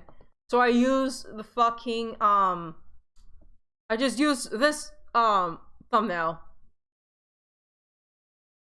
Now, to say the least, Luigi's Mansion was something that I did enjoy because it's like I've never finished it. I used to play it as a kid, but I never I played it as a kid, but I never finished it. Also, one of the things I didn't know how to do back then was I didn't know how to read. So I didn't know how to read, but I also used to watch my sister and my aunt play this as well. So this was something that I used to do back then. So I wanted to play this game and see, you know, how well would I be able to perform with this game. I think I did a pretty good job. I wasn't perfect, and you know, I wasn't getting like trophy. I wasn't getting gold portraits for all the portrait ghosts. Um, I certainly did for some, but others like I could not. I really could not. I hope I get this one. No. I think I've said someday I want to do Hidden Mansion, which is this game's hard mode. Maybe I could do a European version of it. Who knows? Because I heard that it's hard as fuck in the European version. I heard it's much harder in the European version. I'm not sure. But yeah, this was me facing off against Bowser. It took me a bit to get back to recording Luigi's Mansion because of the situation with my computer. I've actually like I actually addressed that situation in the update video. And then oh, COVID-19. The fucking COVID-19 COVID-19 the whole quarantine. I call it quarantine edition because it's like we were all stuck at home at the time during the pandemic and all that shit. And then afterwards, I did another Cinema World game. This one played exactly like it. Let me tell you this. These two games actually were released around the same year. I don't know why I call it clean. Oh, that was weird. Oh, there's more little animation there. These are two completely different games. Yume no Daiboken, I believe was released sometime after Furofura Daiboken. It was released around Christmas, I think, of 2005, I think. I could be wrong on that. But this one was a lot shorter.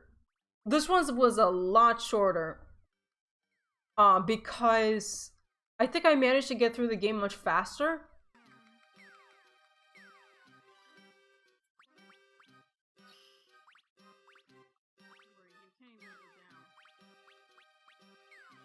One thing I realized was that I had this game running for 25 frames per second, 25 or 30, when this game was meant to run at 60. What I didn't know back then was that for the Game Boy Advance emulator that I was using, it was using skippable frames that was set to 2 by default. So that meant that the game would run at 30 or 25 frames per second. It turned out that you have to set it to 0. You have to set the skippable frames to 0 if you want the game to fully run at 60. I heard they do this just so that people with weaker computers can actually run the emulator. So that was something I didn't realize at that time. So yeah, this game was running for 30 frames when it was meant to run at 60.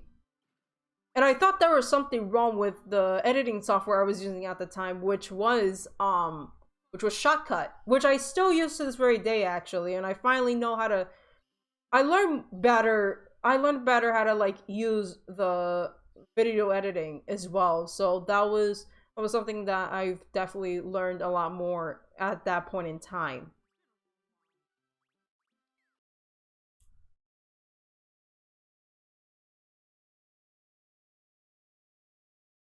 So after Cinema Roll Yume no Daiboken, I made the follow-up Kirby game, Kirby in the Amazing Mirror, which was another childhood game of mine, and it's one of my favorite games. I know my friends don't like Amazing Mirror as much as I do. I think I've liked it because it was like my early introduction to like something I would like to say maybe Metroidvania.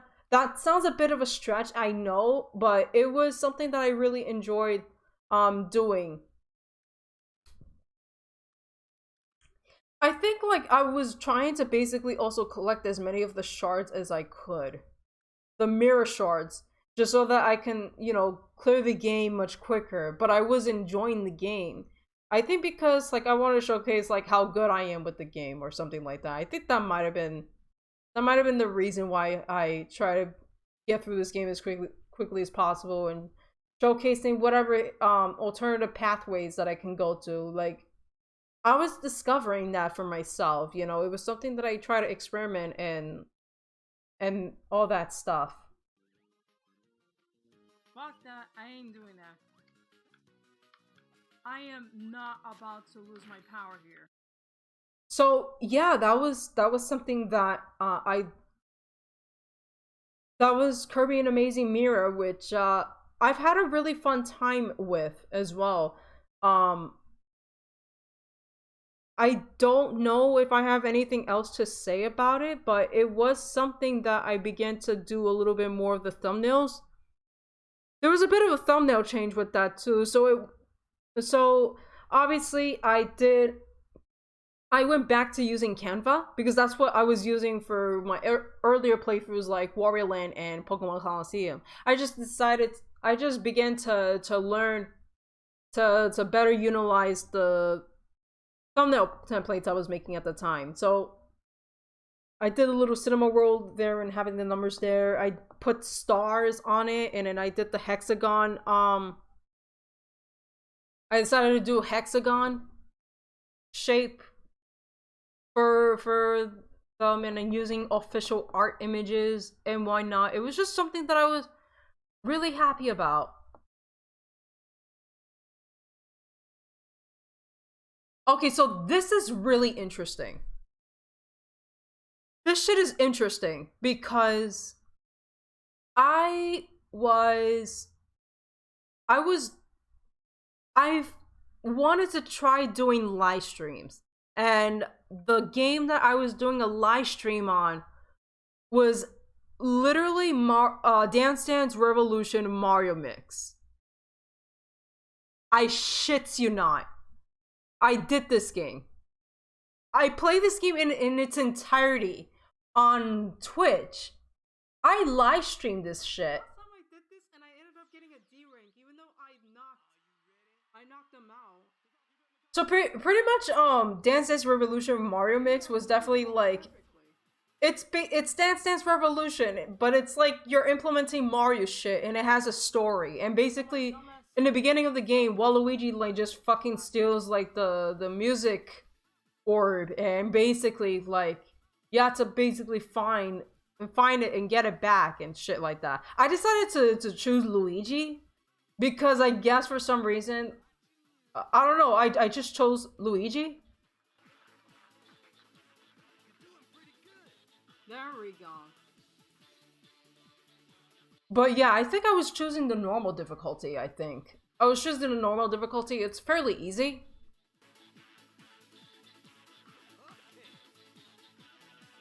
But Jesus Christ, I thought Waluigi was the main antagonist. Like I thought Waluigi was gonna have like this larger role, but no. You faced him once, and that's pretty much it. But that was the closest thing you basically see him having much bigger roles in a Mario game that isn't like the sports, I think I remember correctly. Waluigi's bound to mess up once. Also, the soundtracks for this game is like fucking fantastic. Yeah, it's so fucking weird, like seeing the characters like dancing and shit, but Yo, I can't mess this up. So I did this entire game in one sitting. When I was live streaming.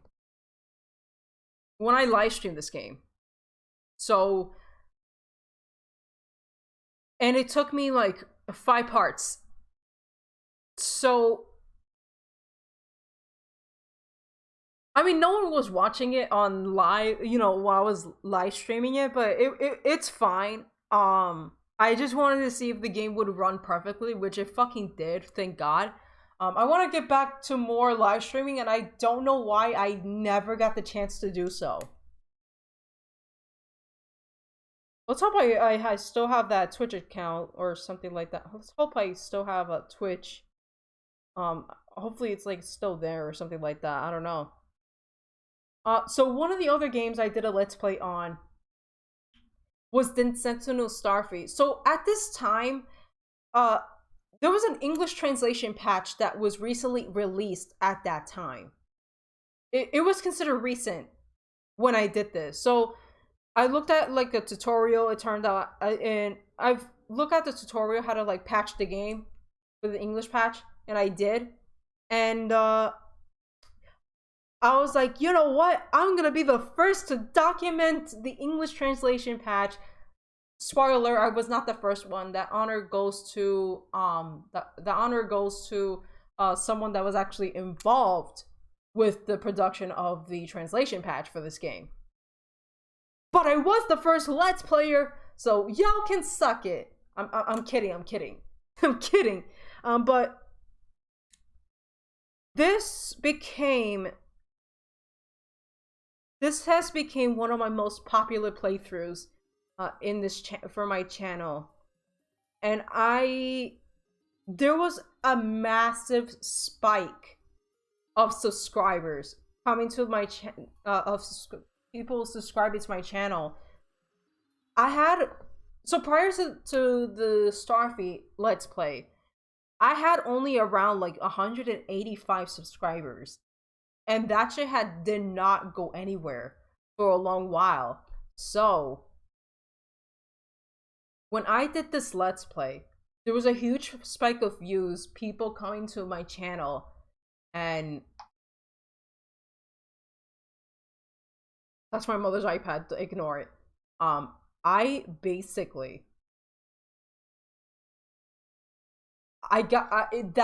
This video in particular got me over 200 subscribers. I managed to reach, by the end of the huge spike, I think I reached around 250 subscribers in my channel, which I thought that was crazy. But yeah, this is basically me playing through the Sentinel Starfleet. Jesus Christ, no. No full screen, what the fuck? Let's see if this is his. Or not. So as you can pretty much tell, it was fully translated to English. Not a kettle. That's not it. My home is way cooler looking than that.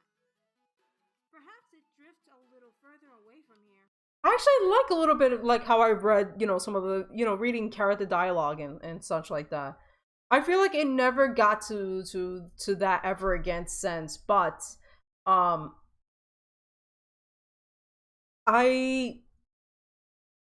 everything was in English. I know. Well, the main story of this game was was fully translated. The only thing that was untranslated was was probably like the enemy encyclopedia shit, enemies list type of stuff. That was the only thing that was left untranslated. I'm not sure if they did an update since then. I'm sure they did, but I'm pretty sure they just did not fucking do anything about that. So one thing also to know is that I was starting to get into some art. So what I did is, if you look at this little picture of Starfleet at the lower left, this Starfleet drawing was actually made by me. I made that drawing because I felt like I needed something to put on the lower left of the screen. And I decided to draw Starfy myself. I just look at a reference and just basically learned to replicate the art style. I did what I could. It's not the best thing in the world, but I thought it was pretty impressive back then. You know, I'm a bit of a digital artist myself, but I barely ever showcase my art in general. So while I was doing Densetsu no Starfy, another project I did at the time was Kamiko. I did a game called Kamiko, and it was only $5, I think. I think it was $5 when I purchased this game on the Switch. By the way, this is the first playthrough I ever did on my Switch. And I believe I was using an Elgato. Either that or I might have used the Elgato and then I used OBS to do a Windows capture on it. Because I was a little bit paranoid with what happened with the whole OBS Elgato video capture. So I used window capture instead. I don't know. I could have just done the Elgato by itself, but as you can pretty much tell, in this game it's like a Zelda game, but you get to play as 3 characters. So one of them uses a sword, the other uses an arrow, and the other uses a mix of a shield and a dagger. So you could tell by what character I was playing through by the indication of the lower left of the screen. And I was basically playing through the whole game 3 times with 3 different characters. So let me show you an example like in the finale. So I'll give you an idea like how the gameplay is. So I think basically here I was doing the final boss. Okay, this could either be a pain in the ass or it could be one of the easiest things I can do with this character. So yeah, I think like in some instances I was having a hard time or having an easier time depending on the character I was playing as. But I think here I either had a hard time, maybe a little bit of a hard time, I'm not sure. I could be wrong on that.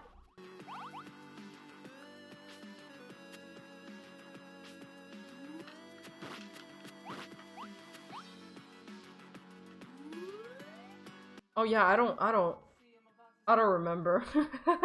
But I was having I didn't have too much of a I think I was having a hard time with this. Yeah, a little bit. Yeah, a little bit. But you get the point, that's the gameplay. This was the finale.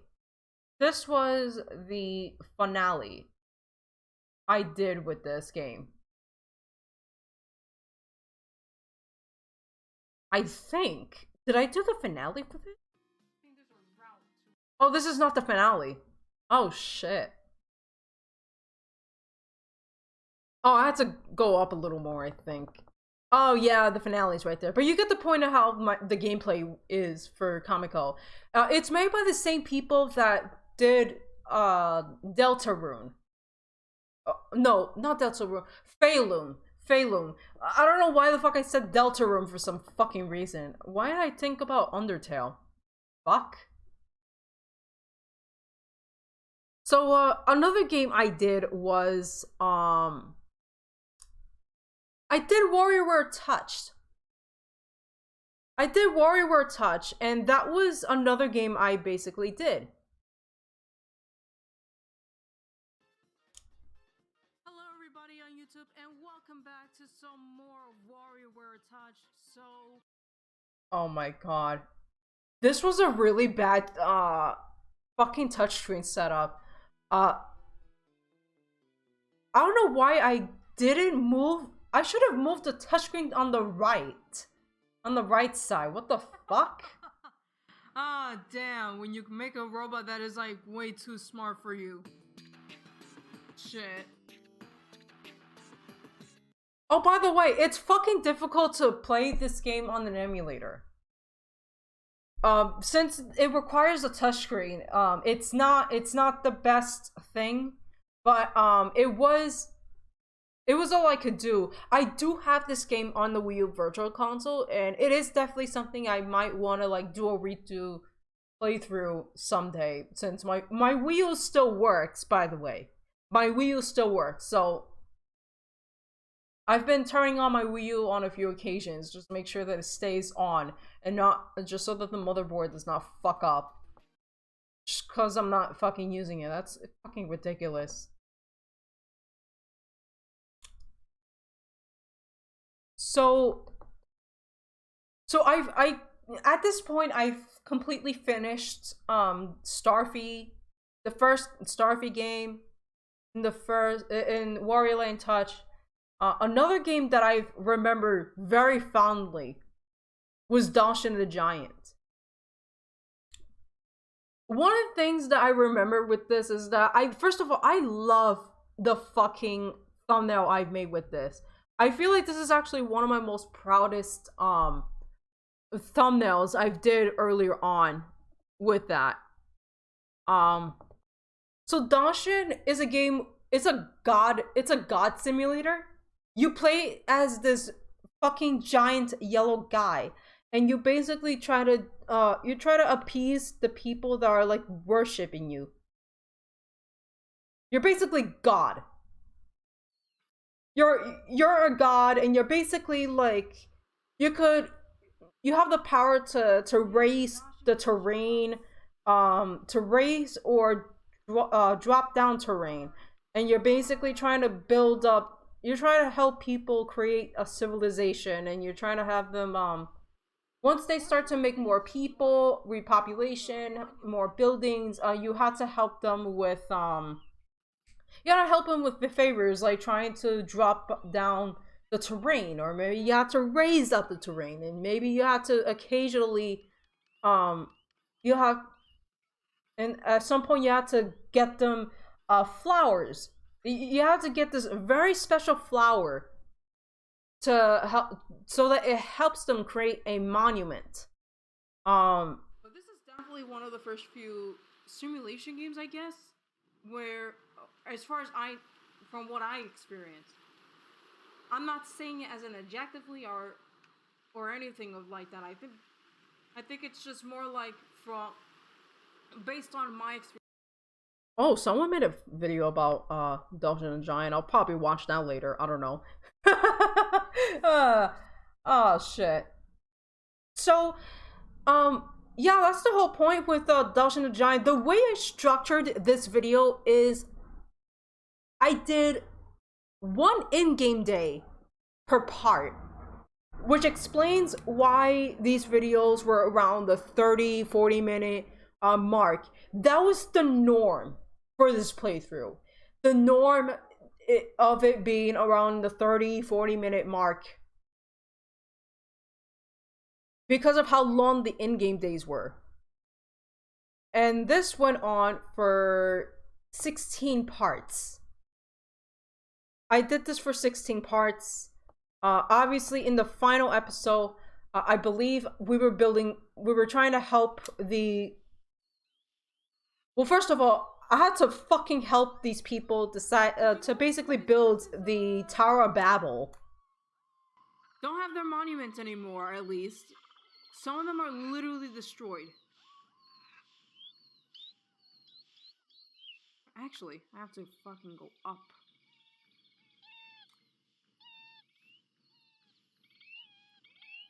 Oh, and that's how the game fucking sounds. That's how the game sounds. Which actually, it doesn't, I don't mind it at all. I think there's only one particular soundtrack in the game, can be a bit nauseating at times, but most of the times I actually do enjoy the soundtrack. It's atmospheric. As if you're in a forest and stuff like that. Shit like that I do enjoy. I do enjoy shit like that. I enjoy nature, so it's a very interesting thing that that can happen. But yeah. So it says Here we helped the citizens build the Tower of Babel. Param was a video game development company that worked in partnership with Nintendo. Param was a part of. So here I was talking about the company called Param. For those who don't know, Param was a company that made a very few games, and Dawson the Giant was one of those games they've made. But the thing was that Dawson the Giant was originally was made for the failure Nintendo 64 extension called the Nintendo 64 DD or disk drive. And one of those games that was made for the disk drive was Dawson the Giant. And it looked fairly different. This is a remake, by the way. This is for the GameCube. It's a remake. The game does have a sequel, has a semi-sequel, but it's weird as fuck, I could tell you that. Param was the creator for Dawson the Giant. And basically I was mentioning that eventually the company got shut down. The company got shut down. This game is technically an abandonware, by the way. This game is an abandonware. You can literally download this shit on the internet and almost no one can really say shit about it because the company got shut down. So either like, I don't know if Nintendo even holds rights to Dawson because the company was shut down. I think also I explained a little bit of the story of the Tower of Babel because it's based off of a very biblical religious thing that happened. And basically why the tower was never finished being built. And every time there's any attempts to do so, there's always like a fucking earthquake. There's always something bad, disastrous thing that happened. It's weird. It's kind of weird. Miracle management. But actually, the last thing you actually built after the whole conundrum, you help these people work build a fucking rocket. You help these guys build a rocket so that they can leave this planet. I remember once there being like this comment from a different video, by the way. This was from a different video. I basically heard this person saying like, just symbolic that these people leaving the planet, like Dawson knows that these people are, finally leaving, they're still alive. That his job is done. That Dawson no longer has anyone to love, but also have no one to hate him either. That basically he's alone on the planet, that his job is done.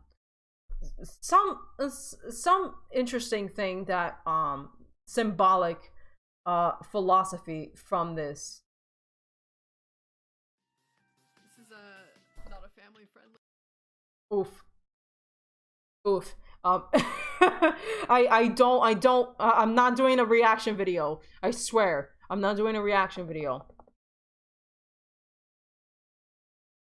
So I did another update video. I wouldn't know what exactly that was. But after Dawson, I did another obscure game. It's called Newt 1. And Newt 1 was actually the first... Newt 1 is the first playthrough I did on an Elgato. So this was the first game I ever did as a, as basically one of those, I used the Elgato for completely. And this game, the game is literally about,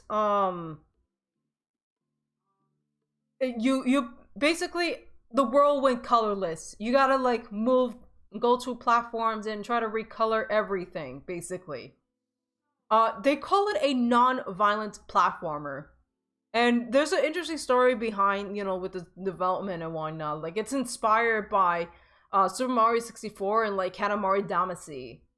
Uh, and it being like non-violent, you're not attacking anything. You're basically trying to save the world in a non-violent way. And the music soundtrack is actually really nice. It's actually very, very nice. Hang on a second. So I basically was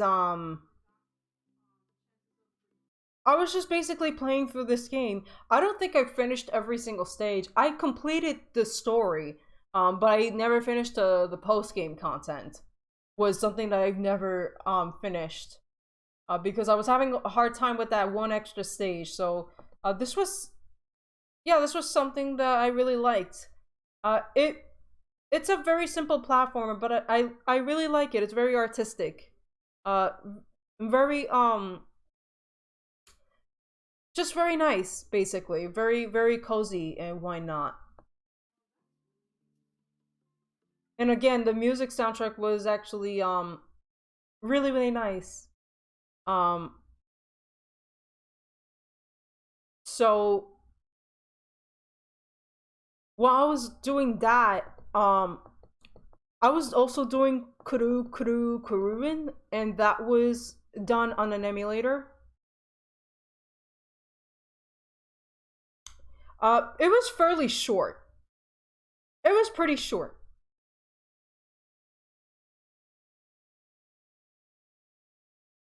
We move this shit. It was a pretty short game. There were, I think, like Kuruin was a game that was the original game here was only released in Japan and Europe, and then the sequels never made it outside of Japan. There was Kuru Paradise, and then there was Kururin Squash or Stretch. I don't know, for the GameCube. But I've never done a playthrough for those. But you're essentially piling this little stick. You gotta make sure you get through the entire stage without getting hit on the walls. Very interesting gameplay there. I think it was something I wanted to do as a short playthrough, so that's basically why I did it. I didn't necessarily have any other reasons for it. Okay, so one of the other things I did was the Chow Resort Island. This was my very first this is the first time I ever did a let's play on a fan-made game. Excuse me. Jesus Christ.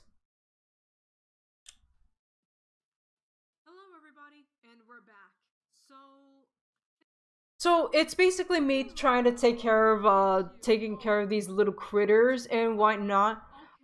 This was made because I know like so many people wanted more like Child Garden related content stuff. So I found out about the game, and basically I thought I was really excited at the time. There were a ton of improvements with the update at that time, so and this was during at a time where they stopped updating for quite some time, so I'm not sure if they have done any other updates for quite some time. And on a few occasions you'll see me switch characters a lot because like different alignments and whatnot. Especially with some characters, I know that I wanted to make sure that they either become heroes or they become dark and whatnot, and I think that was just something that I try to make sure of doing. Reincarnate or something, or if you had to deal with a new Chow.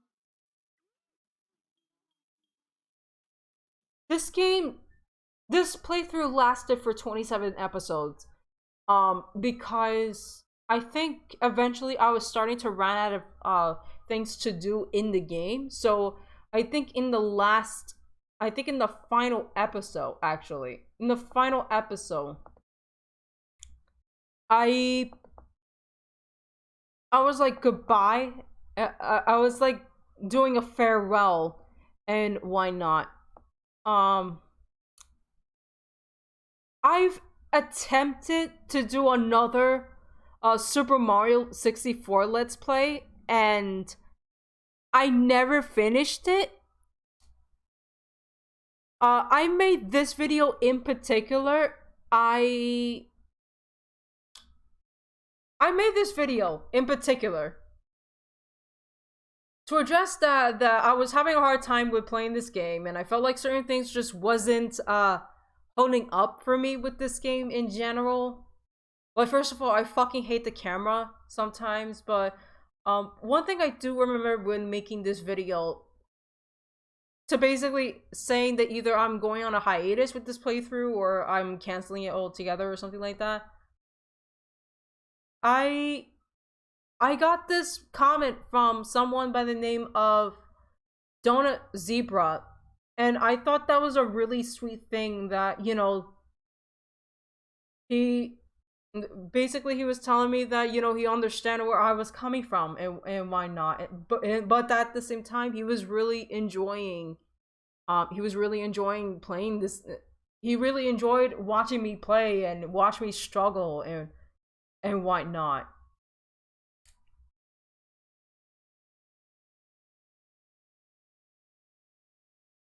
Yeah, it's something that I was really happy that it brought me so much joy about and whatnot. So that was something that I did, that I managed to get a comment from him.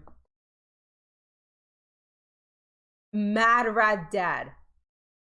So Mad Rad Dad was a very interesting playthrough because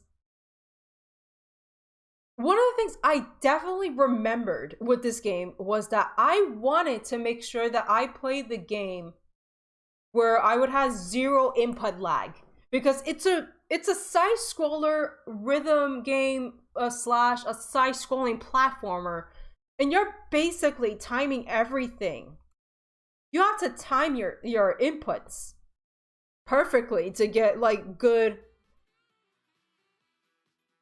Hello everybody on YouTube, and welcome back to some more of Mad Rad Dad. It's been quite a long while, actually. Very underrated game, by the way. There's been so many people that want a sequel out of this, or hoping that there's going to be a sequel. This is from Nipponichi Software. I'm very familiar with a couple of their games, like the Skya and what else? I'm trying to think what else I've played from them. My head is going. My memory is going because fuck. But yeah, let me show you a little bit of the gameplay here.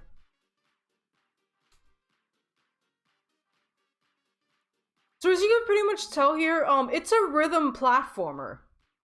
You're timing everything, whether you're jumping, you're moving, or when you decide to drop down, when you're wall jump. And I was just trying to basically make sure I was not losing any input lag, or I'm not losing combos because of like input lag. It was something that took a long time coming. I was seriously considering doing this on an emulator, but I'm glad I didn't. I ended up doing this, you know, on my actual Switch with Elgato.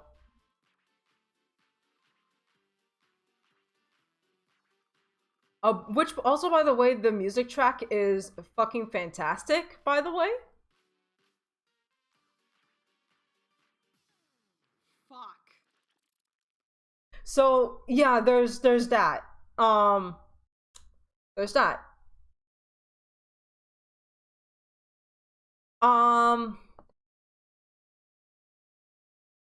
So Mad Rad Dad was something that was going on for a while. So was my Chow Resort Island Let's Play.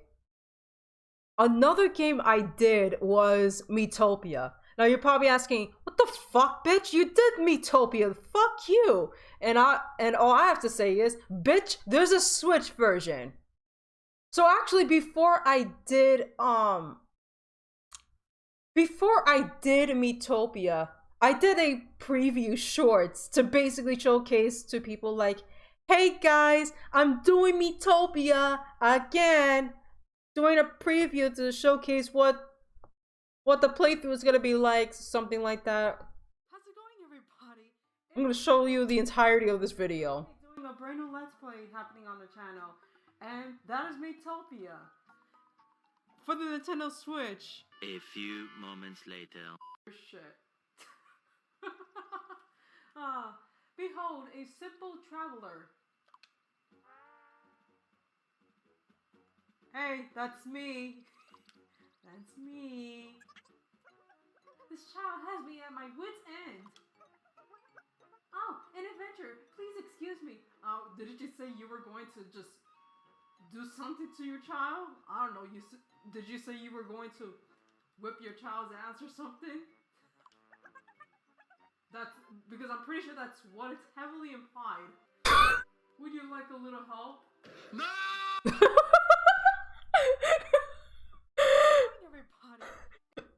Okay. Yeah, I fucking did that editing of fucking Joshua and the Promised Land clip here. No. And also, this bitch wants to beating the shit out of her kid. Pro child abuse, right? Fucking child abuse.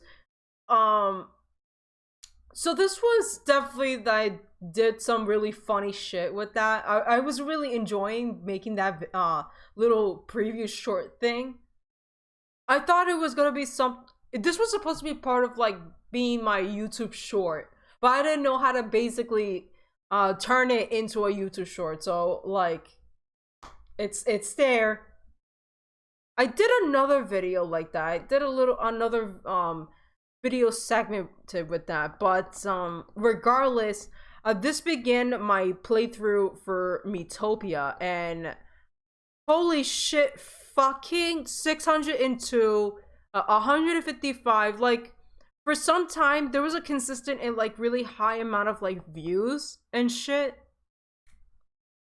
and whatnot. I think I was starting to promote my Reddit.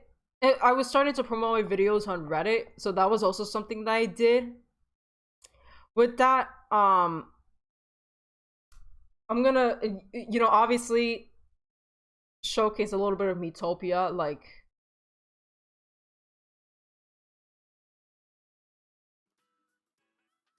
How's it going, everybody? Alright, let me just do this for a sec because I want to be quick with this. Like, look how pretty this game is. Well, okay, maybe not pretty, but look how HD this game is now. Made a jump from the fucking 3DS to the Switch version. Like, no anti-aliasing shit now. No aliasing now. Oh, there's something on the ground. Nice, we got some MP candy. I'm not sure how many MP candies do we even... Yeah, I noticed like little I've noticed like some glitchified things, like for example, like one of Kevin's frying pans is like when he cooks the meat, and this was like later on in the playthrough, the fucking meat goes through the frying pan, and I think like this version, like while it looks nicer, there's definitely some less polishing happening. There was definitely like less polishing going on with this game in general. I think this was something that had that was a thing for this version in particular.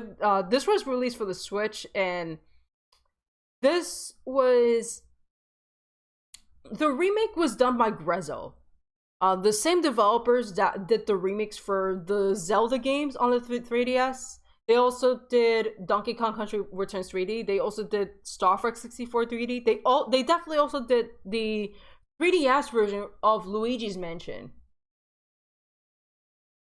That was something.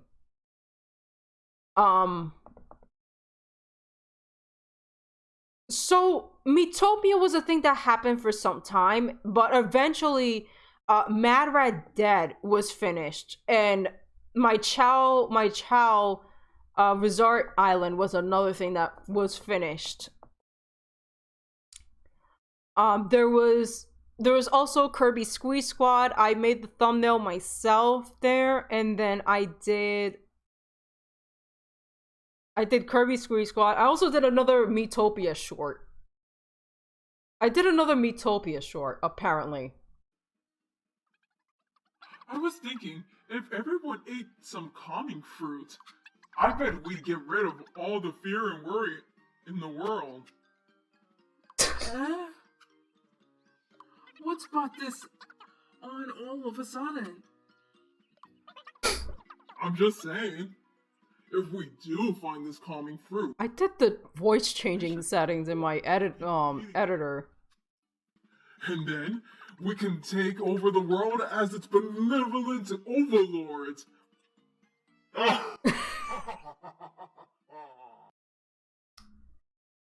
Kevin being an asshole, but yeah. Kevin being a total asshole.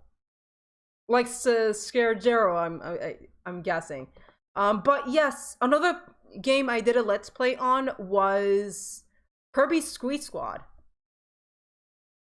I did Kirby Squeeze Squad, by the way.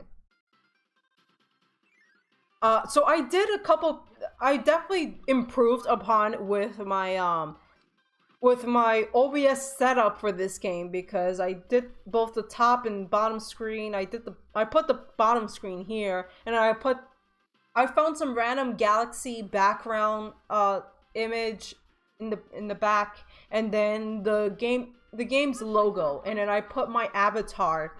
I put my avatar that I've had at the time, which is like this cool looking anime character. Okay, I may as well. So Kirby Squeeze Squad was a pretty fun game. Very simple.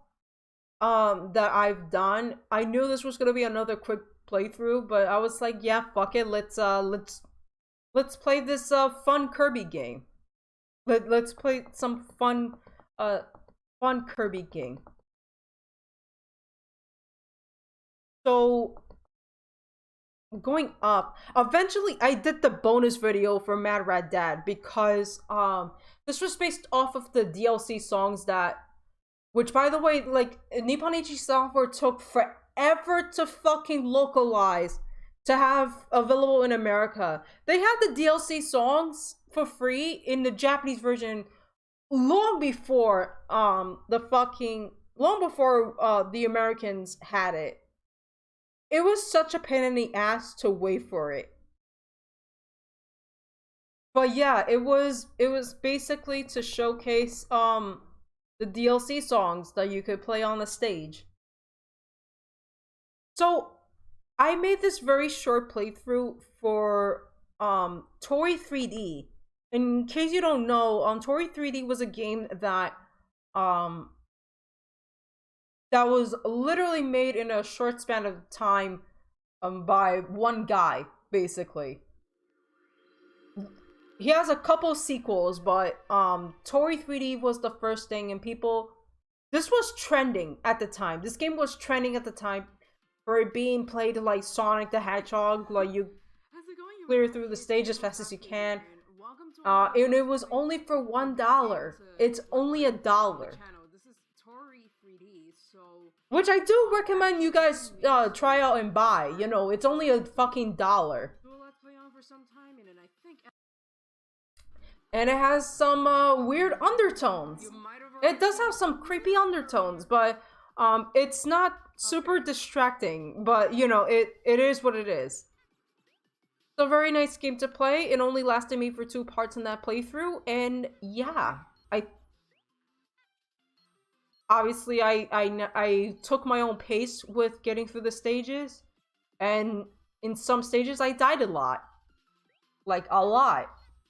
Because I wasn't too familiar with the game design. I was doing this blind. Fucking inverted.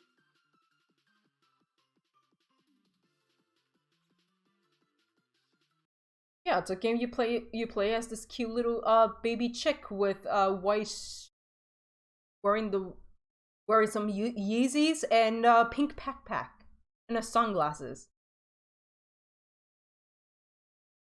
It only took me like 2 episodes to finish. Another game I was doing at the time was Part-Time UFO, which I've never finished. I do plan to get back to it, but so far I made it up to like 5 episodes for it. This 5th episode is like the last episode I made for it so far. Just try to cut out like the unnecessary attempts and then just mix it, put it, and just like leaving the actual attempts. Okay. Oh god. So as you can pretty much tell, I was trying to basically, because sometimes I fuck up with some of the stages, so I try to do a lot of editing to cut out the extra fluff. Alright. But sometimes it also takes me forever to basically get some of these stages done, because it's like come on. it gets difficult at times.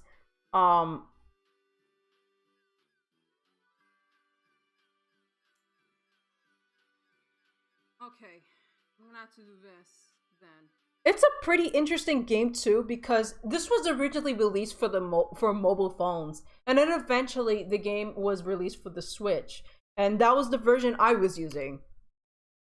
I've used the Switch version to play, so it was fairly interesting. I think I was playing this right after finishing a Tori 3D, which, by the way, I would definitely get into Tori 2 eventually. Another video I did was this Tomodachi Life Japanese version Inca performance, because back then there weren't that much quality videos for that, and for some reason this had a lot of fucking views. A lot of people saw it. You could easily find this video and find that video yourself. Okay, so we're getting to the more recent stuff. So we're almost finished. Yay. So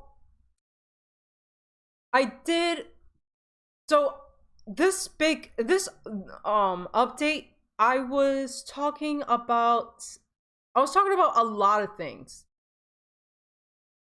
I was in a university that I wasn't even happy of being there, because I kept being denied to get into the game design program that I wanted to get into. But I was also doing this fresh start, that how I was gonna do my videos and such, and I've even changed up like the thumbnails, how I would make the thumbnail templates, and I was very happy about that. Because for some time during that year of, I think this was 2021-ish? Was it 2021 or 2022? Was this last year? No, this is last year. So throughout the first half of 2022, I was being self-taught artist. I was taking classes on Domestika, and I mentioned a lot of this Domestika, but I was also mentioning of the games I was gonna do a Redux playthrough, which so far I did these 2 up here, which I'll talk a little bit on now. So I did Hamtaro Hemhem's Unite. That was one of the games that I ended up doing. And another game I did at the same time was Ape Escape. This is one of my childhood games that I used to play on the PlayStation. Whatever limited time that I've had with it at the time.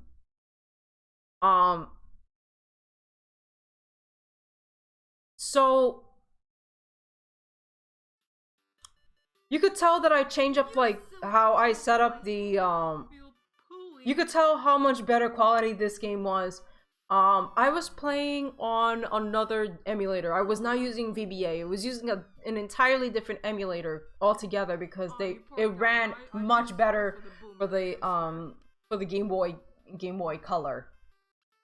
I did a test playthrough before I did the actual real thing, so that was something that I did at the time. But Ape Escape was another game I did as well. I did Ape Escape, and I was basically because I'm trying to get through everything here. But yeah, for Ape Escape, this was the first time in actually trying to finish the game completely. Well, not 100%, but finishing like the main story and shit.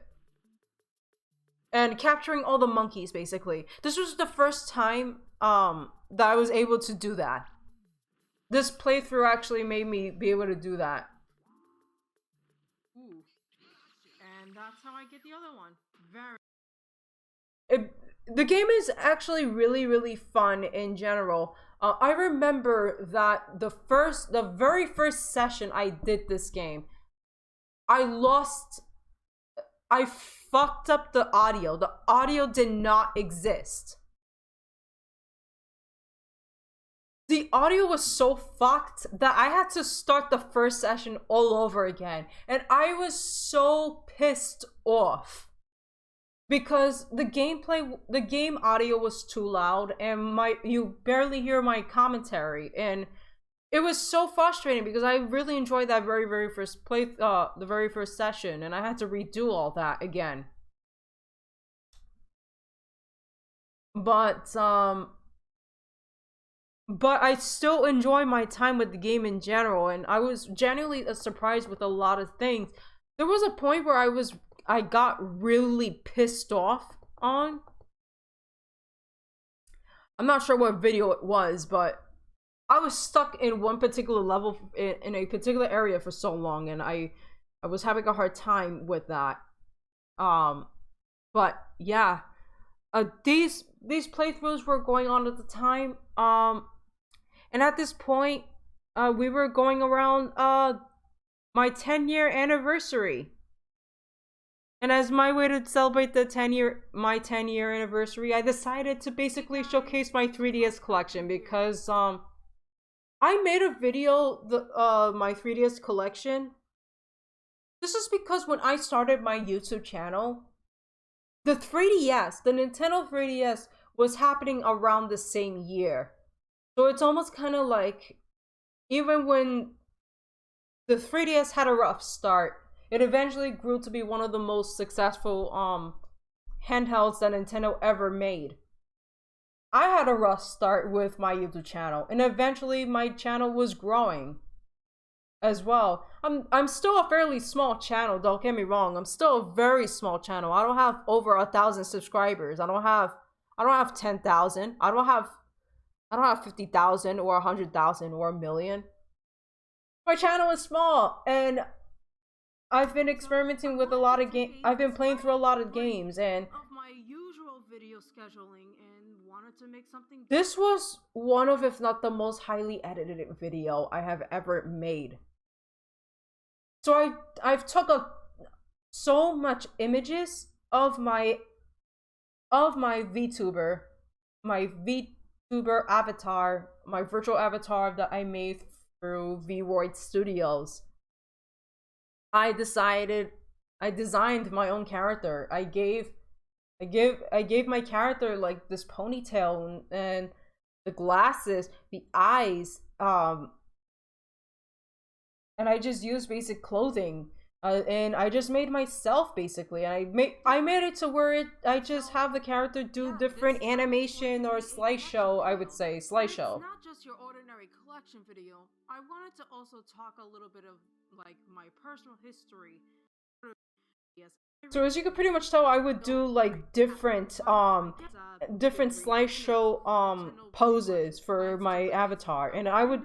Handheld console at the time, which was the I was basically also using like I was also using like trailer footages and commercial footages and stuff like that. I was really proud at that time. It was very highly edited. It was basically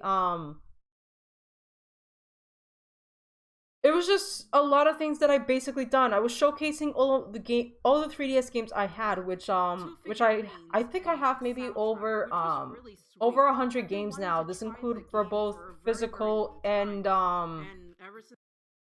both physical and digital combined together. It's like a little over 100 games, so I'm like, holy shit.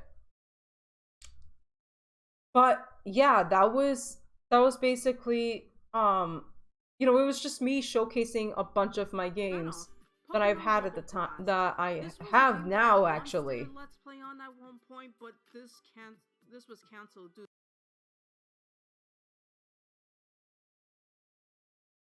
So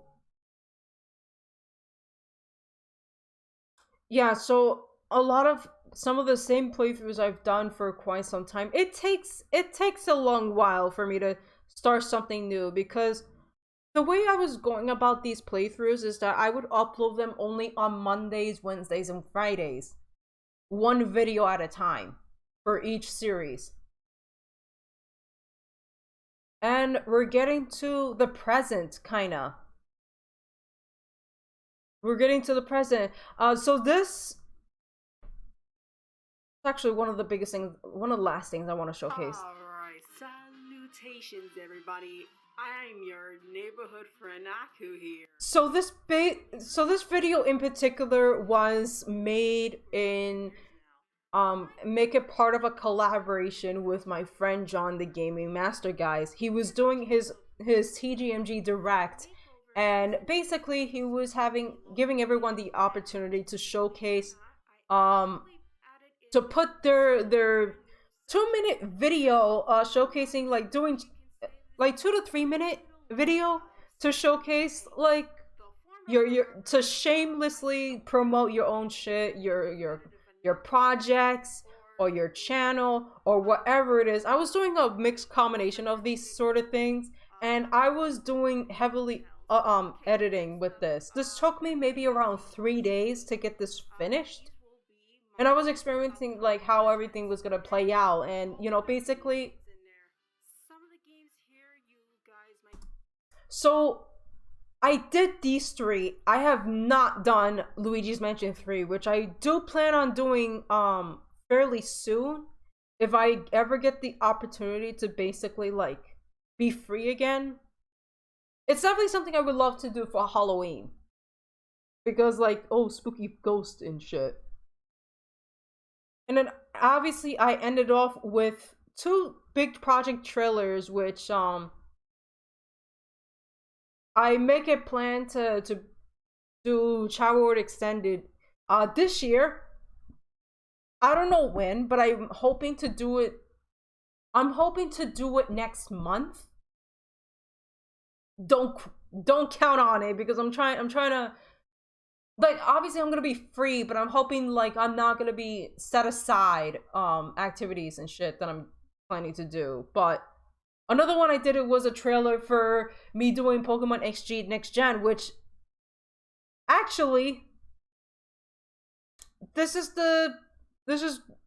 my most recent project I'm working on. I also did Geonosis's DS. I redid Geonosis's DS because I felt like it could have gotten an HD treatment. So that's what I did here. Like, obviously the setup was a little bit similar to Kirby Squeeze Squad, except I think I forgot to put the logo. I forgot to put the game logo there, but it's fine. That's totally fine. I'm not complaining. It's fine. So I decided to basically have this simple setup, but I knew how to play the game basically. This is like my 10th time ever playing this game. Like my 10th time. So I already know like so many of the Red Diamonds location and shit like that. I once again did 100% playthrough for this, so that was something that I definitely did at the time. And then eventually I did finish I finished Ape Escape after a while. And then one of the games that I did was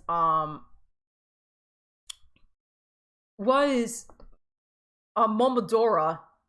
It's okay if I click on the video. I'm fine with that because we're we're basically in the home stretch of the video.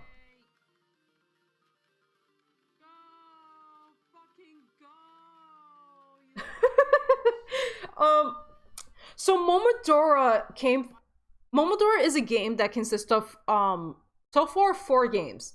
There's Momodora 1, Momodora 2, Momodora 3, and then Momodora Reverie under the Moonlight. There's a 5th game that's happening, but I decided, let's start with the first Momodora. It's free. It's free to download on itch.io. That's where I got it from.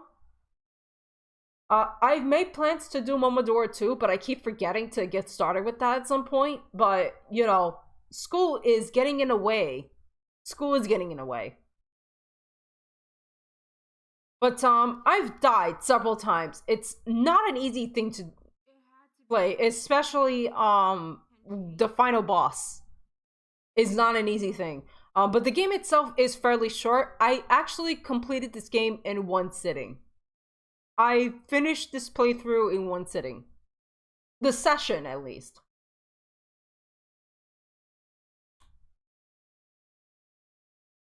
So, what else do I want to, showcase? Okay, I could easily just quickly scroll down because, now, I don't have to worry about fucking losing my track because, yeah, we were just about wrapping up everything. So the last playthrough I completed was a Pac-Man World Repack. And the funny thing about this is that I was originally going to do the PlayStation 1 version. But then I saw the announcement for Pac-Man World Repack, and so I'm like, you know what? I'm gonna fucking do the remake version, and it's gonna be fairly easy, and yeah. So one of the things I can tell you about this playthrough in general was that the audio. There's a mix of audio quality for certain parts of my playthrough. I feel like from parts 1 to 6 had the best commentary quality. But then part 7 and beyond, it gotten a little worse because for some reason I accidentally recorded through the computer's mic instead of my Elgato. I don't know why the fuck that happened, but I left it like that. I was like, fuck it, that's Pac-Man World Repack, and basically you could tell the differences in the Pac maze.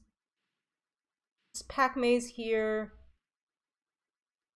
And then I was playing through the entirety of Pac-Man World Repack.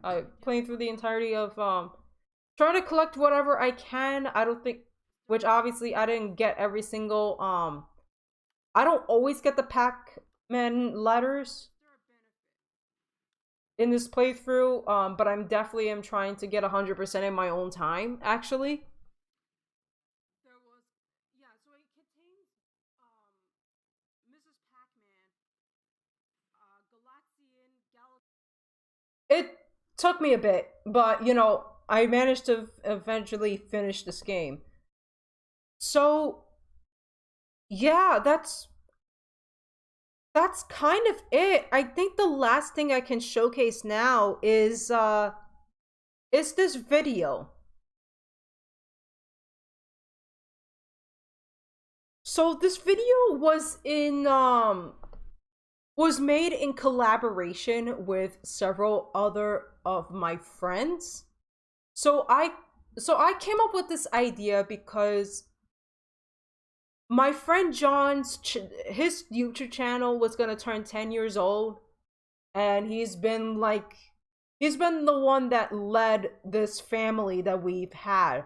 And so I thought of this idea where I wanted to be able to make this big project as a way of thanking him for being being an awesome friend, being an incredible dude. So I organized this plan and try to gather as many people as I could to partake, where everyone makes their own video to basically do this. And then they would basically send me their videos, and I would put everything together. I would basically put the videos together, organize how everything was going to be happen. So I just found a piece of clip of San Antonio. So I began with this opening of I took this from a random YouTube video, but this opening is actually supposed to be a place in San Antonio. And I basically wanted to do this having this type, and then like 10-year anniversary, and then have this videos begin with me doing the intro, and then after that it would shift to one of our friends. So obviously I put in I put my friend Allie, and then I put my friend Chris. You see everyone's name there, and they start to, talk about their moments with with John, and how much they're thankful for him, and such like that. I managed to basically get as many people as I could. I got as many people as I could.